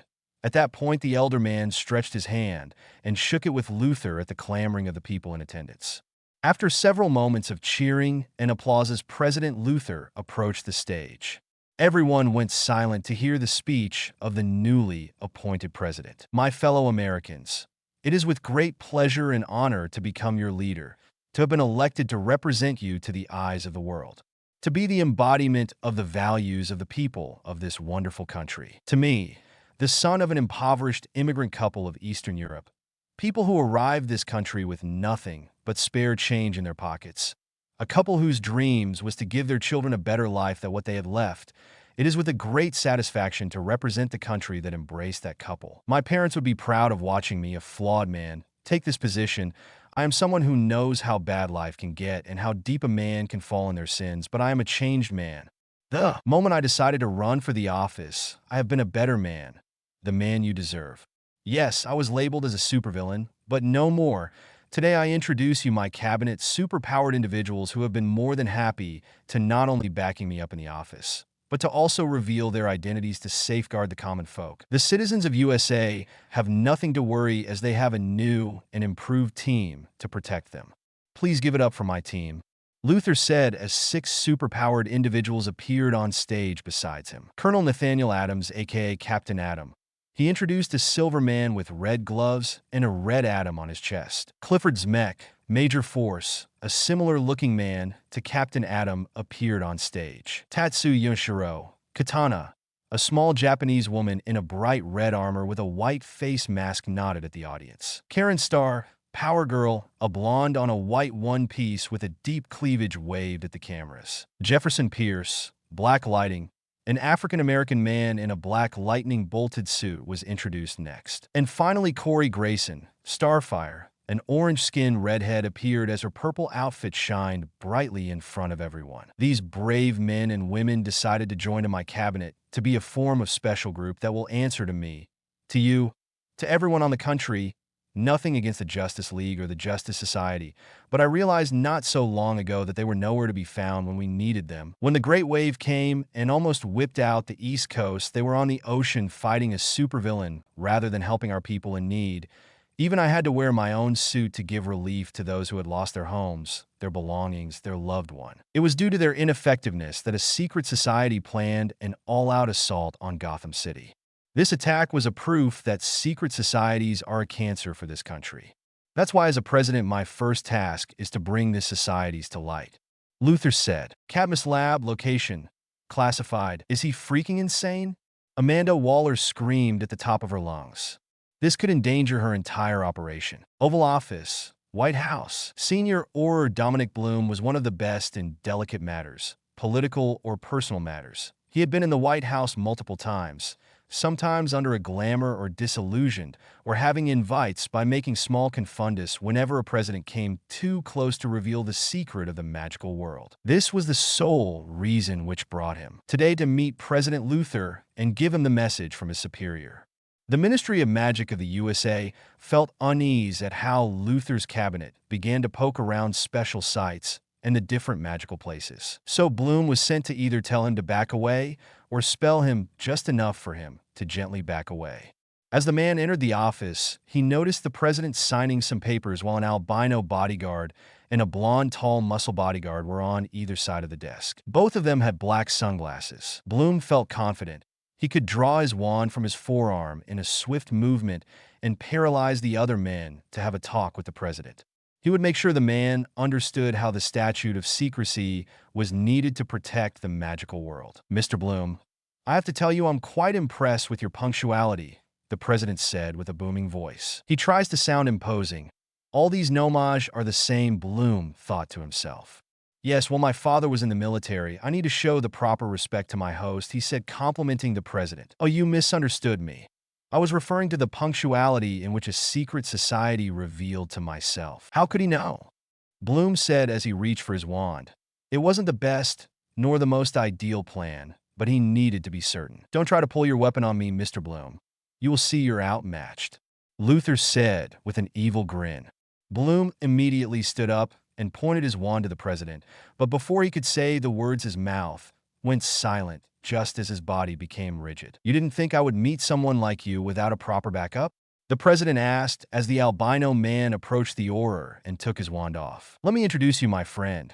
He has many names. We like to call him UltraHumanite, and he has many questions to make. Chapter and notes. I had so much fun writing Luther in this chapter. Hope you liked it. The fact that UltraHumanite is an albino man is a reference to my favorite version of the character, the white gorilla. So hope you like it. We are entering the President Luther saga, mwahaha. The Children of the Bat. Chapter notes. Hey everyone, this chapter was delayed/published soon because I'll be on a holiday for a few days, so I hope you like this chapter. See the end of the chapter for more notes. Gotham City. Beneath Wayne Manor, it laid the foundation of the Bat family, the command center known as the Bat Cave. It is here where we found the caped crusader talking with the Man of Steel. I do not trust Luther, Superman said. That's a shocker, Spoiler said as she then started to whistle her way out as Superman gave her the stink eye. Whatever Luther is planning, it must be expecting to use his newly formed metahuman task force. The fact that they had no problem giving their secret identities was something that impressed me. Batman said as he turned around to see his friend. How did Dick handle Corey coming into Luther's workforce? They planned it, Batman said. What? She said that it was a way for us to be a step ahead of Luther's machinations. Bruce said as he removed his cowl to look straight at his friend's face. And you're sure this is going to work? I'm not sure at this point what to believe. Luther's plans of a superhero team sounds more of Waller's type of plan, not his. The people knew he had a long feud with you and still voted for him, he said in disbelief. No one is as surprised of this as I am, Bruce. But we have to believe in the people of this country, of the planet. They will see reason. With the way his popularity is growing? I doubt it. I've been reading all the tabloids and newspapers of the country. His popularity is nearing JFK's, which makes him even more dangerous if the citizens agree with every proposal he deems necessary to safeguard their interests. You think he's going to ask for superhero legislation? I'm just saying that with the way he power plays, he will talk to their panic and fear of the unknown. If what he said of the secret societies is true, then I don't doubt he will try to make a case for every metahuman, alien, and wizard to be on a physical list and registration. Yes, some people on the planet are supportive of him. I don't like it. It reminded me of how things were when I arrived and made my presence known to the world. Superman said, we have to be careful and expect anything from him, Bruce said. Yeah, and what about this new Joker? Do you have any leads? Superman asked, changing the topic. So far, nothing. Even Harley says that this new guy hasn't tried to contact her, nor the original Joker's gang. He's a complete wild card. I can tell. Well, I have to get going if you need anything. Yeah, I'll keep you posted. Say hi to John and Lois, Bruce said as he continued to work on his computer. He heard Superman saying goodbye to Steph and Damian, and later heard Damian behind him. Hey, Dad, can we talk? He asked shyly. In all the years knowing his 12-year-old son, he hadn't seen him this way. Sure, what happened? Bruce asked as he turned around to give his son his entire attention. Well, nothing happened per se, but is something that's been bothering me for the past few weeks. Damian said as he was looking at his shoes. Does it have something to do with your assassination? Yes, I'm back, but I don't know how to feel about it. Should I be thankful? Should I feel scared? Should I do something more with my life other than being Robin? What am I supposed to feel or think? You're free to feel whatever thing you want. It is not known people getting resurrected, but what did you feel when you appeared in whatever place you ended up? Bruce asked his son.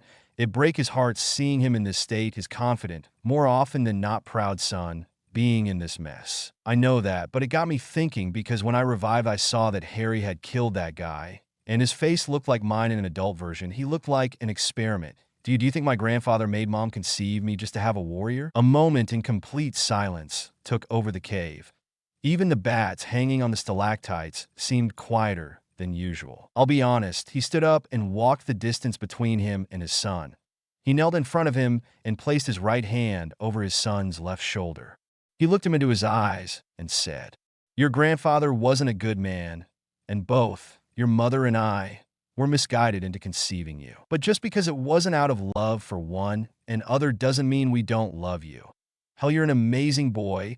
We wouldn't trade you for anything nor anyone else." "Thank you, Dad," Damien said as he gave his father a hug. Bruce knew he would be fine, but he would need to reassure him and Harry multiple times. After Harry's breakdown, the girls decided to help him back on his feet. Hermione got the idea to bring him to Rachel. The purple-haired teen was meditating, lightly floating atop of a rock near the path of Hagrid's cabin. Hermione was impressed, but she knew that she needed to talk with Rachel about whatever happened during the holidays. The attack on Gotham wasn't only an attack on his city. It was also a personal attack onto his family, Rachel began explaining as she floated down towards the stone. The leader of the organization was a power-hungry, obsessed woman with her eyes set on Bruce Wayne. For her, he was the perfect male to restore the glory of city. And since she wanted a king, she didn't want his entourage. So she wanted to kill whoever that was close to him. And in a point she succeeded. She killed his best friend, managed to kill his cousin and friend, destroyed many important buildings on the city, stormed his house, and killed his son, right in front of the mother of the child and of his other son. It's obvious that Harry needs more than just time. He needs love and understanding. Damien died, but Harry was forced to watch and to take a life. That really messes someone's psyche. She said she knew him for so long, but still she was afraid of his mind, especially if the prophecy about herself is true. She needed Harry to be as strong as he could to stop the evil that was coming. LuthorCorp Metropolis. President Luthor, how he loved that title, walked through his office's secret lab, where the real research of his company was done. He couldn't trust those guys on Cadmus. Here he had the entire control, completely away of the wall watchful eye. He could see the many tubes filled with a green substance, bubbles moving through them. The robotics department where his green and purple armor lay dormant, waiting for the moment to finally kill Superman. And finally his interrogation room, where his latest guest was being held. The muffled screams of the guy who tried to spell him in the Oval Office was being currently held. As the door slid open, he saw his two bodyguards, the albino ultra-humanite, and the tall, broad-shoulders blonde man overlooking T, the magical man who was strapped into an operation table as he trashed and turned. "What's the status?" Luthor asked. "We found out why he arrived to your office, sir," the blonde man answered as the albino continued to stare at the man. "And?" Luthor asked as he raised his eyebrow. "His name is Dominic Bradley Bloom. He belongs to an international magic society residing all over the world.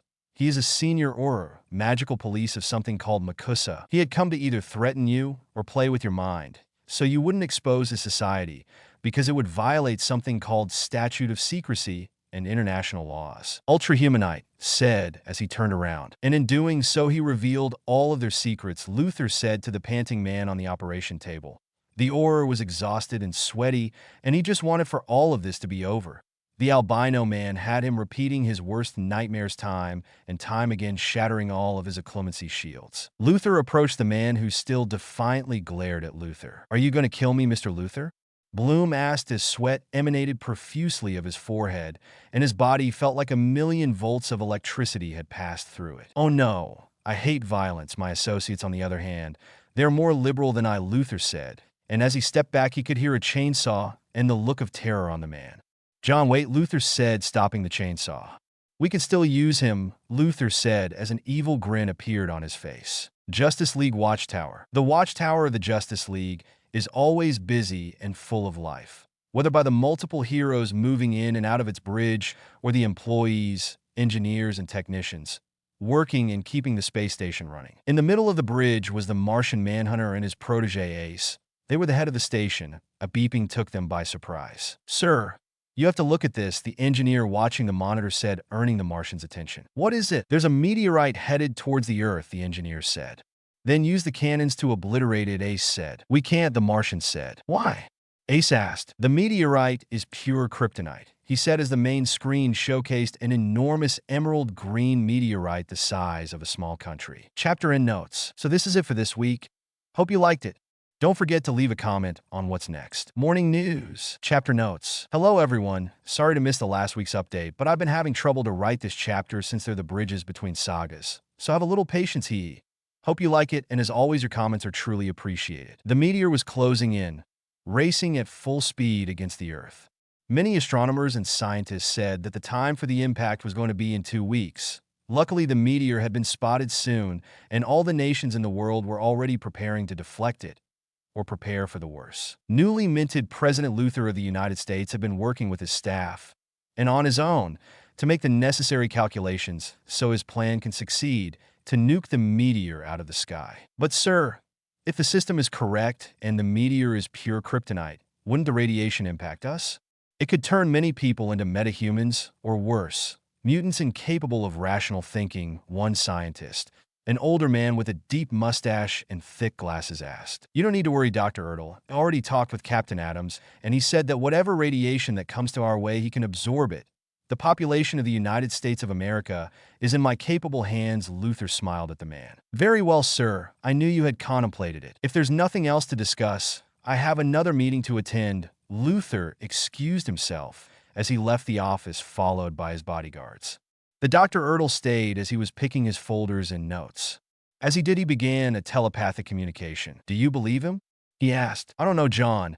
He might be speaking truthfully, but there's something I do not like about him. A young female voice was heard in his head. I know, Ace, it's a plan too perfect. He might be thinking or planning something else. Something he hasn't shared with anyone. I'll try to probe something else. His next meeting was with some senators, and my Swanic persona must be in attendance, he said. All right, good luck, John. Ace said goodbye, cutting the telepathic bond. The old man left the office and began walking.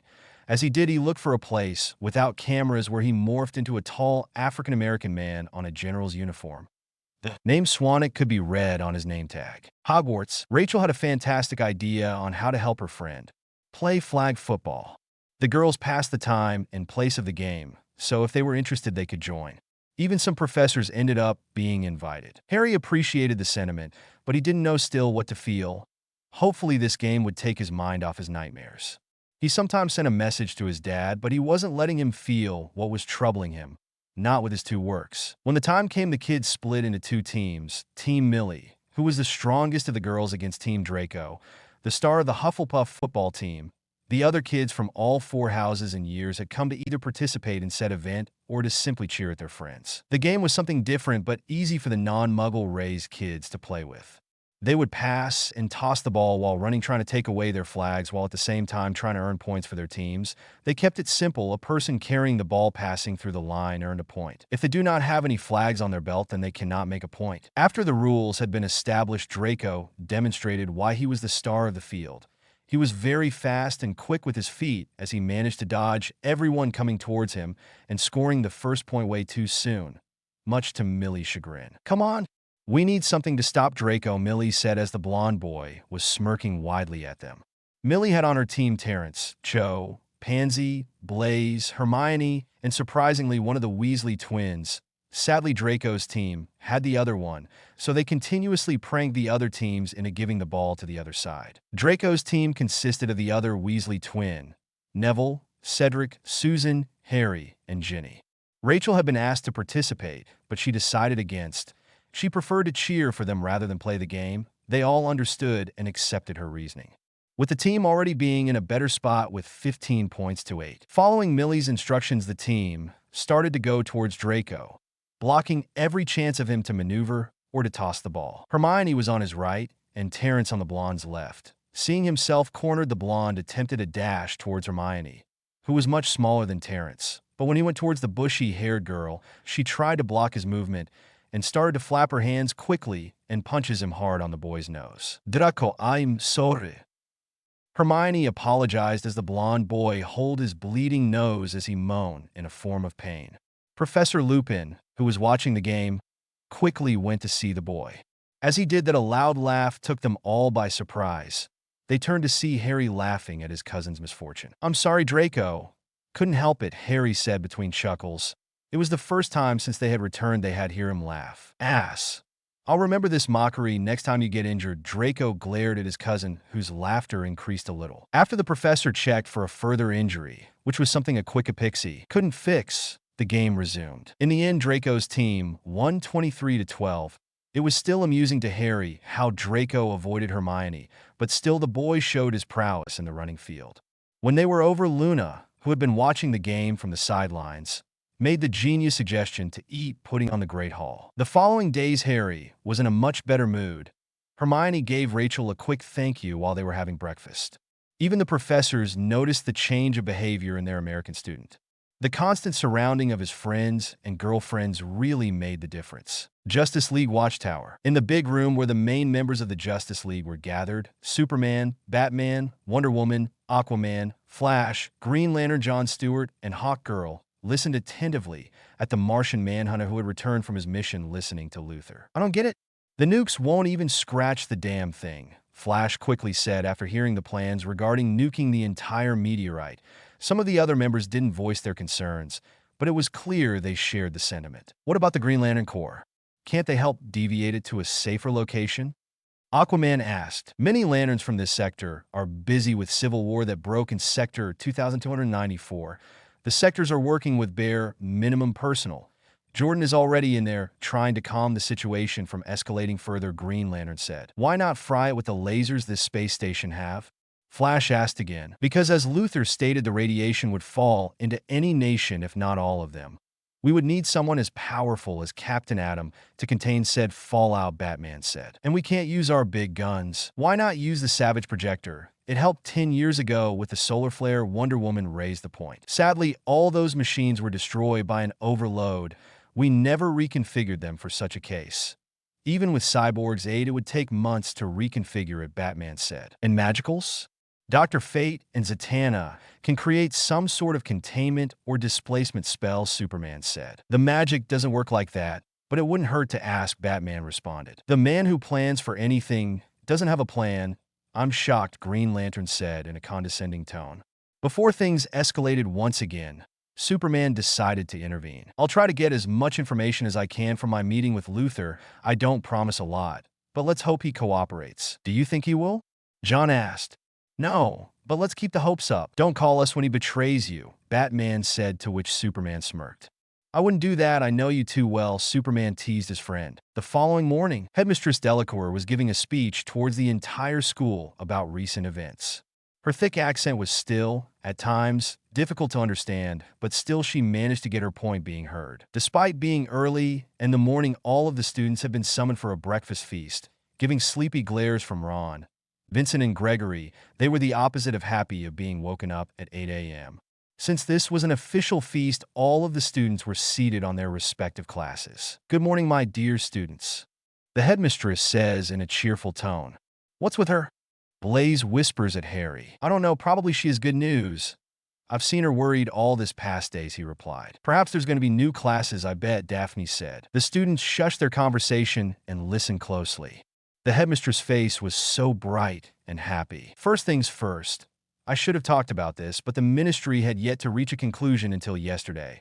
It is with great pleasure that I inform you that Basil, the Salazar Slytherin's basilisk, has received full pardon from being accessory of murderer and to endanger some other students. I have to ask the resident Parcel speaker to inform that to the basilisk and help him become a guardian of the castle, as it meant. Harry beamed at that. With all the things happening at home, he totally forgot about Basil's trial.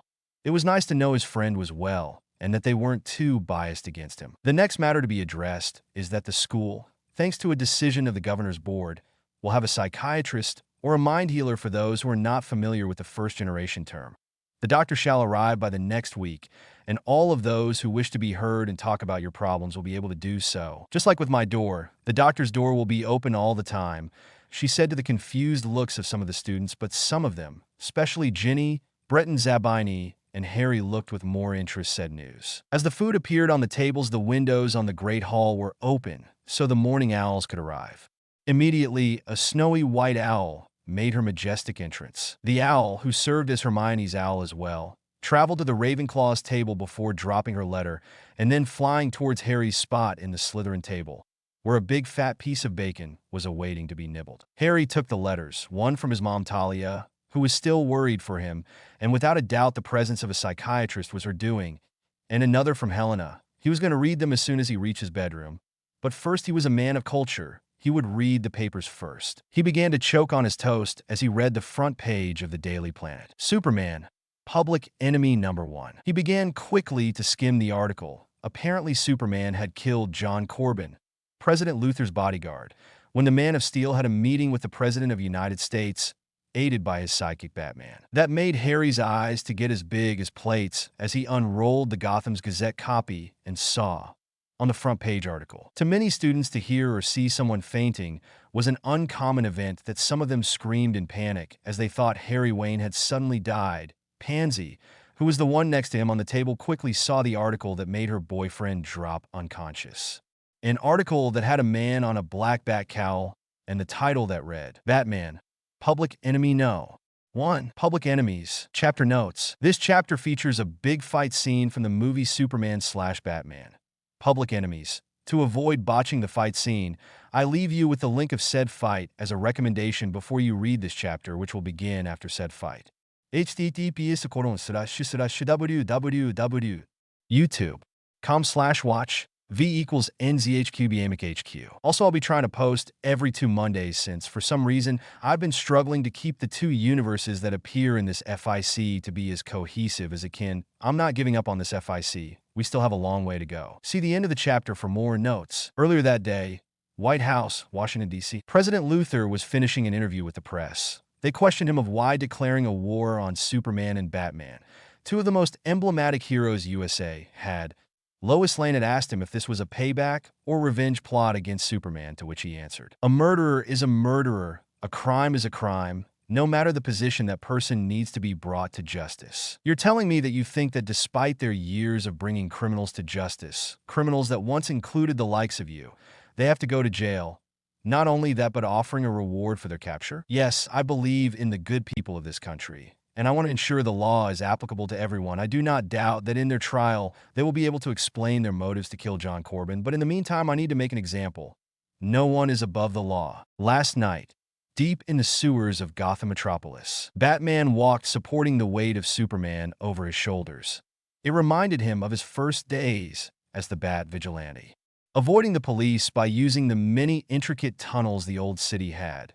If it weren't for the injured man he had with him, or his own bruises, they would reach their destination sooner. Remember how we met? Yes, fighting against Luthor's weird machine. I hated you, but understood that you meant well. Yeah, he chuckles. I still can't believe that despite all his schemes, he still got the presidential chair. Many things can happen in 15 years. People want to believe everyone can change, even a scum like Luthor. Yeah, I wish they did. That every villain would simply, just choose to do what's right, Superman said in a wishful thinking. If they do, I wouldn't worry for my children. Same here.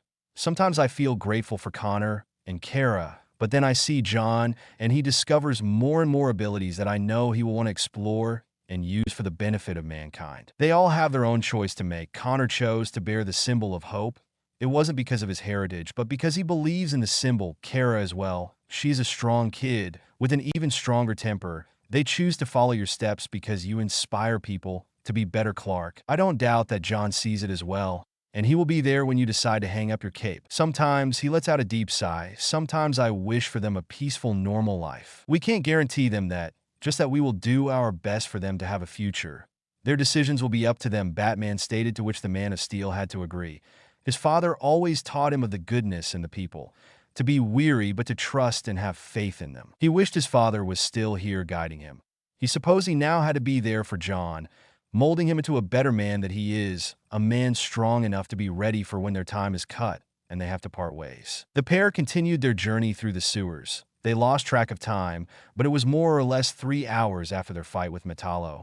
Superman could feel the injury closing in on the kryptonite shard currently located near his heart. If they didn't arrive to the Batcave, soon the wound would shut down, and he would be live the rest of his short live with a piece of kryptonite in his body. Luckily, by the next turn of tunnels, they saw a titanium-reinforced door with a sign that read, "Keep out. 10,000 volts. Can you?" Batman asked him. Yes, Superman said, and went to the door, quickly grabbing it with his bare hands, instantly feeling the 10,000 volts of electricity coursing through his body. He immediately tossed the door to the side, allowing them to move forward, though he stumbled to the side as well, being catched by Batman. It tickles," the Man of Steel said. They then heard the cocking of a shotgun and heard a recognizable British accent said, "Identify yourself." "Alfred, it's me," Batman said. "Master Bruce," said the elderly man, rushing to aid his ward and the superhero. The Batcave. Alfred was storing the kryptonite shard in a lead canister. As he did so, Superman sat shirtless in front of a sunlight machine, his wound quickly closing as the radiation was absorbed by the Kryptonian skin. "I took the liberty to mend and wash your suit, Master Clark. The souvenirs from Gotham sewers must stay there," Alfred said as he gave him his folded blue and red shirt with the cape. "Thank you, Alfred. I'm sure Lois will appreciate the gesture," he said to the old man. "No need to thank you, young man. But I do advise you to remain still while the sun machine does its job." Superman chuckled at the butler's orders, but still he complied. "I wouldn't mind having this solar machine on my fortress," Superman said. "I built that machine to power Gotham and kill Dracula. Not for your personal spa," Batman said as he approached the Man of Steel. "What did the League told you?" he asked. "Basically that we are on our own. The Justice League would be considered an enemy of the state if they try to give us amnesty in the Watchtower. We are criminals and we are supposed to be treated as such. Even Luthor went above my expectations, placing a bounty of $1 billion on each of us. Didn't think he cared that much about Metallo. Though I have to hand it to him, the video of you killing Metallo is pretty convincing," Bruce joked, earning a glare from Clark. "I don't like this," Clark said. "Neither do I, but we will need to go off the grid, at least until we get enough evidence against Luthor." "What about our life as civilians?" Clark asked. "Perhaps they could lay low as Bruce Wayne and Clark Kent. It could work, but can you promise that whenever you hear a cry for help that you won't rush to save the people? That you will behave like a true civilian and run away from the danger rather than rush into it?" He could see Clark doubting about what to respond. "I don't know. I'm as much as Clark Kent as I am Superman," he said. "I figured as much." He turned to Alfred. "Alfred, please go and make breakfast for Damian and Helena. Then take them to the school. I will go to Wayne Enterprises and inform our families. Then, by nightfall, we will go towards STAR Labs." Clark was driving himself insane. He had called Kara, and she told him not to worry, that she and Martha were going to take John to the school. Still, every news station told the same story of how the Man of Steel had turned into an evil murderer. He truly wanted to go out there and reassure the people he wasn't like that, but he could not without exposing or risking said people to an attack of anyone foolish enough to try to take the bounty for themselves. So he would wait. As he did that, a snowy white owl came to the house. The owl looked familiar, but at the same time it reminded him of whenever John received owls from Susan. As he went to open the window, the owl flew in and hooted at him, presenting its leg with a letter attached to it. "For me?" he asked the owl, who replied with what seemed to be a nod. "All right," he said, confused. He opened the letter and began to read. "Dear Uncle Clark, I heard the news about Superman and his trouble with the law. I hope that you take the necessary measures to avoid being caught.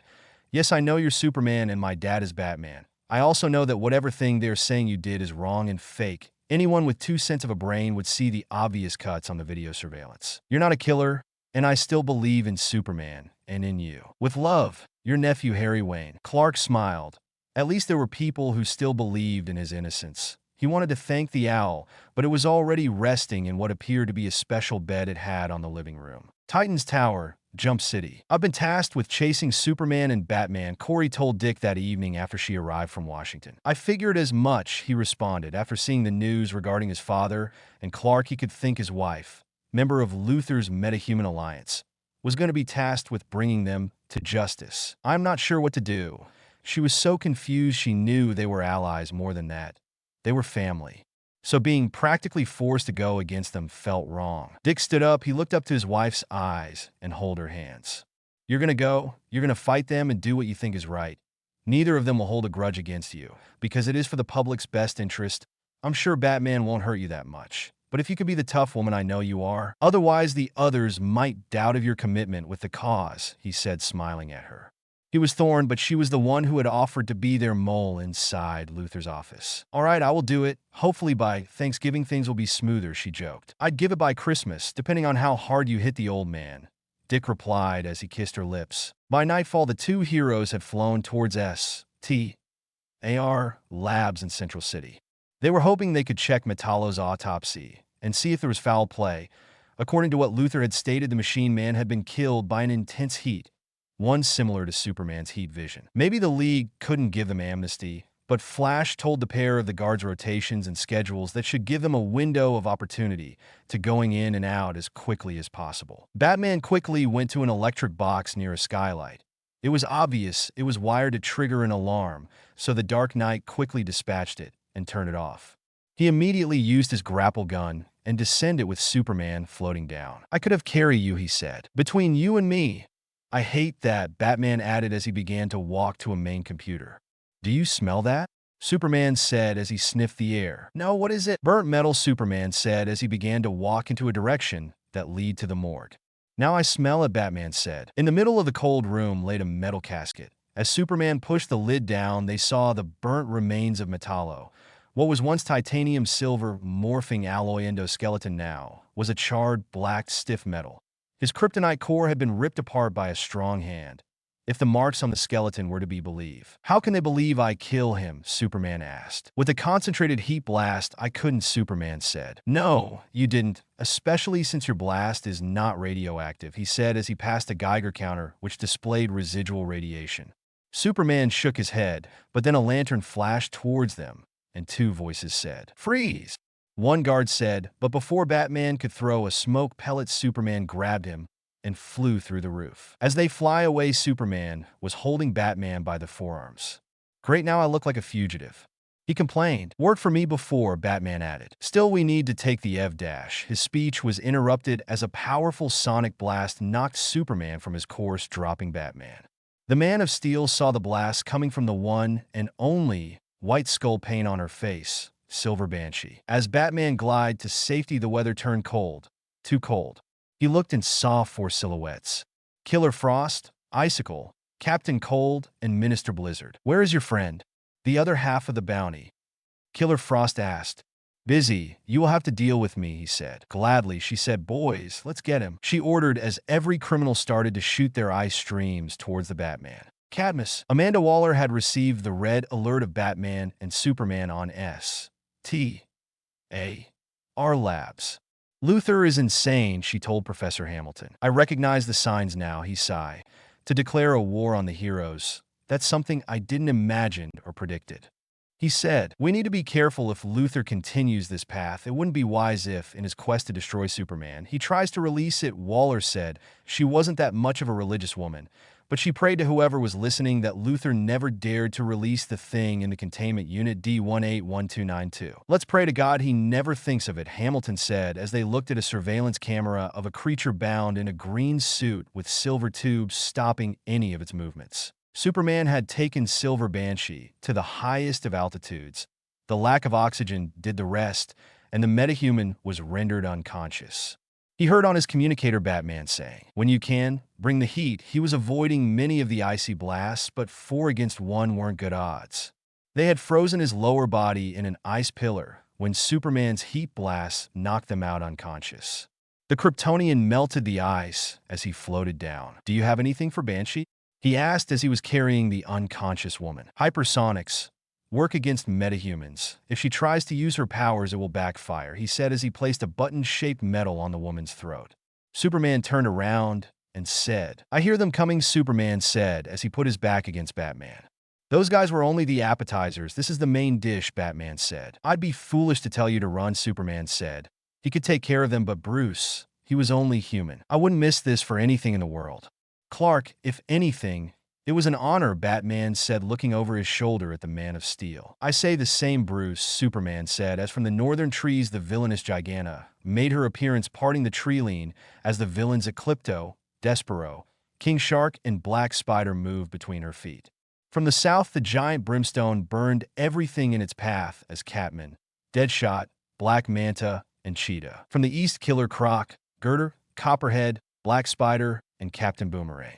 And from the west, Kestrel, Brutail, Parasite, and Shrike. "I guess we can't convince you to step away," Superman said as King Shark and Killer Croc raced forward to attack them. Superman quickly gave the shark a powerful punch that sent him back several feet, rendering unconscious. The perfect opportunity for Parasite to absorb the metahuman's strength and launch himself against the Man of Steel to start trading blows with the superhero. Batman was doing his best to avoid Killer Croc's jaws. He still remembered the night the Meta mauled his arm. If it wasn't for Selena and serious actions, he would have lost said arm. As he saw an opening between the Croc's claws, he managed to put a small explosive on the Croc's mouth. It didn't kill him, but after the explosion his brain would need to rest for a couple of hours. Superman continued to battle Parasite when he saw Despero trying to concentrate a Psybeam into the hero, but Superman quickly made use of the purple parasitic man and tossed him to the three-eyed alien. He saw a giant feat as Giganta tried to stomp on Superman only for the Man of Steel to fly straight to her jaw and deliver a powerful punch into her jaw, knocking her back. Batman was dodging Deadshot's bullets and taunts. "Come on, Bats, I need to give my daughter a good tuition," the white masked assassin said. "Ask for a grant." "They should support her better," Batman said, earning a series of many bullets coming towards him. He decided to use this distraction to throw several smoke pellets to the ground beneath the hitman's feet, making him cough. "You think this smoke can make you invisible?" "My helmet can detect infrared and body heat," Deadshot said. "But can it filter anesthetic gas?" Batman said as he had placed a gas mask over his mouth and nose. "Wadash," said the man before going down with Captain Boomerang, starting to toss his explosive boomerangs into his direction as Brutail started to try to hit him. Batman used the man's body to stop an explosive boomerang and then tossing him against the Australian rogue. Black Spider started to trade blows not long after making a chain of events of every supervillain trying to defeat either of the heroes for their own personal gain. None of them close to replicate the almost success the Ice Team had achieved previously. It was an intense battle that even Superman was starting to feel tired. Brimstone was proving to be a taxing figure to defeat. Not even the cold breath or the ice pellets could slow the lava monster. But then, as if their prayers had been answered, an atomic blast sent the still conscious villains flying out, scattering away from the main duo, some of them not crazy enough to try to fight the president's superheroes. Superman was sort of relieved as he saw Captain Atom, Major Force, Starfire, Black Lightning, Katana, and Power Girl in front of them. "I never believed in chivalry," Batman said. "Thank you, Captain Atom," Superman said to the Silver Man. "I have a federal warrant to arrest you, Superman," the captain said with a stern face. The battle was far from over. Chapter end notes. Superman's line of villains doing what's right is going to have its payout in a future chapter. In the original comic and animated movie, the villains Mr. Freeze and Bane appear. During the fight, since Freeze is mostly cured and Bane is dead, I wouldn't use them. Also, any guesses of what is on the cell D181292? World's finest. Chapter notes. See the end of the chapter for notes. "I never believed in chivalry," Batman said. "Thank you, Captain Atom," Superman said to the Silver Man. "I have a federal warrant to arrest you, Superman," the captain said with a stern face. The battle was far from over. "What?" Superman yelled. "Power Girl." He looked at the Kryptonian of Earth 2. "I'm sorry, Superman," she said, ashamed. "You are working for the villain. That is not your place to question the president's orders. We were tasked to bring a criminal to justice, and that's what we are going to do," Captain Atom said, and just immediately after Batman threw smoke pellets towards the other heroes. Superman took advantage of the situation and went to punch Captain Atom straight into the face while Katana tried to slice Batman. It wasn't that good since, despite Katana being on his side, her sword could trap the souls of her victims. If he made a mistake, his life would be over. He saw Major Force trying to shoot a fire blast at Superman, so Batman took a chance and sent a plastic grenade onto the metahuman's face. The slimy substance glued to the man's face. When the man tried to blast it away, it exploded, sending him tumbling back, knocking him unconscious. That let Superman enough time to pick Captain Atom's arms and headbutt him onto the ground. He then went against the two flyers of the group, Black Lightning and Starfire. His laser beams collided with her volley of green plasma, while Black Lightning's lightning tried to bring him down. "I'm sorry, Jefferson," Superman said as he sent a frost breath towards the Lightning Man's direction. As he covered, Superman resumed his fight with Starfire, aiming to punch her on the stomach, but a quick glance at her made him change his punch towards her jaw. He then grabbed her gently and placed her on the ground. He was monitoring that the unconscious hero had her pulse steady, only for him to be tackled on the back by Major Force, who quickly began to mercilessly punch him in the face at the same time that he was being drowned into the fountain. The assault was only stopped by Captain Atom. "Stop! We don't kill people," he said with a firm grip onto the other man's wrist. That gave Superman enough time to send a laser beam to distract the two heroes. With said distraction, he took a maneuver from the Flash and began making a tornado while at the same time punching some of the heroes, carefully avoiding taking Starfire onto the tornado, but careful enough to pick Batman and Katana as well. Batcave, Damian couldn't stand watching Luthor's smug smile as he said that his missiles had been launched against the meteorite. He didn't need to be a genius to know when someone was covering their lies. He was sitting on his father's chair in front of the Batcomputer. His legs were open as his chin was resting on his left fist. He knows his missiles will fail, Damian said, as he saw the live stream of the missiles being launched. That is his main purpose, Selena said. Damian turned to see the woman in the catsuit. How can you be so sure? It's easy. The man wants the missiles to fail, and then he will swoop in at the last hour with a half-assed plan of how he had everything under control. I've seen him make this kind of plans before you were even born, Selena said with a smile. That is what worries me the most. He will be letting too many things to chance and his ego. Daily Planet Metropolis. The duo of superheroes and the Japanese hero arrived at the rooftop of the Daily Planet. The armored woman began telling them everything she knew about Luthor. And that's not all. He has been injecting himself with doses of kryptonite and what I assume are very potent steroids, she said. Venom, Batman said, earning the confused looks of the other heroes. After Bane was killed during the Battle of the Owls, his stash of venom was confiscated by S.T.A. Our labs. Only that said stash never reached the labs. I assume Luthor is behind it. He wants to fight you and publicly humiliate you, Superman-sama, Katana said. He did not like that. He knows that when the meteorite is closer, my powers will be dwindle. A hand-to-hand combat will make him victorious. I still remember Bane packed quite a punch at his top, Superman said as he stroked his chin. I told you she was a traitor. Major Force's voice, making the heroes turn to see Black Lightning, Starfire, Captain Atom, and Major Force flying close to the rooftop. Is this true, Katana? Captain Atom asked. Yes. But it is because I do not trust Luthor. He is not a good leader, and you should start questioning him, she said in anger. Power Girl and her had been feeling unease at Luthor's current actions. Starfire as well, but she was rather busy with a change in her life to care about the president's evil schemes. Traitorous bitch, Major Force said as he flown full speed towards the Japanese woman, only for Superman to stop him and punch him straight in the face, sending him towards the rooftop. The entire building shook the moment the metahuman crashed against the concrete. Superman continued his fight against Black Lightning and Captain Atom, trading blows with the two metahumans as Katana and Batman fought against Major Force. Starfire barely making any attempts to hit her father-in-law. Batman saw the rooftop access door open, and he smirked. It was for a particular reason they decided to meet in the Daily Planet's rooftop. As Lois Lane and Jimmy Olsen began a live stream of the entire ordeal between Superman, Batman, and Katana against Luthor's agents. Tell me something, Batman said. What do you want, Guano Face? What did Metallo said when you killed him? I don't know what you were talking about, Major Force said. Was he surprised? Or did he expect it to be betrayed by Luthor? Batman added, don't involve the president in your conspiracy theories, he said, defending Luthor. Sounds rather pathetic. Someone who thinks he is doing a favor for the evil president by killing a bodyguard to taint Superman's image. I've faced Luthor's schemes before, and this one is the most pathetic of the bunch. Have to hand it to him. At long last, he used a powerful and stupid minion to nearly beat Superman. That sent the meta-human railing. You bastard, he yelled as he sent a powerful fire blast in Batman's direction, only for the Caped Crusader to avoid it, though the shockwave was still powerful, to nearly toppling him out of the rooftop. His quick reflexes aided him in holding tight from a railing. Batman Sensei, Katana yelled as she rushed forward against the metahuman. She quickly stabbed the man on the back, piercing his heart and metal suit with her enchanted katana. Did you know what YUVED done? Major Force said as his suit began to emit and leak radiation.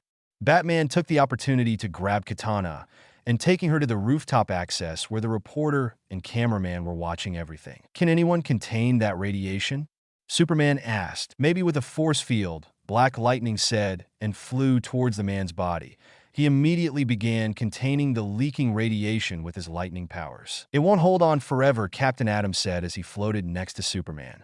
I know. I can absorb that radiation. It could kill you, Superman said, worried. Then I would have paid for my sins, for aiding Luthor in his stupid campaign, letting my patriotism get the best of me, Captain Atom stated. If anything, it was an honor, Captain. I say the same, Superman.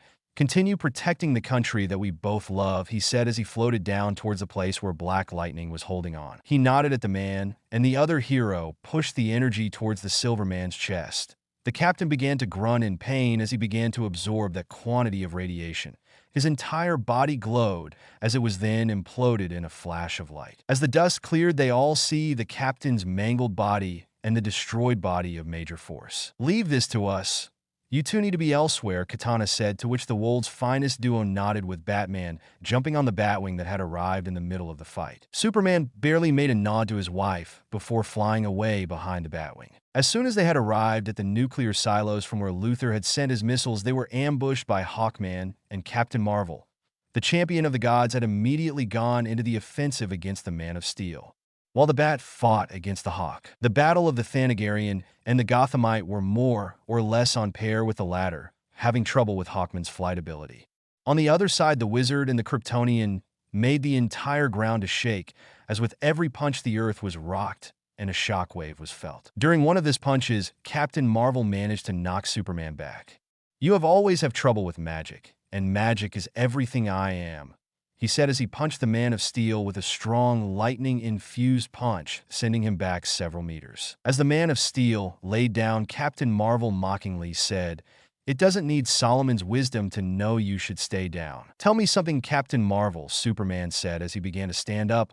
"Would Solomon work for Lex Luthor?" That started another set of punches between the caped heroes, with Superman hearing Batman exclaiming, "Castling." "Good call," he said as he grabbed Captain Marvel by the wrists and tossed him into the path of a missile from Batman, while the Man of Steel went to fight against the Birdman. The explosion of Captain Marvel crashing onto the missile sent the man onto a crater. The Batman quickly went to investigate the crash site. He knew all of the Marvel, or Shazam, family were kids, so he was worried about the boy who posed as Captain Marvel. He saw an unconscious red figure on the crater.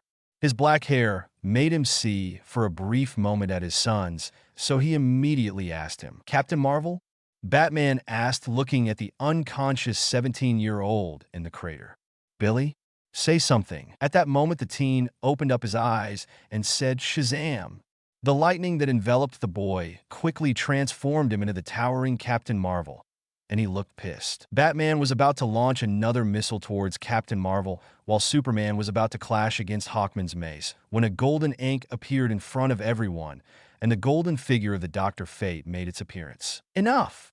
Dr. Fate appeared in front of the group, blinding them momentarily, stopping their incoming clash.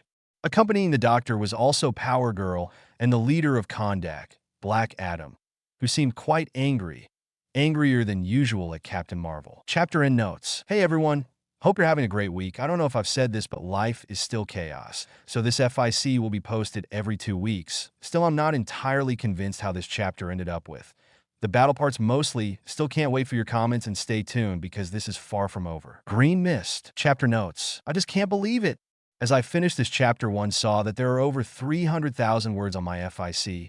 I simply cannot believe it. When I started this FIC, I only saw it as a 30 chapters tops kind of FIC, and here I am posting another chapter, and without an ending on sight, hee. I won't give up on this FIC. Don't worry about it, hee. Just a small rant on my part, hee. See the end of the chapter for more notes. Batman was about to launch another missile towards Captain Marvel, while Superman was about to clash against Hawkman's mace, when a golden ink appeared in front of everyone, and the golden figure of the Dr. Fate made its appearance. Enough! Dr. Fate appeared in front of the group, blinding them momentarily, stopping their incoming clash. Accompanying the Doctor was also Power Girl and the leader of Kondak, Black Adam, who seemed quite angrier than usual at Captain Marvel. "Batson, are you insane?" Black Adam asked as he went towards a man in the red suit and white cape. It was kind of ironic given that Captain Marvel was the current champion of the world and Black Adam was seen more of a villainous/anti-hero. But it was well known that he hated Luthor. The man, which was in reality a teen, gulped in front of the towering man in black. "You should be focusing on the Luthor, not them." Adam yelled at the champion of the gods. "Why is that?" Captain Marvel asked. "Because Luthor's actions are going to bring death, and most probably the end of the entire world if we don't stop him," the ruler said. Even him knew that Luthor was a bad omen. "But he is going to destroy it with his missiles," he said with the naivety of a child. Those missiles are not going to work, Batman stated. He wants the people to think he is doing something while trying to split the heroes for his nefarious plans, Katana said. Are you truly sure about this? Hawkman asked. It was clear that Captain Marvel was visibly distraught. He was just a kid. This was way over his responsibilities. He has the wisdom of Solomon. Tell me, Captain, what would the people think if they saw the heroes fighting between themselves?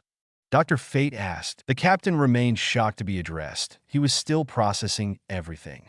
I guess they would think that the heroes are not on the same page. Which would lead to? The doctor asked. To distrust, he added. Which would lead to?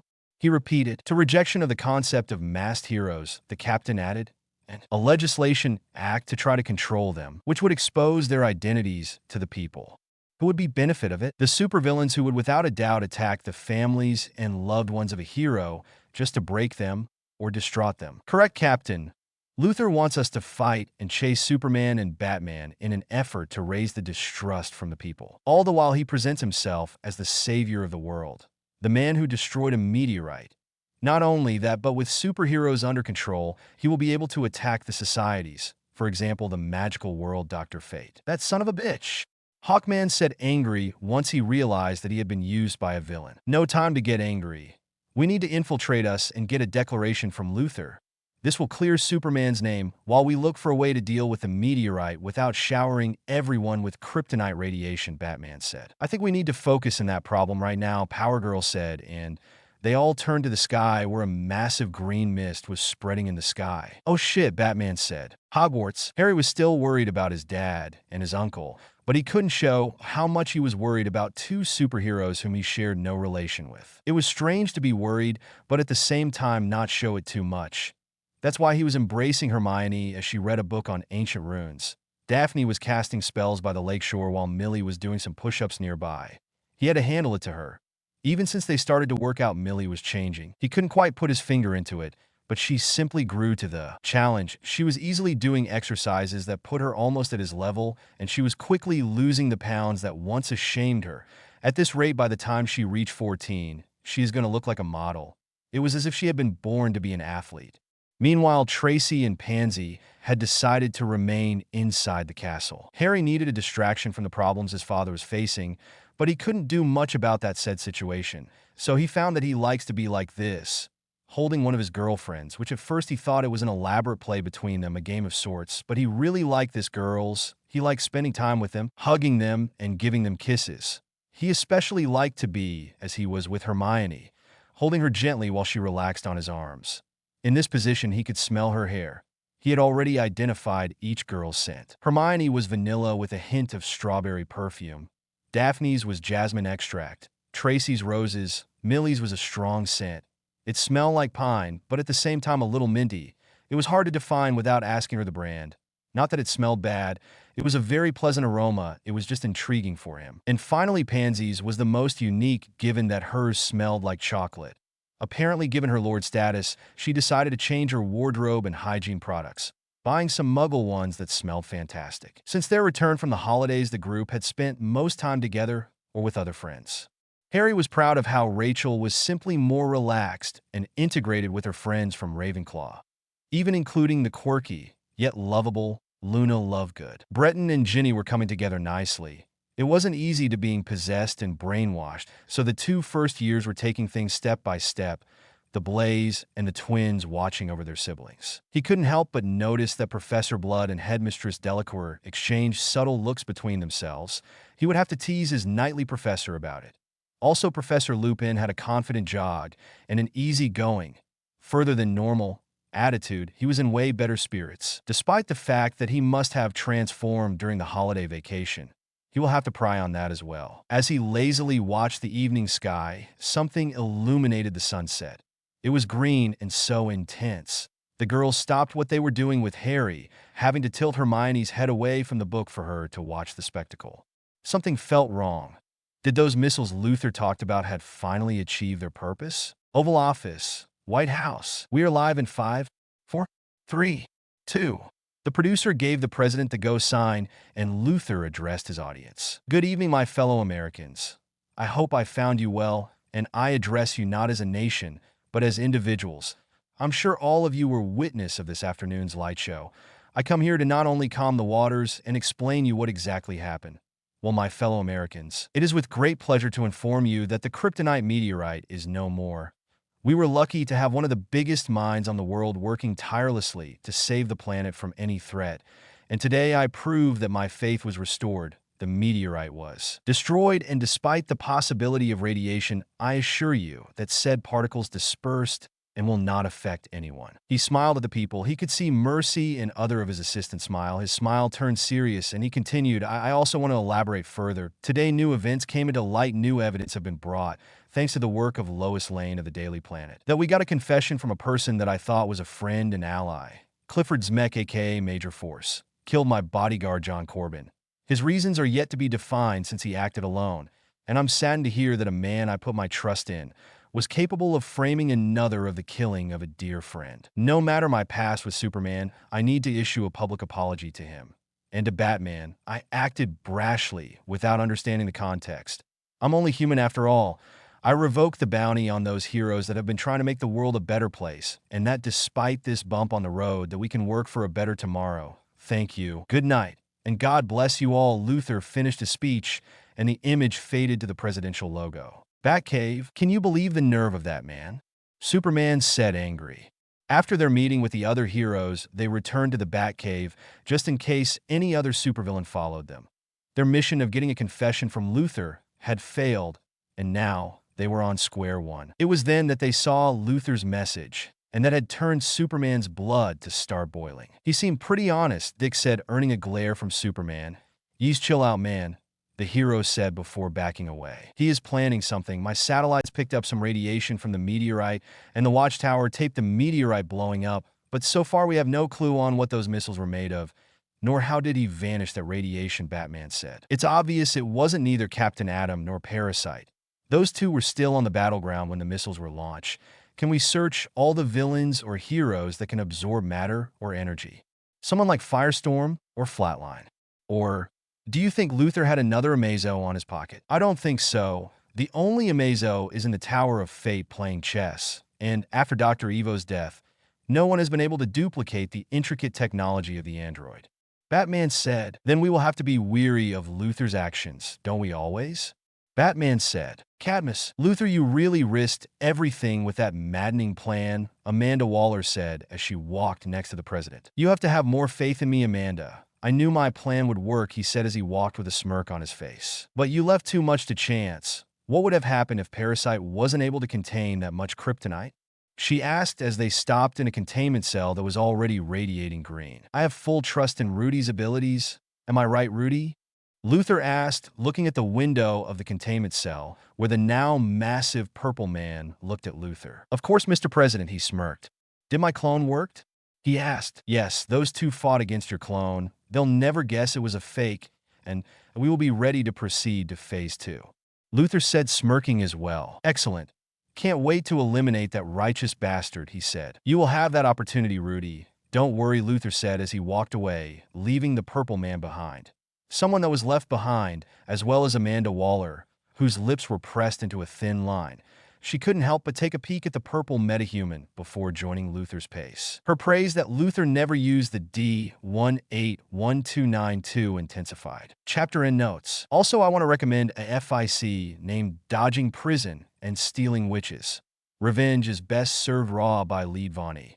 Honestly is a wonderful FIC that has 60 chapters and counting, and it builds a perfect world in which Harry has a twin brother who, to be honest, is a big son of a bitch, and the Potters and Dumbledore are no better. Harry works alone and starts to use his time, traveling knowledge to be a great businessman and a powerful wizard.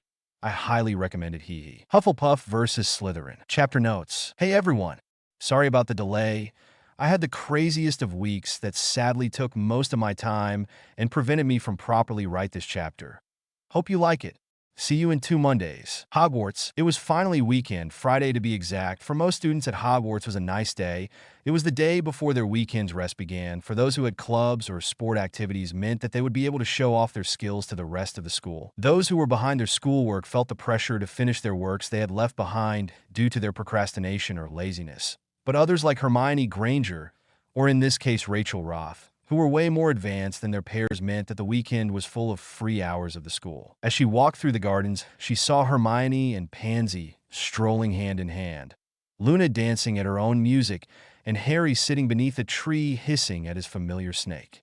As she was almost at where she was going, she saw Susan reading a letter while giggling at it. Yes, being in this school seemed like being surrounded by weirdos, but that was what made Hogwarts unique. Everyone was different in their own unique way. And yet there were days in which she felt like she didn't belong. Days in which the visions of death, destruction, and pain were too real for her. She was frightful of each passing day, since it brought her close to her 15th birthday, the day in which the apocalypse would be unleashed by her. She shook her head of those hideous thoughts. She needed to focus on her task at hand. She finally reached the Quidditch field. She could see some students flying above as some teachers carefully took care of the field as today's game was about to start. But she wasn't there for that either. As she reached the place, a beeping sound was emitted from a yellow circular device she took from her uniform's pocket. The device was yellow with black, and a white T could be seen on the middle of the circle. It was her Titan's communicator beeping up. "Raven, are you in place?" A male gruff voice asked from the other side. "Yes, Cyborg. I'm in place. Give me a second," she said, and with a quick movement from her wand, her uniform disappeared, leaving her in a dark blue bodysuit. She quickly put over it a lighter bluish cloak with a hood, set covering her eyes. "Ready," she said to the device, and in front of her a boom tube appeared. The mechanical device emitted a very particular energy, and she could read the Omega symbols in it. But instead of being afraid, she knew she was safe and that there was nothing to worry about it. Without a second thought, she stepped through the boom tube. He was fast, he had the talent, he had the drive. Those were the thoughts Draco Black had as he raced with the football through the field. The football match had started slow, with Slytherin just passing the ball between each other. Meanwhile, the Hufflepuff team, led by the rising star, Draco Black, had taken the football from them and scored the first goal. Currently, passing the halftime, the score were 4-1 in favor of Hufflepuff. Despite the many attempts from the green team, they never managed to change the tables. It was finally past the 90-minute mark when Professor Burbage whistled and the ball was stopped, the final score being 5-2 in favor of Hufflepuff. As the team players made a line each, and everyone congratulated the other for a game well played. Draco looked towards the cheering audience as he could see his mom's girlfriend, and his family cheering for him. Life was good for the second-year student. Titan's Tower, Jump City. Rachel Raven stepped through the boom tube portal. She was no longer in the cold weather of Scotland, but instead was on the sunny Jump City, on the other side of the globe. She felt a tight knot in her stomach. It had been years since she was in here, so it was a surprise they wanted her in it. In front of here stood a majestic and massive building in the shape of a T, home of the Teen Titans, known by everyone as the Titan's Tower. She walked towards the door and immediately saw a picture that frightened her.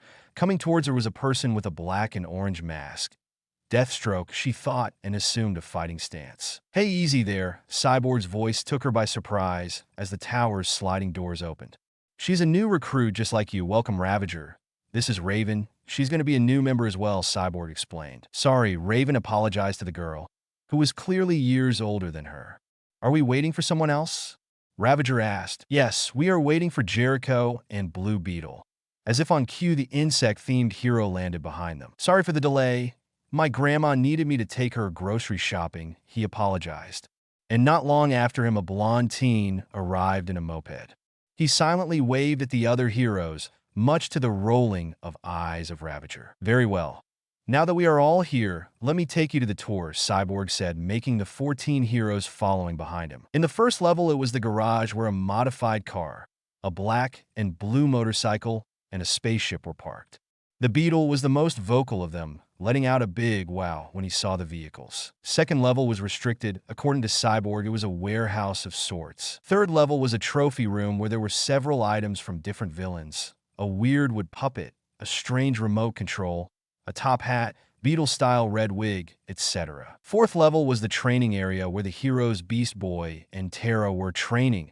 though they were all sure they were doing probably something more than just training if their blushes were a telltale sign. "We'll leave you to finish your training," Cyborg said, and then muttered as the elevator took them to a new level kids today. And finally, the 5th level was where the living areas and the main room was. In there, the briefing mostly happened, and Cyborg was about to continue explaining when a surprise and happy voice said, "Wait, you are pregnant?"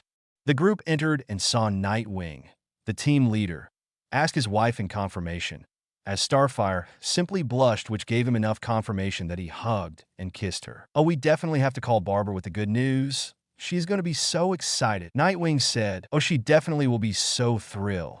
She actually told me that she couldn't wait to have babies herself," she said in happiness. Guys," Cyborg said, making the future parents to turn to acknowledge the young heroes. "Oh, greetings. I am Starfire. I welcome you to our humble home." "Humble as put it short," Beetle said. "Did you like the tower?" Nightwing asked. "Yes, it was very impressive," Beetle answered. Ravager had an indifferent look, while Jericho nodded enthusiastically. "Well then, welcome aboard. The Titans are proud to be a separate team of heroes. Similar to the JSA Junior, the Young Justice, or the Doom Patrol, we try to help those kids or teens who have discovered their special skills, that inherit a particular gizmo, or that possess unique talents and want to help into making this world a better place." "Does that mean we have to sleep here?" Ravager asked. "Not necessarily. The tower can be your second home, but you can still live with your families if you want, so long as you respond when duty calls," Starfire said. "You communicator will be able to localize your particular signal anywhere on the planet. Haven't updated to a universal scale, but that's because the universe is so vast," Cyborg said. "If you are ever in trouble, or we are, and need your help, the communicator will be our way to reach out for you," Nightwing said. "Without further ado, welcome to the Titans. We ordered pizza and shouldn't be far from arriving," Starfire said with glee.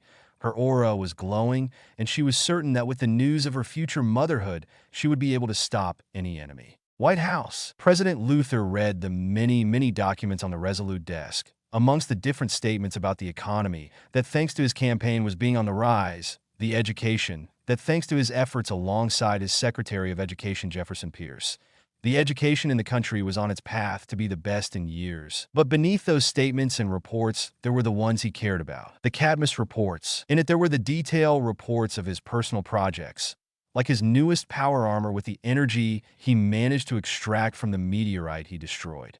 The Ultimate Project. And most importantly, his failsafe, the Project D181292. It had been 6 months since his research team in the Indian Ocean found the capsule in which the Kryptonian creature was found, a deformity, according to the translation of the text found in the capsule, something so hateful to sight and memory, a desecration without a name. For some reason it called to him, and he made sure they brought said capsule to his laboratories. When he took the office, he moved it to Cadmus, where it lays, waiting for the day it will be unleashed to kill Superman. He was smirking at his plans when a loud boom was heard and the entire White House was shaken. Outer space. A spaceship was moving erratically through Washington's dark night. It was firing random blasts of energy to the city below. A second spaceship, one resembling a hammer, was following behind it. "Commander Talek, we have the ship locked and ready to fire," a feminine voice said. "Fire at Lieutenant Dull," the commander ordered. Though his face couldn't be seen, his silhouette displaying powerful wings and a hawk-like face could be seen. Demons don't come from beneath. Chapter notes. See the end of the chapter for notes. Dick Grayson stepped out of his sports car. He adjusted his leather jacket, a similar one that he bought to his little brothers. As he was about to open the door to the restaurant, a voice came from behind him. "You owe me alimony." He turned around and saw a long-haired, blue-eyed woman wearing denim jeans, a red top, black jacket, and with a baby in her arms. "Donna," he said as he hugged the woman, as both shared a chuckle. "It's so nice to see you. You too, kid. You have grown," he said as he ruffled the baby's hair. "You don't remember his name, do you?" She said smugly. "Yeah, of course I remember. Donnie, right?" "Bobby," she said, unamused. "I know, I was joking. It is really nice to see you both," he said to the pair. "Have you heard from anyone else?" Donna asked. "Gar should be coming soon. Roy is running a little late, and Wally, well, you know him." The 2 adults and a baby walked inside the restaurant, deciding it was best to ask for a table than to wait for their friends outside. As they waited, Dick made funny faces to baby Bobby, who chuckled at the antics of his mom's friend. The door to the restaurant opened, and from it appeared a man with long black hair and a scar on his left eye. He scanned the area and then approached the pair. "Dick, Donna, "So nice to see you," he said as he hugged the other adults. "Jimmy, nice to see you," he said, and Donna immediately corrected that her son's name was Bobby, earning a full laughter from the pair. "Sorry for being late. You know, being the royal advisor makes it difficult to sneak away," Garth, the newly arrived, said. "Show off," Dick said in a happy mood. Just a few minutes later appeared a short-haired red-head man, who went to the table the others were sitting at. "Dick, Garth, and Donna. Nice to see you again. Jade wanted to accompany us, but it was difficult since she had to take our baby girl to the pediatrician." "Everything well, Roy?" Donna asked. "Yeah, just a mild cough and some snots. Nothing to worry about," he said, and before he could sit on the chair a fart was heard, the man stood up and saw a whoopee cushion on his seat. "Very funny, Wally," he said just as a spiky-haired orange redhead entered the restaurant. "I don't know what you were blaming me for. I just got here," he stated innocently. "Yeah, right. And the small breeze that passed right next to us was simply coincidence," Roy said, unamused yet with a playful gaze. "You got me." He started to laugh. "It's so nice to see you all," Wally said. "They're all turtons." "SHHHHHHH," everyone said, making him blush. "Sorry, I was excited. It's been like a whole year since we've been all together," Wally said. "What are you talking about?" "What about my wedding?" Dick said. "Yeah, but I'm in us five alone." Donna looked unamused at Wally's statement as she lifted up her baby. "Not counting babies," Wally said nervously. At that moment, the waitress appeared. "Ready to order?" "Yeah, I'll take a cheeseburger with bacon and fries," Dick said. "Neither Corey nor Babs let me eat, that's so not a word to them," Dick said, giving the stink eye at the others, mainly at Wally and Garth. "I'll take the chicken salad and some chicken nuggets," Donna said. "Does the kid can eat that?" Garth asked. "Just a little. I'm trying to get him used to other foods, and that's the most kid-friendly I saw on the menu," Donna stated. "Fair enough. I want a veggie burger with a Coke," Garth said, followed by Roy, who added, "I want a cheeseburger with buffalo wings. And I want a triple bacon cheeseburger, chocolate milkshake, onion fries, french fries, and buffalo boneless with a small salad," Wally asked, impressing the waitress. As the woman was leaving, Dick said, "The checks are going to be split FY," much to the annoyance of Wally. The group continued to laugh between themselves and remember the good OL times. It was when the waitress was bringing the food when the TV changed into a breakout news segment, earning the attention of everyone in the restaurant. In it, a man with wings and a hawk-inspired helmet was waiting to address the entire world. White House, Washington, D.C. A few days earlier, the explosion of the spaceship had been ear-shattering. The President of the United States was pushed onto his desk. "Mr. President, are you all right?" One of his bodyguards, not his bodyguards, approached. "I'm fine. What is happening? Terrorists? Metahumans?" the president asked. "We are not sure. They are investigating," the man said. "Good. Still, I need my armor." The man looked confused as the president went towards a hidden cabinet. "Are you sure, sir?"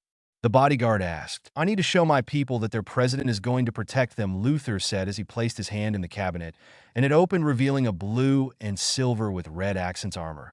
He took his tie off as well as his jacket and stepped into the slim armor. "The time for a true hero is now," Luther said as the armor full closed into his body. In less than a minute, the President of the United States was in front of the spaceship that had crashed on the water in front of the Washington Monument. He went with his fists flared up. Other members of his office arrived, like Black Lightning and Power Girl. It was then that a second spaceship, a larger one, landed swiftly near the crash site. Luther arched an eyebrow as he turned to the newest ship. A landing platform was lowered, and from the light, they could see three silhouettes walking down. Said silhouettes had a set of wings on their backs. "Greetings, heroes of Earth. We come in peace," a loud voice came from the middle figure. "Identify yourself," Luther said with his fist aimed at them. "I am Commander Hro Talik of the Thanagarian army. We were chasing down a brigade from the Gordanian army. The ship you see there is a Gordanian-class 7 cruiser, highly deadly and well-equipped for scouting missions," the commander said. "Scouting? You are saying," Black Lightning said, but was interrupted by the other man, "that they are coming to your planet?" "Yes," Hro stated. "Who are these Gordanians?" Luther asked. "In my universe, they were a conquering race, killing anyone who stood in their way and stealing their resources for their benefits against other races, only to be rivaled by the Thanagarians or the Parademons army.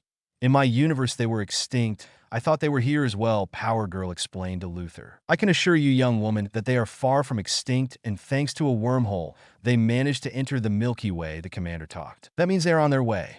"How long?" Luther asked. "With the speed of their ships? My guess it would be 6 months before they reach Earth," We have been in contact with a member of our race that is currently living here. She has been informing us that despite the power of the heroes, the defenses lacks a proper stability to protect the Earth from a full-blown invasion. And believe when I tell you that those lizards are anything but kind. They won't stop until everything and everyone is dead.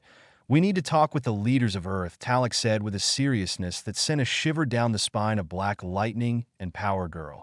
Luther was thinking every word the man said. He then smirked and answered, "Perhaps I could help you with that. If you may step into my office." Luther gestured towards the White House. "Justice League Watchtower. How did that spaceship evade our radars and sonars?" John asked. "I don't know, sir. The ship only appeared in the sky. Report a malfunction in the radar systems. Perhaps Mr. Terrific can repair the glitch." John said to the analyst. "Yes, sir." As the man did his work, the eyes of the Martian looked at the screen. Something fell off. His uneasiness didn't leave his stomach. UN building. After talking with the President of the United States, Commander Hro Talek walked in high spirits inside the UN building. His request to address the entire world was met with a resounding yes by all the nation's leaders. Nobody wanted to miss the address of an emissary of what could be a potential threat to the world. The commander walked between his most trusted people, Lieutenant Perron Dull and Artillery Krager. The building was big, and the auditorium was a perfect place for him to make his address. As he entered the auditorium, he saw a man in a blue suit with a red cape, a man with a dark gray suit and a bat-inspired cowl, and a woman in a red, blue, and gold armor dress. The commander continued walking towards the platform where a microphone and a drop-dead, gorgeous redhead Thanagarian awaited. The President Luther was there as well in a black suit and tie, accompanied by an albino bodyguard and a brunette woman. The commander nodded at him in acknowledgement, silently thanking him that the opportunity to speak his warning. "Greetings, people of Earth. My name is Hro Talek, commander of the Thanagarian army. Heed my warning that the future of the human race depends on it. The Thanagarians are a warrior race, and in our history, we have come to a clash with another race named the Gordanians. This species is similar to those of reptiles from your world, carnivorous beasts that want nothing but destroy other species and take their planets for their resources. We have come to aid you since these beasts have set their eyes on your planet. Our ally of our race," he said, acknowledging the woman in the back of him. "You may know her as Hawk Girl. Sent us a message of the lack of proper protection the Earth had. Yes, you have the so-called Justice League to protect you and several other superhero-based teams. But you have yet to face something like this. The Gordanians' home world is 10 times your Earth, and its people is trained since the minute they are born. They are deadly, they are hungry, and they are coming." Talek finished his speech. To calm the situation and shock of everyone present and watching Luther approach the stage. "Thank you, Commander Talek. I know at this moment you are frightened and shocked of getting this information. Believe me, I was as shocked as well when he told me this, but I made an arrangement that the United States of America will aid the Thanagarians in whatever they need to defeat this looming threat over our heads. I'm not speaking on behalf of the other governments, but I ask them consider aligning themselves with them. Is our only chance of survival." Luther finished to a polite applause. He stepped down and began walking alongside Talek backstage. "That made an impression," Luther said. "In Thanagar, you need to press important matters to the most important front. You don't try to, sugarcoat it." Talek said. "Well said, Commander. Though I hope your people is already doing their part of our deal. I managed to grant you an open floor in front of the entire world in less than a day," Luther said. "President Luther, as we speak, my people is doing their part.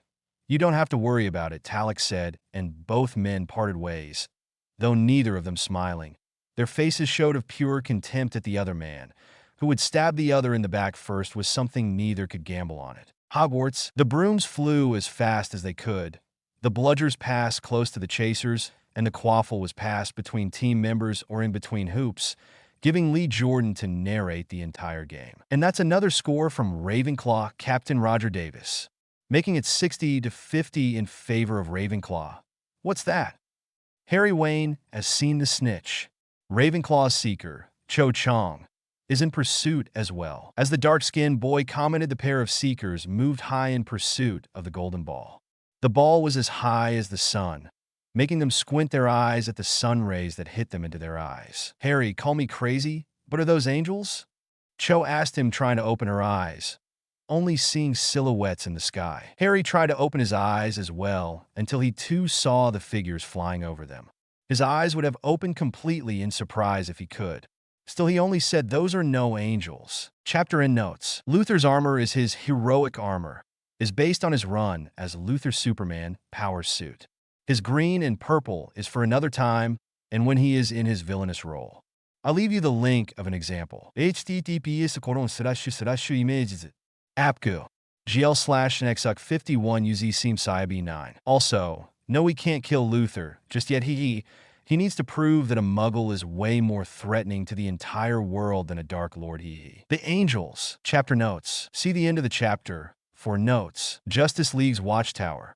10 years ago, Batman, Superman, Wonder Woman, Aquaman, Flash, Martian Manhunter, Green Lantern, Hal Jordan, and Hawkgirl sat on a circular table. Their suits presented battle damage or scorch marks. In case of Superman, it was only dirty by spaceship debris. All right, people, we need to know what is going to happen between the conflict between Thanagar and Gondar. Should we continue to support them, or simply leave their conflict to themselves? Superman spoke first. He was tired and wanted to go home with his wife and toddler son. 2 weeks in space far away from his family was far too long for his taste. He did want to do more, but it wasn't easy. The morality and politics were too many to consider taking a side. We are not enough to protect the planet, let alone to leave it unprotected to fight off world in a conflict that is too far of our own solar system, Wonder Woman said. She felt guilty, but her duty was with the people of Earth. She had already done her share accompanying her friends, but she felt wrong taking part on that war and that battle. I say that we need to start recruiting more people. No offense to any of you guys, I love you, but we are only 7. 8 when John joins the party, 11 if Nightwing, Aquaman, or Captain Marvel join, but we are still not enough, as Big Guy says.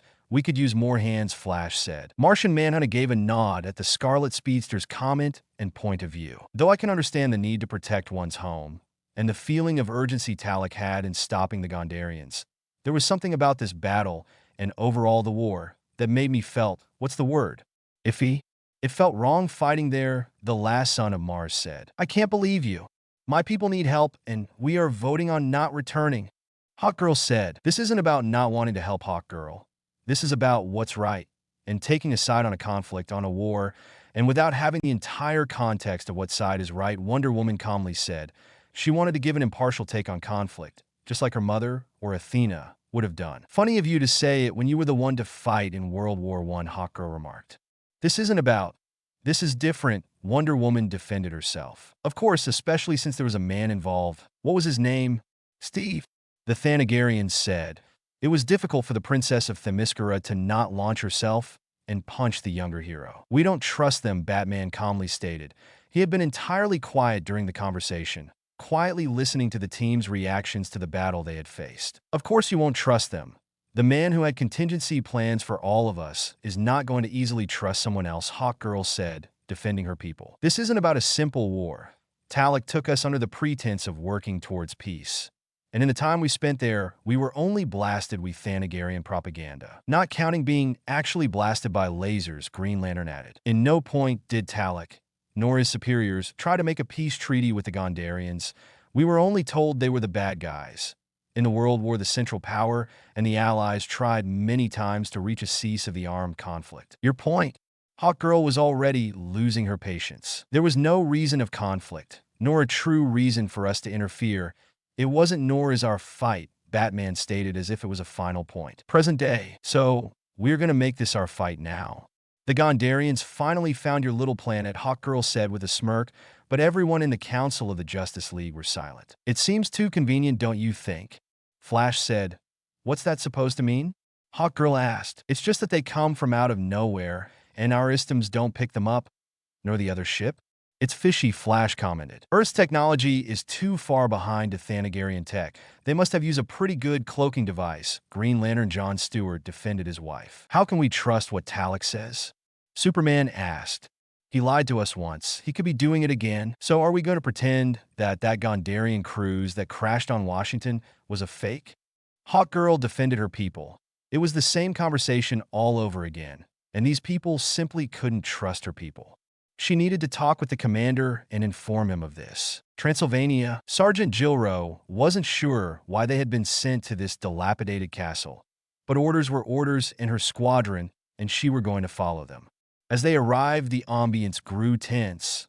so tense that sent shivers down her spine. Before she knew it, a deep female voice was heard. "Who dares to enter this sacred place? The place of the first vampires?" The voice yelled. "I am Sergeant Gilro from the Thanagarian army. I was sent to speak in behalf of my commander. We mean you no harm." After a few tense moments of silence, the flap of wings were heard, and in front of the squadron a woman dressed in what was Victorian fashion appeared in front of them. "I am Mina Harker, leader of the vampires. What do you want?" She talked with a heavy accent. "My commander wants to do a census on the entirety of the world population, but those of special abilities? Can you tell me your story?" After a few hours listening to the vampire, the sergeant had to admit she was impressed, particularly of what she found out. "Are you sure that story is real?" Talek asked through the communicators. "Positive, sir. Who would have thought that a vampire master like him was destroyed by a mere human?" Talek said. "The leader of the vampires said that this Batman is no mere human, sir. No, he really isn't.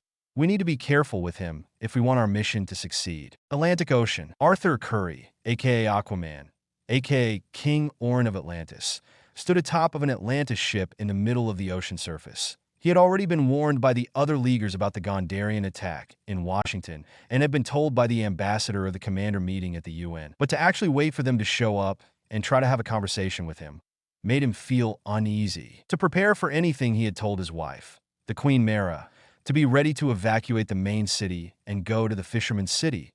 They would be safe there. As the sun was setting, the Thanagarian spaceship descended, and a trio of 2 men and a woman flew from the spaceship. "Greetings, King Orin of Atlantis. I am Commander Hro Talek of Thanagar. I come in peace." "Greetings as well, Commander Talek. To what do I owe this visit?" the king said, but ready to give a signal to his people in case this was a setup. "We are simply working on with the different governments to make a powerful front in case of the Gondarians rush their plans to conquer Earth."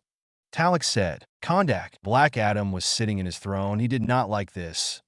Even in the ancient times he came from, he knew they shouldn't trust in the Hawk people. Few of them had come to Egypt before his time, and they had been mistaken as children of Horus.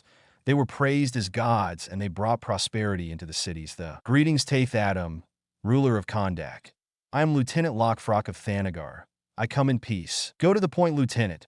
I am a busy man," the ruler said. He just hoped that his Isis and his son were ready to run from his wrath if these fake messiahs tried to attack him. "The world is going to be under attack. We need soldiers, people who are capable of protecting it. And we need to check if there are individuals of those qualities in here." The ruler looked at the man. Something in his tone felt wrong in how it said it. Battery Park, New York. Jay Garrick, a.k.a. Flash, sat on the desk. As the leader of the Justice Society, it was his duty to prepare his team. Carter Hall, a.k.a. Hawkman, sat next to him. He was better than anyone in the duties of the Thanagarians, so he should be a good asset before the meeting with the emissaries. "You have to understand, Jay, that neither Kendra nor I are faithful of the Thanagar Empire. We renounced that life to protect and make our home here many centuries ago. Whatever they plan to do are not of our knowledge. But I can tell you that they are as bloodthirsty as the Gondarians they despise so much." "Thank you for your input, Carter. Let's simply hope for the best." The older man smiled at his friend. Something big was coming, and the pieces were moving. International Conference of Wizards. Albus Dumbledore massaged his temples. He was tired of not finding Harry Potter. He just definitely vanished of this world. He was sure of it. No one had even heard of the boy. Well, not per se, just that they had never seen him in person. How could Harry Potter fulfill his destiny of vanquishing Voldemort when he wasn't even in the world? Could he have been in another planet? After all Muggle history show, they had reached the moon, and Harry Wayne had shown that there were aliens inside the planet. Perhaps he should ask those Justice Guild. They might be of help in finding the boy. Dumbledore thought to himself, but a knock on the door was heard. "Supreme Mugwump?" A voice came from the other side. "Yes, Abdil. Please come in." A Romanian wizard entered the office. "Supreme Mugwump, there are people here that want to speak with you. Do they have an appointment?" the High Wizard asked. "No, but they really need to speak with you," the assistant said. "Well, I suppose I can entertain the unexpected guest for a few minutes," Dumbledore said. "Very well, sir," the younger man replied. He crossed the door frame, and after a few seconds 2 men entered.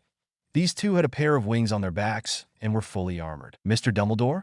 "We need to talk," the leader of the men said. Hogwarts. Harry was worried. It had been a week since Cho, and he saw the Thanagarians flying over the Quidditch field. So far they hadn't visited the school, but that didn't make his stomach to feel at ease. Harry was playing joust with his friends on brooms when Headmistress Delacour ordered every student to return to the Great Hall. The headmistress took a deep breath as she took center stage. "My dear students, I'm so sorry for cutting your weekend activities, especially for those who were on a romantic getaway with your significant others in the town of Hogsmeade. But a situation has come to our doors, and we must answer." Saying this, the Great Hall's gates opened, and 6 people with wings entered the hall. These people are from the Thanagarian army. Yes, they might look frightening at first, but fear not, they have been issued by the ICW to make a scan on our students in all the schools. Harry immediately felt something was off, so he decided that if worst comes to worst, he would need Dr. Fate by his side. The students were put in 4 lines, including the teachers present. The Thanagarians were scanning with a blue laser at everyone present, and they only took notes in a screen and continued to scan the next person, something that Harry wished to know. The boy sent a reassuring smile at Hermione, who was next to him in the Ravenclaw table, as well as to Rachel. As the students moved in line, a soldier said, "Sergeant." One of his soldiers talked to him. "What, Corporal? Look, this girl's analysis." Their surprise was in their eyes. It couldn't be. Chapter end notes. Evil laugh at the cliffhanger, mwahaha. The scanners. Chapter notes. Hey everyone. Hope you are having an amazing week. Today I finished this week's chapter, but also I wrote a huge chunk of the Obal chapter that we will read in the near future. Hope you like it. President Luther, just as you said, there are many interesting people in your planet, Talek said to the president. I told you there are parts that are worth saving. Tell me what you found. For starters, the gorilla, the Amazonian, and the aquatic population was an interesting found. We thought this planet had only boring humans. That's not surprising. What else did you found about the Wizard Society? Luther asked. Oh yes, we began our research on magical people. You were right, we found their locations. It is a place called the Makusa in New York, and from there we managed to obtain information about the one who controls everything, the International Conference of Wizards. We brought a subject from the Britain magical side. Talek said with a grin. Hogwarts. Hours earlier, the students of all 4 houses waited for these aliens to finish their scanning. For the majority of them, watching and interacting with creatures from another planet was something not even in their wildest dreams could have imagined. Yes, all of them had already been taught of the history of the planet and how the presence of other worldly beings existed, mainly with the moon landing or Superman showing himself to the world. Millicent could see the nervousness of all of her friends. Tracy, Daphne, and Pansy were not used to technology. Neither was she, but she wanted to prove her bravery and self-worth by holding her head high. It wouldn't be good if they thought she was weak, and she was sure that's the same thought the other girls had. Luckily, there was someone else looking all brave and with confidence. Her boyfriend, Harry. He looked cool as a cucumber. He was not worried about anything. Then it was her time to be scanned. She decided to go first to show the girls that everything was all right. As the weird alien Birdman scanned her with a weird metallic apparatus. When the scan was completed, the man looked shocked as his glassy-looking thing turned red. Sergeant, one of his soldiers talked to him. What, Corporal? Look, this girl's analysis. Their surprise was in their eyes. It couldn't be. Amazonian? The sergeant said. That's right, sir. Incredible. Put a note in it. I'm sure she will be a special asset for our research, the sergeant said. Is something wrong? Millie asked. Oh no, young girl. We just picked up the specialness in your body. Move along, the corporal said to a confused Millie. She would ask Harry later. Harry, meanwhile, was observing everything with weary eyes. He might not have super hearing, but he did manage to hear the word Amazonian when they scanned Millie. A demon? Hearing the students? Not only that, amongst the staff as well, the Thanagarians speak amongst themselves in a hushed tone. They had recently finished the scanning process and were seeing the results of the girl with the purple hair and the professor with a white streak in his hair. One of the soldiers felt someone tugging at his armor. He turned to see a girl with pale blonde hair and a dreamy expression. Yes, miss. I'm Luna Lovegood. I just wanted to point out you had rackspurts in your head. All of you. You should really consider start thinking positively if you want them to dispel them from you, she said, and she started to hop away to the astonishment of the Thanagarians. This planet is weird. Now we are under the influence of parasites. We need to get a disinfectant shower as soon as we return to the ship. Hey, Looney, you should be bothering them with those stupid questions. Second year, Marietta Edgecombe said to the blonde girl. Luna ignored the bully, but when the bully put her hand on Luna's shoulder and forcefully turned her to face her, the hell broke loose. Or well, a demon. Let her go, Rachel said to the bully. Her tone was rough, but the orange in her eyes sent shivers to the other girl. Something unnatural on them made her retreat just as quickly. "Thank you, Rachel, but that wasn't needed. She can't do anything when everyone is looking," Luna said. "But if she is bullying you here, she can bully you in the common room. I prefer to put a stop before it escalates," Rachel said. "Thank you, Rachel," Luna smiled. "What are friends for?" Rachel said. She might like quiet places, but she was loyal to her friends, Luna included. As the students began to leave the Great Hall, the headmistress went to the visitors. "Are you done here?" Headmistress Delacour. "With the students, yes, but we've been told there is a monstrous creature inside this school. We need to see it and evaluate it, just as our team is researching the forest nearby." "Yes, I see. Sadly, we will need the help of one of our students," the headmistress said. She really hated exposing her students to these soldiers. Something about them made her feel uneasy. "Why is that?" "The chamber where the monster resides is closed. Only members of the family of the founder who built it can open it." Then asked the student in question to guide us. The sergeant said he really wished he and his team could be on their own, working with kids, Thanagarian or human. Put him on edge. "Yes." She then took a glance at the Great Hall and saw that the place was almost deserted, the last students on their way to the door. She immediately casted a Patronus, a silver hummingbird appearing in thin air, surprising the Thanagarians. And the small bird flew away. A disappointed AW man was heard seconds later. Harry couldn't believe it. He was already picturing continue his lazy day with his girlfriends and friends, only to be called back by the headmistress.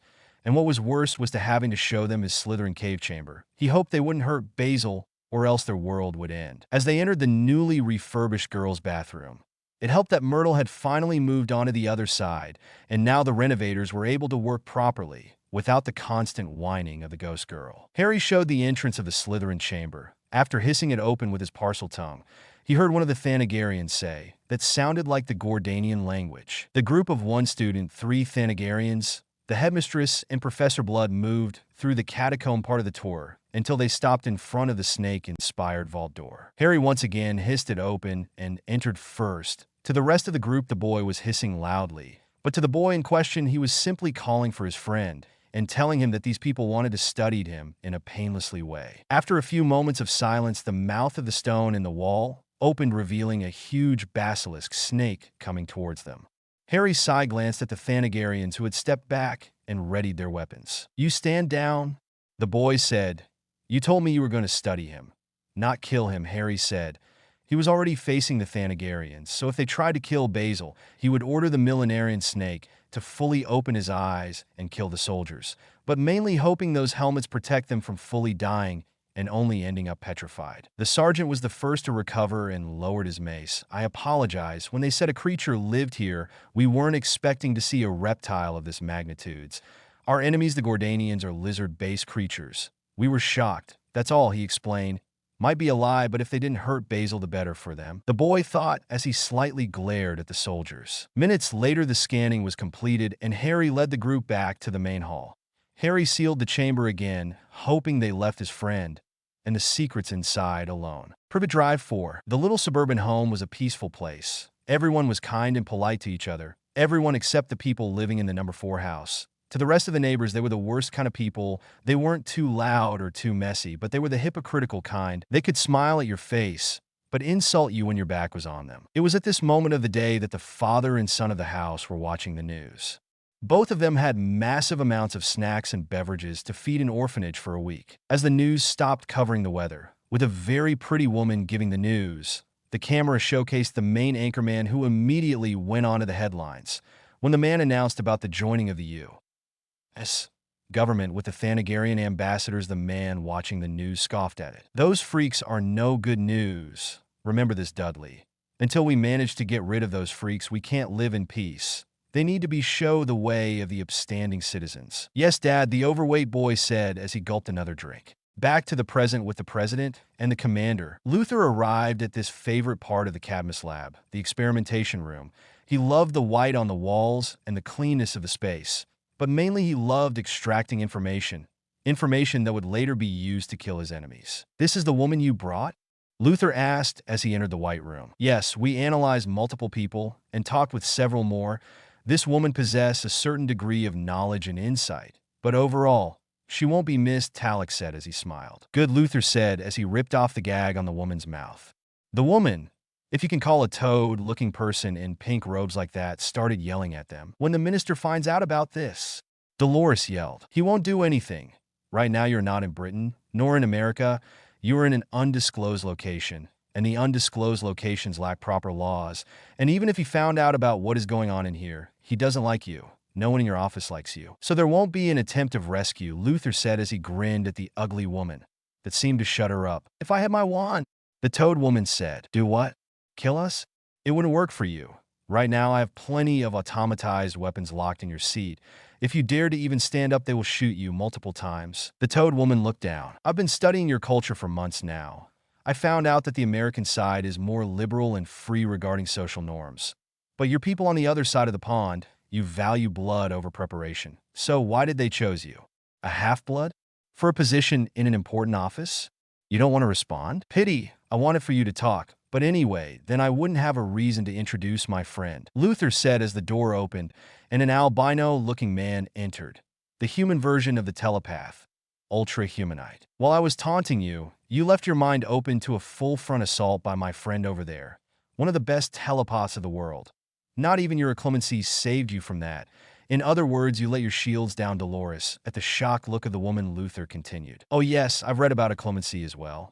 I found out that it doesn't work with telepaths who are well-trained, like my friend, and he allowed me to grab this. Luther showed her a plastic device that the toad woman didn't know what it was. By the look of confusion, you don't even know what this is, so I won't confuse your primitive brain any further. But I will say that this device, Miss Dolores Jane Umbridge, contains your entire life, extracted directly from your mind.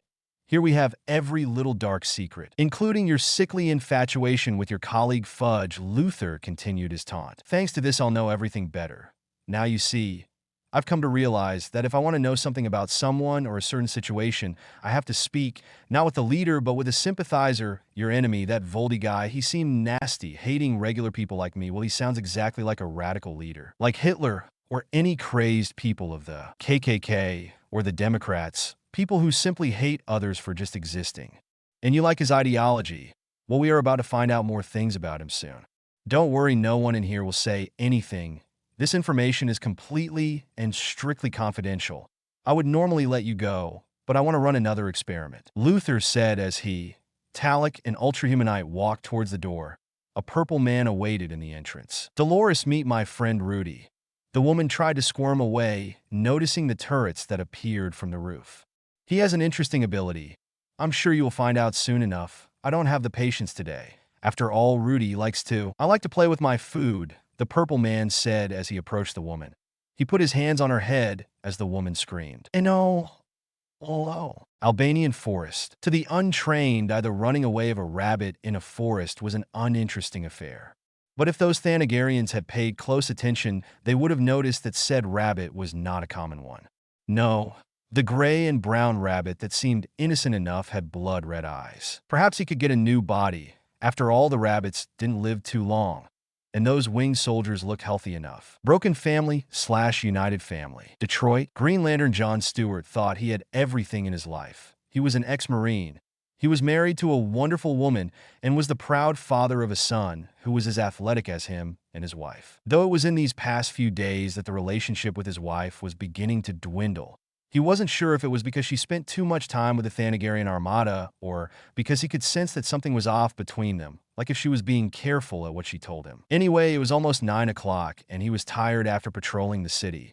He wanted to see his son before tucking him in, so he powered down in a parking lot a few blocks before his apartment, took his motorcycle, and drove home. Once there, he was met with a tight hug by his 11-year-old son. Dad, how was work? The boy with the tan skin, black hair, and green eyes asked him. It was great, Rex. I managed to design a building that my clients liked. So I suspect we will be seeing said building decorating the city's skyline soon, John said to his son with a smile on his face. Did you already eat your dinner? Yes, Dad. I was just waiting for you to arrive to go to sleep. I was finishing my homework too. That's fantastic, buddy. Come on, let's tuck you in. Is your mother around? No. She went out with Talek. John frowned at that, and so did Rex. Well, I'll be telling her you miss her when she arrives. No, you need to go to sleep, John said as he took his son's sheets and let the boy lay on his bed. The former Marine turned architect ruffled his son's hair as the boy started to close his eyes, tiredness already claiming his body. John stood there for a few moments watching his son peacefully sleep before leaving the room and start waiting for his wife to arrive. He sat on the couch and turned the TV on, starting to watch a show about castles. It was a little past 2 a.m. when the door opened to reveal a Thanagarian armor sheriff steward entering the apartment. John quickly lighted up the living room's light and confronted his wife. "What mission did they send you this time?" he asked her. "It wasn't like that, John," she responded as she took her helmet off. This one was different than the one she normally uses as her hawk girl persona.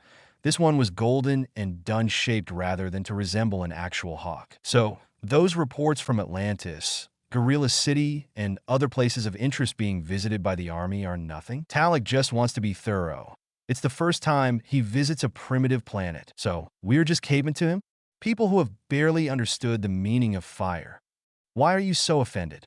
You're a lantern. You have possibly heard worse than this. You have no idea how much prejudice against humans I've heard around the galaxy. And Hal and I, hell even Guy, worked our damn best to diminish that thinking, and I don't appreciate that someone who knows nothing about us comes and starts judging people. Is wrong, and you know it," John said. "You are exaggerating things," Shara said. "Am I? I'm acting as I should have when we found out that Bruce had plans against us.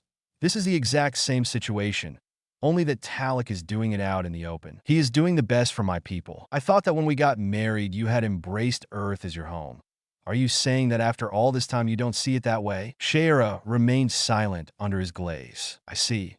I don't know then where you will side when this blows up, either with your family, Rex, your parents, me, or with them." As the moment became more tense, John's ring started to glow. He spoke to it. "John, it's Hal. The Guardians are telling everyone to come to OA. Something about the end of the universe or something." Hal Jordan's voice came from the ring. John looked from his ring to his wife to his son's bedroom door. "I'm sorry, Hal. I can't. I got a family crisis to resolve." "All right, buddy. I'll see you later. Good luck." "Thanks." John simply stared at his wife and went to sleep. Whether she wanted to join it was her choice, but he was going to be there in the morning for their son. Queen Hippolyta didn't fear anything. She was a strong, capable leader and warrior. She had faced demons, monsters. She had even faced gods, but to be inside this airplane was something that made her insides churn. Still, looking at the relaxed expression on her daughter's face was something she was grateful for. When Diana had come to the island to warn them about the Thanagarians, who had already come asking for their permission to only scan the population, obviously the Queen allowed it. If it were female Thanagarians, of course, but only do their job and nothing else, the Queen wouldn't let their secrets to strangers from the stars. She had barely accepted the presence of men in her island, and it was only through outstanding circumstances that Batman, Superman, Flash, Green Lantern, and that boy Harry Wayne were given some form of access to the island. Still, after her daughter's late warning had arrived, the princess took the opportunity to invite her mother to visit her in the man's world. Firstly, she, alongside her sisters Artemis, Menelip, and Alexa, were picked up by Diana on her invisible jet, a hellish contraption that was completely invisible. Hence the name. To the eye, how her daughter could use said contraption was beyond her. Secondly, they arrived at London, where they were greeted by an elderly woman in an emerald green dress, a girl with a coat and scarf protecting her from the chilly weather of February, another girl in a dark purple coat, and the boy that saved Themyscira, Harry Wayne. According to Diana, the boy was her boyfriend's son. If the boy was a reflection of the father, then her daughter was in safe hands. "Your Majesty." Harry bowed to the Queen. The girl that was beside him bowed as well, imitating him. Said girl was almost as tall as him, and her physique was something worthy of an Amazon trainee. "Mr. Wayne, nice to see you in better circumstances," the Queen spoke gently. "It's nice to see you as well. Let me introduce you to my best friend, Rachel Roth, to my girlfriend, Millicent Bulstrode, and my grandmother, Professor Minerva McGonagall Pennyworth. Nice to make your acquaintance. Are you coming to this event with us?" the Queen asked. "Of course, dear," Minerva said first. "Yeah, my parents weren't too thrilled, given we're still on classes, but given that Professor McGonagall was coming, they couldn't refuse." "Well, it is nice for you to join us on Bruce's dinner," Diana said to the girl who blushed. Millie knew she was developing, and her training with Harry helped, but still it was impressive being in front of these women who looked like goddesses. The female pilot appeared and told them they should take their seats. that they were going to take off soon enough. The queen immediately noticed the difference between the invisible jet and this Wayne Enterprises private jet. She was still frightened, but the luxury was still visible. Her fellow sisters were trying to keep appearances, but they were still as uncomfortable as she was. Only Diana was relaxed. The boy Harry and his girlfriend were casually talking between themselves, while the purple-haired girl simply read by herself. The queen could see the pair was talking in hushed tones and whispers. That's when the boy decided to stand up and talk to the queen. "Your Majesty, excuse me for interrupting you, but I have a question you can answer. Could there be a possibility that Miley is an Amazonian? Where does your reasoning comes from, young Wayne?" "Well, Millie is the tallest of the girls in our year, and right now she stands just beneath my forehead. I'm sure that she will continue to grow. Now, when I met her, she was a little chubby, which made some idiots bully her. I began to train her, and I've never seen someone with the stamina as her. And last week, the Thanagarians that came to my school mentioned something about Amazonians that I couldn't understand. I see where you're coming from, Mr. Wayne, but I would have to see your girlfriend.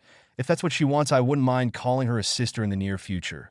Now go and spend the time in here with her." The queen smiled at the blue and green-eyed boy. The jet landed a few hours later with them being picked up by a female driver and by Alfred Pennyworth, who hugged and kissed his wife while bowing to the queen and her entourage, as well as greeting his young master and his girlfriend. Hippolyta was impressed with how the city looked. She even saw some explosions in the distance and a light in the shape of a bat lighting up the sky. "So this is the home of your partner?" the queen said to her daughter. "Yes, mother. It has been his home, and that of his children, all of their lives," Diana answered, knowing full well that she wanted to impress her in her first visit to man's world. The ride Wayne Manor went by smoothly and without further incidents. As they arrived, Alfred excused himself to go to the kitchen. As the old butler entered, he saw the house elves doing the finishing touches to the food. "That soup smells delicious, Mr. Ackley," Alfred said to the main elf, who proudly showcased the insignia of the Potter House in his suit's pocket. "Thank you, Mr. Pennyworth. It's always a pleasure to serve Potter House and his friends," the elf bowed at the butler. It had been weeks since Harry had sent the house elves to live half-time between Wayne Manor and Potter Manor, particularly since Alfred wasn't getting younger and he needed help from time to time, most of the time now. Artemis looked around the living room. Her Amazonian upbringing told her to get to know the terrain, but she didn't want to offend her queen wandering around, probably breaking something with a large sword on her back. So she sat in one of those couches and waited around. It took 10 minutes for the main host of this evening to appear. He apologized, claiming there was a traffic jam on his way from the office, but Artemis could smell something in his person, something burnt and ashy. She refrained from saying something when Diana was embraced by that man and kissed in the way she only was told they did in stories. The man bowed in front of the queen and kissed her knuckles. He then gently guided them towards the dinner room, where other people, men and women, awaited. "Mother, this people are Bruce's family. There is adoptive children, biological children, and the mothers of them, Selena and Talia." Diana then proceeded to introduce her mother, and Artemis scanned everyone and was impressed when one man, with dark reddish hair, smiled at her. "The dinner should start soon enough," Alfred said, making his reappearance seemingly out of nowhere. The queen proceeded to sit in the seat of honor, right in front of her daughter, while Mr. Wayne sat in the head of the table, his hand never parting her daughter's and his eyes watching with fondness at Diana. The dinner was served by some well-dressed creatures. It was impressive how polite all of the people in the table were with these creatures, that according to what the Millicent girls said, they were house elves, and apparently not many muggle houses had them. The queen would have questioned that further when the host asked for everyone's attention. "We got an announcement to make," Bruce said as he rose from his seat. Then took Diana rose as well as she was still holding his hand. "We are having a baby," Diana stated happily. "The green spell." "We've got an announcement to make," Bruce said as he rose from his seat. Then took Diana's hand as she rose as well. "We are having a baby," Diana stated happily. "What?" Jason and Artemis said in unison. "I did not see that coming," Dick said. Rachel simply looked unmoving. Cass was thinking. Stephanie was excited. Damien and Harry simply congratulated their father and Helena. "I'm going to be a big sister. Yeary, I will no longer have to be considered the youngest." She started to celebrate. "Oh, by the gods!" the queen said, impressed. At the questioning look of her daughter, the queen added, "I'm just impressed, my daughter. I thought that you're going to live with that other man years ago. You would have made me a grandmother. By Hera, I thought I would have been a great grandmother by this point." Diana smiled kindly at her mother and said, "Sadly, Steve and I were never blessed with a child. I already talked with Bruce. If it is a boy, we will name him Stephen. If it is a girl, well, we haven't decided just yet," Diana said as Bruce reached and held her hand. "This means you are going to get married?" the Queen asked. "Of course, Your Highness. I wouldn't dare to imply that I would let Diana to go through this by herself. We already discussed it, and she accepted." On the other side of the table, both Selena and Talia grimaced a little. They both were remembered how Bruce, when they arrived with their children, had offered to marry them, only for both of them to reject the man. Selena on her fear that Bruce would abandon her, which he never did, but by the time she was ready to rekindle their relationship, he had entered one with Diana, and Talia thought that they would become enemies again due to their clashing ideals. But now it was no time to dwell on the past.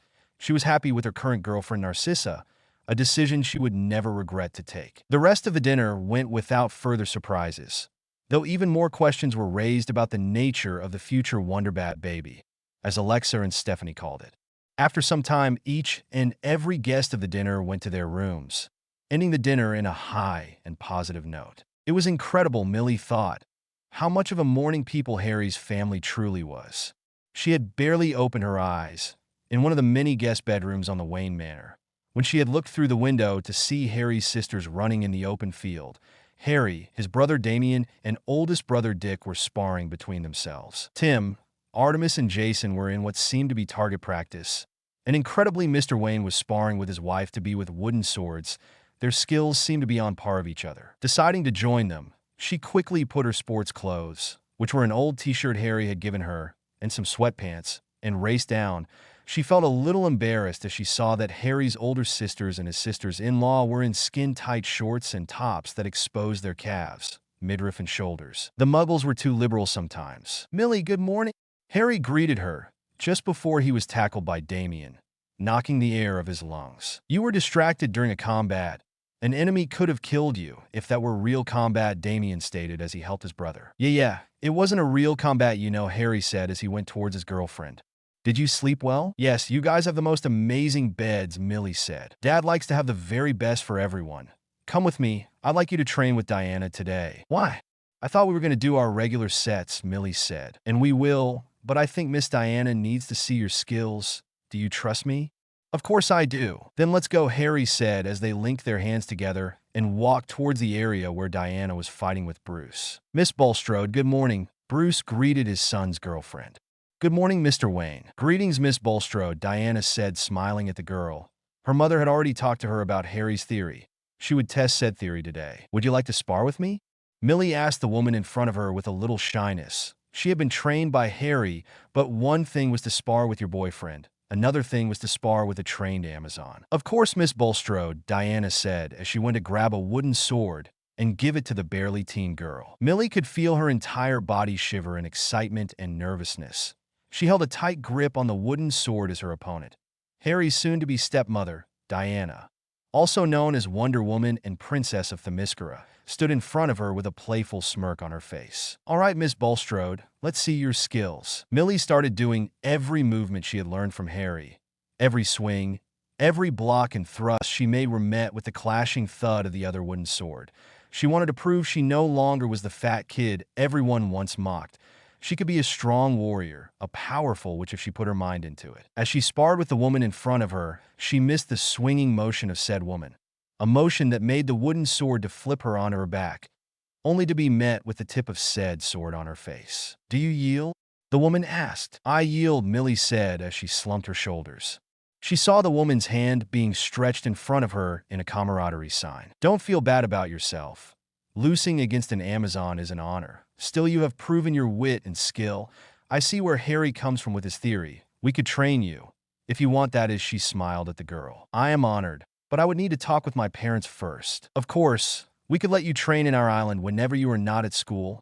Education is an important base of every warrior," Diana said. "That's fantastic," Millie said, only for the moment to be interrupted by her growling stomach. "Could we continue this during breakfast?" she said, a little embarrassed, only for a light chuckle to escape the woman. "Of course, Miss Bulstrode. Lead the way," she said as their men joined them in to enter the manor. "Cadmus Lab, Test facility, unknown location. A lone figure moved inside an entire white room. Target dummies made their appearance from time to time as the figure aimed and shot at them. But it wasn't bullets or lasers the ones that were fired. No, it was pure magic, and the figure said multiple spells. Depulso. I see those abilities are coming up nicely, Luther said as he entered the area. It helps that the bitch only knew deadly spells. In a corner of the room, a curled-up human form could be seen. At least it looked somewhat human, since it was as dry as a raisin. The only reminder of her still living body was the difficulty in which the raisin lookalike tried to breathe. Watch this one, Parasite said as he aimed his finger at another target dummy. Bombarda. Maxima. A loud explosion was seen, and the dummy was turned into smithereens. An explosive spell, pretty useful, excellent. Continue training, Rudy. I have to make a statement to the people, and I'm sure I will need all my players in position. Wait before you leave. Watch this one, Parasite said as he grabbed the raisin-looking woman and absorbed more of her magic. She didn't oppose as the energy was being drained out of her. Parasite looked even gladder to have this new burst of magic in his systems. He pressed some buttons on a control panel, and a dummy appeared in the room. This one had a silhouette of a person inside a tube. A heart monitor was attached to it. It was one of the many failed clone experiments in Cadmus, so Luther didn't mind. Look at this one, Parasite said, and Luther watched with glee how the curse impacted with the dummy. The heart monitor instantly sent a signal that the heart had stopped. Luther always knew green was his color. It was the color of money, the color of kryptonite, and now it was the color of a deadly spell, a spell that could once and for all kill Superman. Albanian Forest. The Thanagarian scout team had finished their job in the forest. All the magical creatures had been accounted for, and there were no further reasons to remain there. It was at the moment their ship was going to be deployed when the pilot felt something crashing onto the ship. Something just triggered the sensors in the hangar door 3. Go check it, the pilot said to her second, who nodded and went to investigate. The man looked with a visor enhancer and saw nothing weird nor out of place. Only an unconscious rabbit.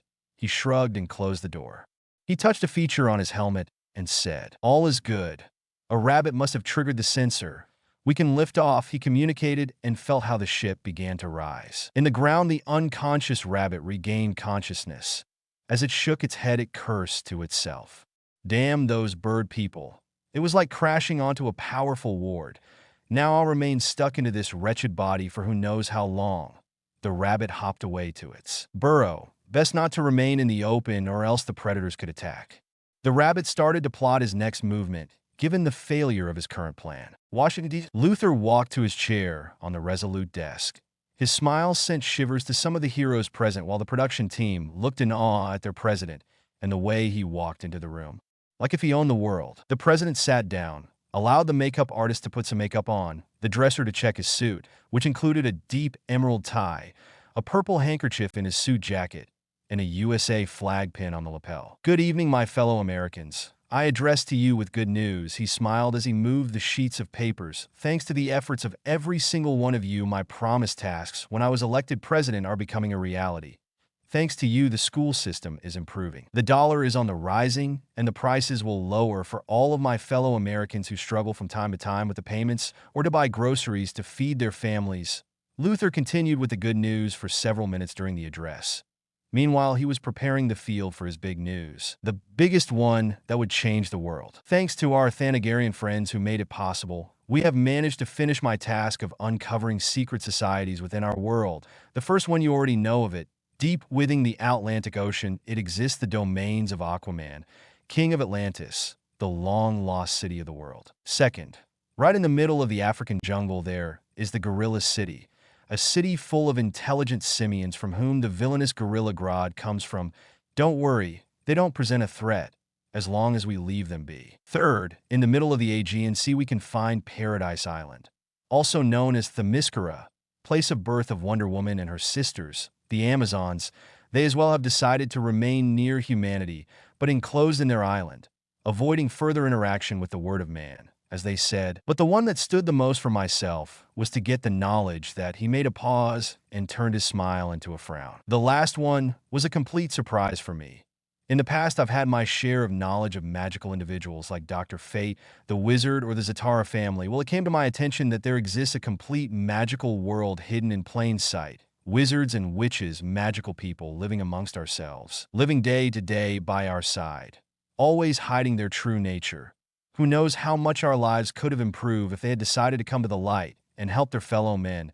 How many lives could have been saved if it weren't for their inaction? As he said those things, he noticed a figure standing behind the cameras. The figure was wearing a hat and a suit. Luther had to smirk inwardly as he saw the man beginning to raise his right arm. Avada Kedavra was heard, and a green spell raced towards the president who, in a split second, managed to duck underneath his desk. The entire audience at home watched as a man pointed a wooden stick towards the president. The man known as Macusa Senior, or Dominic Bloom.